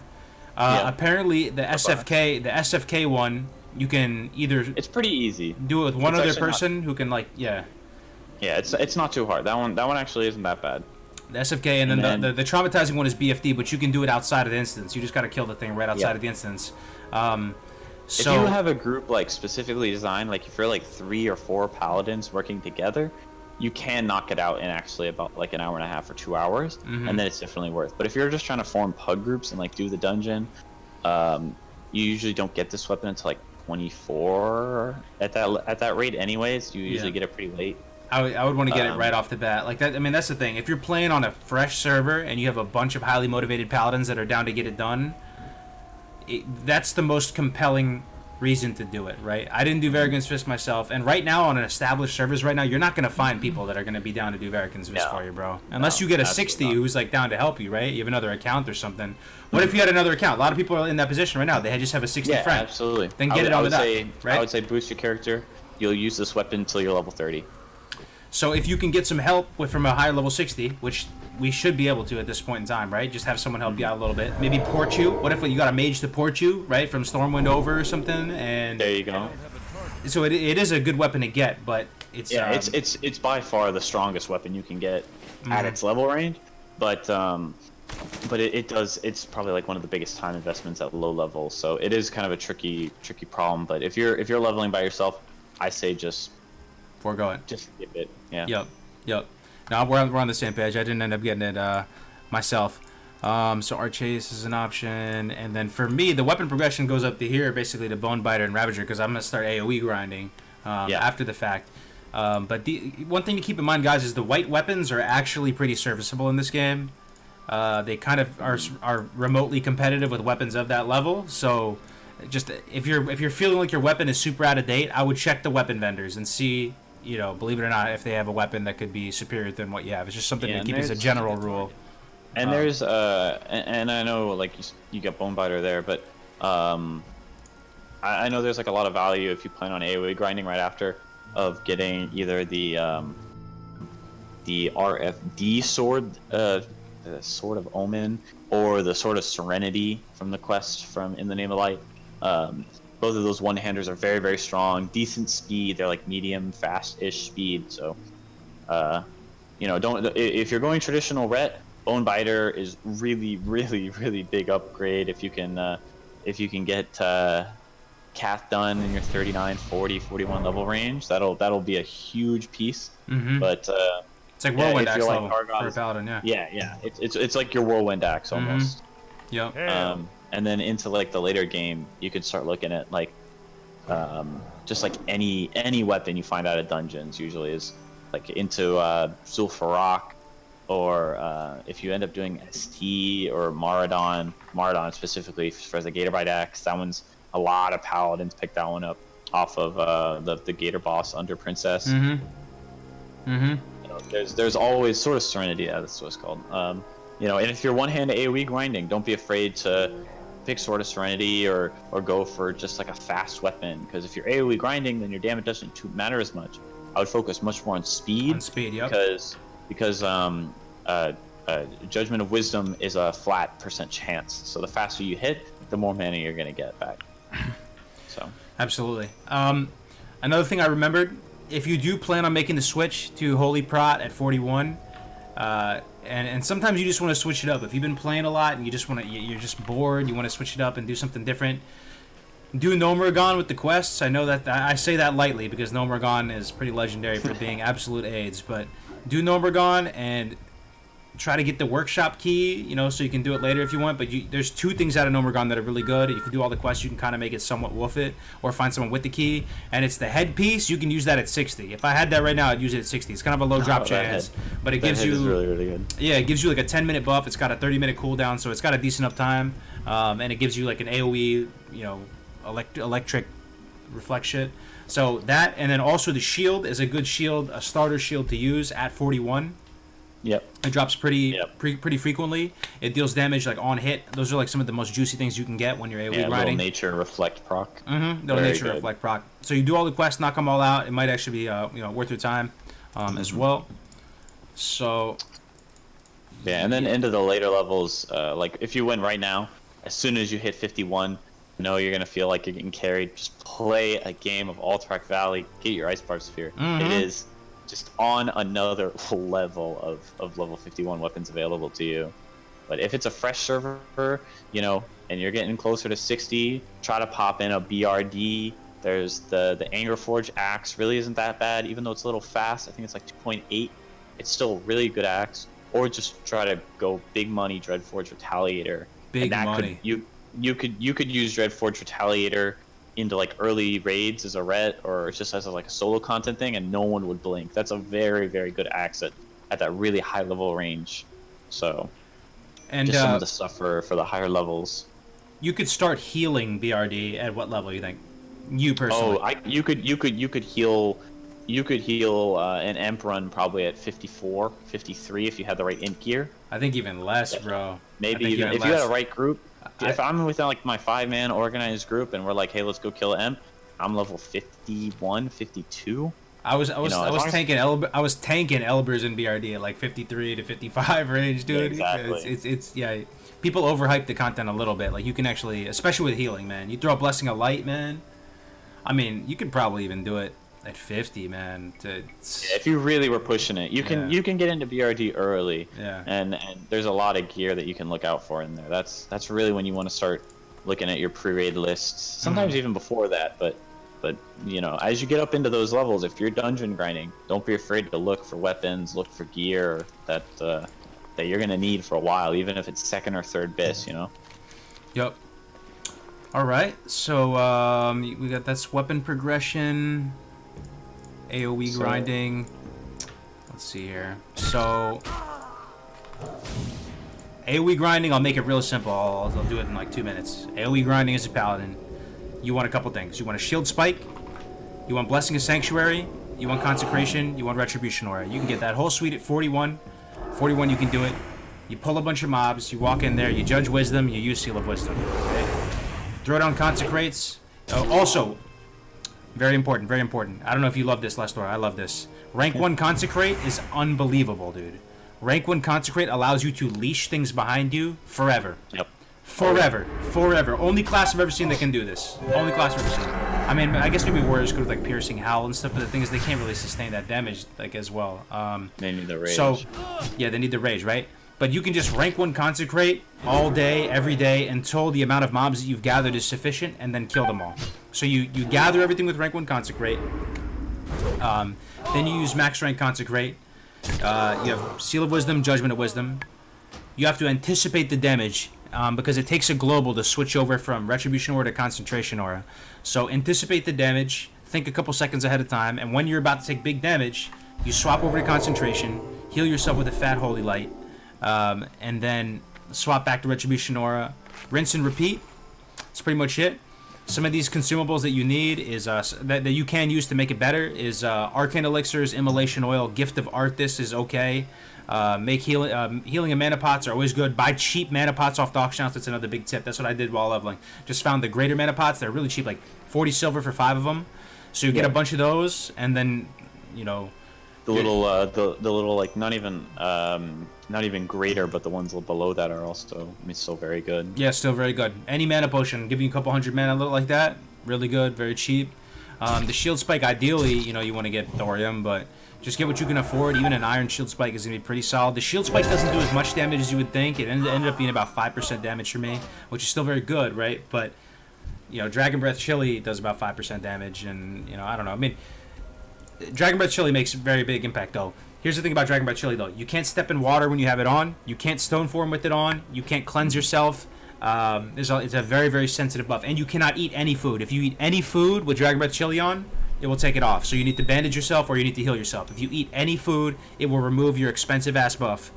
It's a tricky buff, but it is very, very good. Yes, very good. You get a couple procs, you'll notice just huge damage spike, even with 1 or 2 procs in a pull.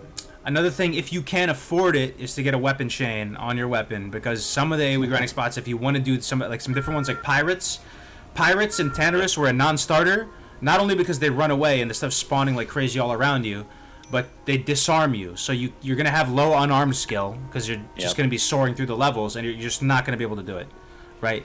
So that's why you want to opt for places that don't have that. But either way, I would be checking the auction house too for stuff like Flurry Axe. I bought mine pretty early. Skull Flame, things like this.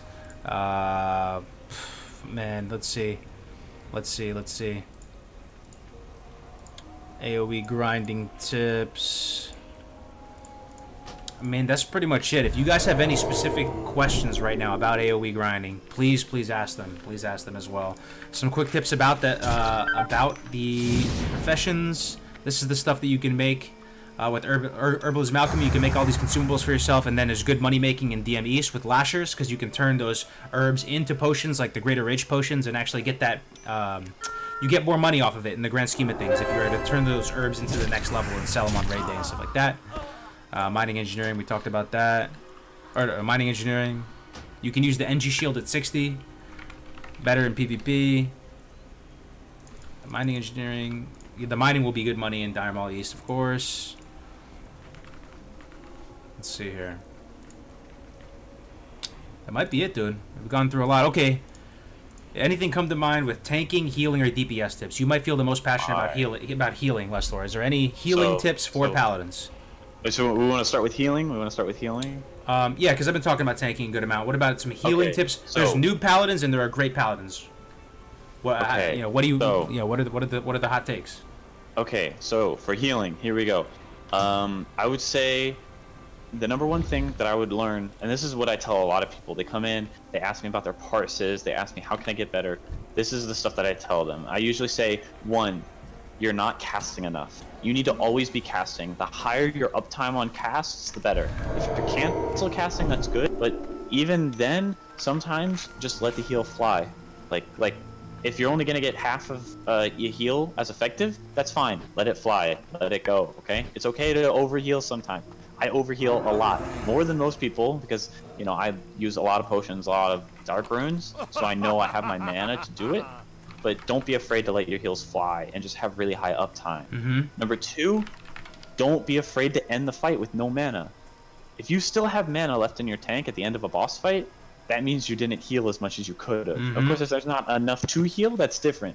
But if there's HPS left on the table, then you could have healed more. Same thing with damage, though. It's like a warlock. I try to end with gassed out. Yeah, absolutely. Exactly. And the third thing, major lifestyle thing that I tell people is know how much your heals do.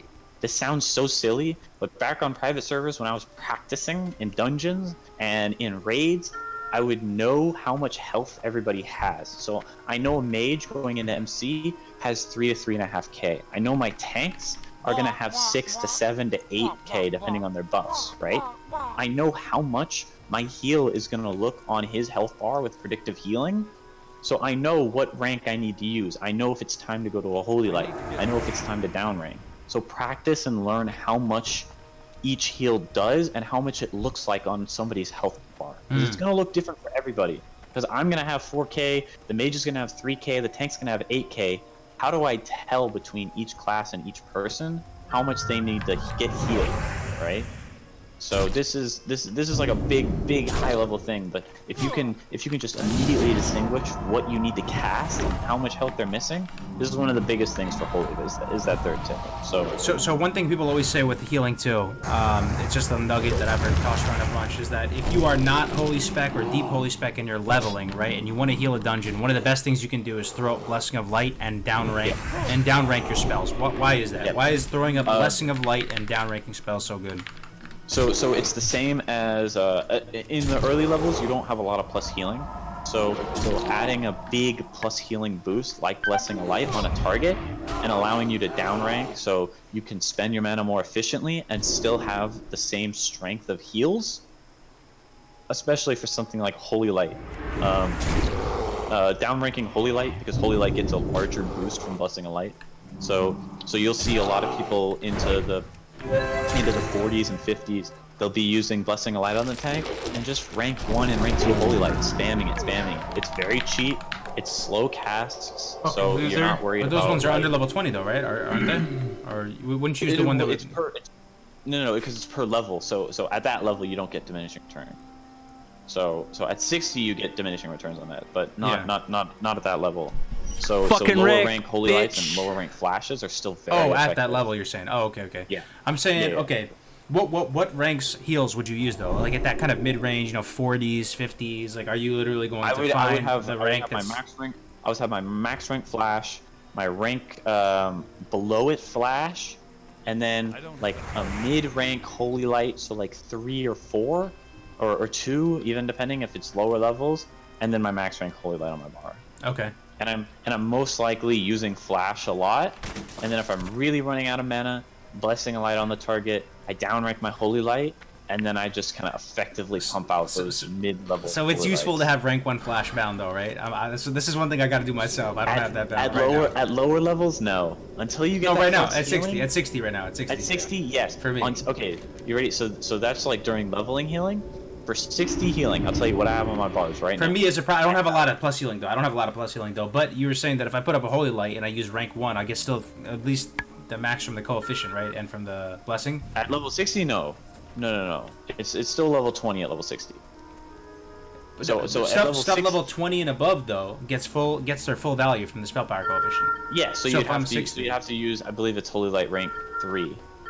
Oh no, I'm saying Flashlight. My bad. If I was saying Holy Light. Yes, Flashlight 1. Flashlight 1. Flashlight 1. You get full value. So if I'm healing as a 60 prot pally with not a whole lot of mana and not a whole lot of plus healing. Yeah, if you need to, just constantly spam out. Spam out rank 1s like nonstop. It's super effective mana, and you'll still get a decent boost from Blessing of Light. Yeah. Okay, that's juicy. That's a good takeaway for me, right? I got 2 more things that pop in my head immediately. Like I was saying. The spells that I have on my bars, and these are the ones that I recommend to everybody, even almost regardless of your gear. Rank 1 Flash of Light, rank 4 Flash of Light, and rank 6 Flash of Light. These are the primary spells that I use. And then for Holy Light, we're talking 5 and 8. 5 and 8. Yo, I gotta write this down though. 5 and 8. Why though? Why? Why 5? Yeah, 5 because it is the first level up from Flash of Light. So I do it in terms of like how much it's going to heal. So I want to have a tool for every amount of missing health. So if I know that my Flash isn't going to top somebody off, and I have time to cast the Holy Light, I'm going to get a lot more value out of it, as opposed to just trying to cast 2 Flash to top somebody off. Okay. So 5. If 5 and 8 some and 1, people- 4, 6. 5 and 8 for 1, 4, 6, and 5 and 8. And at higher levels, my flash is gonna become stronger and stronger, and my holy light is gonna scale even harder. So sometimes what I'll do is when we get into AQ40 and you get your new rank of holy light, you'll use 9 holy light, which you use with divine favor and for super big damage, and then I'll actually go back down to 4 holy light because 4 holy light is now, since it's scaling harder than flash of So light. you have 4 holy light too? So you have 4, 5, and 8 for holy light. Into like AQ and Nax, when I have way more plus healing than I do now, like 1,000 plus healing, I'll go back down to 4 actually. Okay. It's my intermediate healing spell. And I usually keep when I go back down to 4, I'll usually put 6 on my bars. It's very, again, it's like you want to have a healing spell for every like interval of health that's And you just have to get that spidey sense of like how much it's gonna take to chunk them back up. exactly. Again. And that's where the practice comes in, knowing how much you're gonna heal on every target and every heal is gonna do, you know. Okay, that's juicy. I got some quick tanking tips. Tanking tips is oftentimes you get into this mindset when you're AoE grinding is you're just trying to conserve your mana as much as possible, right? So you overly use Seal of Wisdom and Judgment of Wisdom.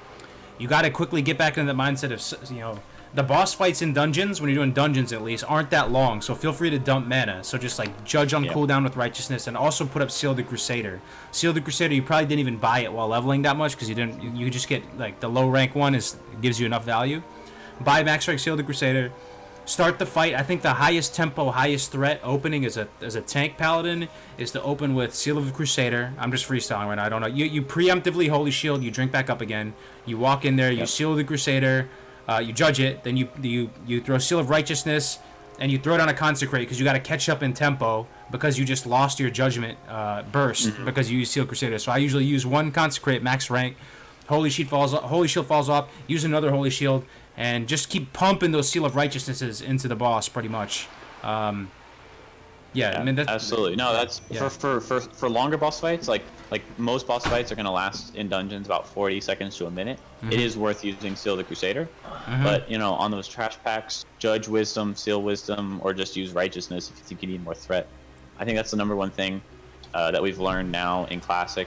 Seal of Wisdom, gaining mana does generate half threat per point gain. So, Seal of Wisdom. So Judgment of Wisdom and Seal of Wisdom both generate threat?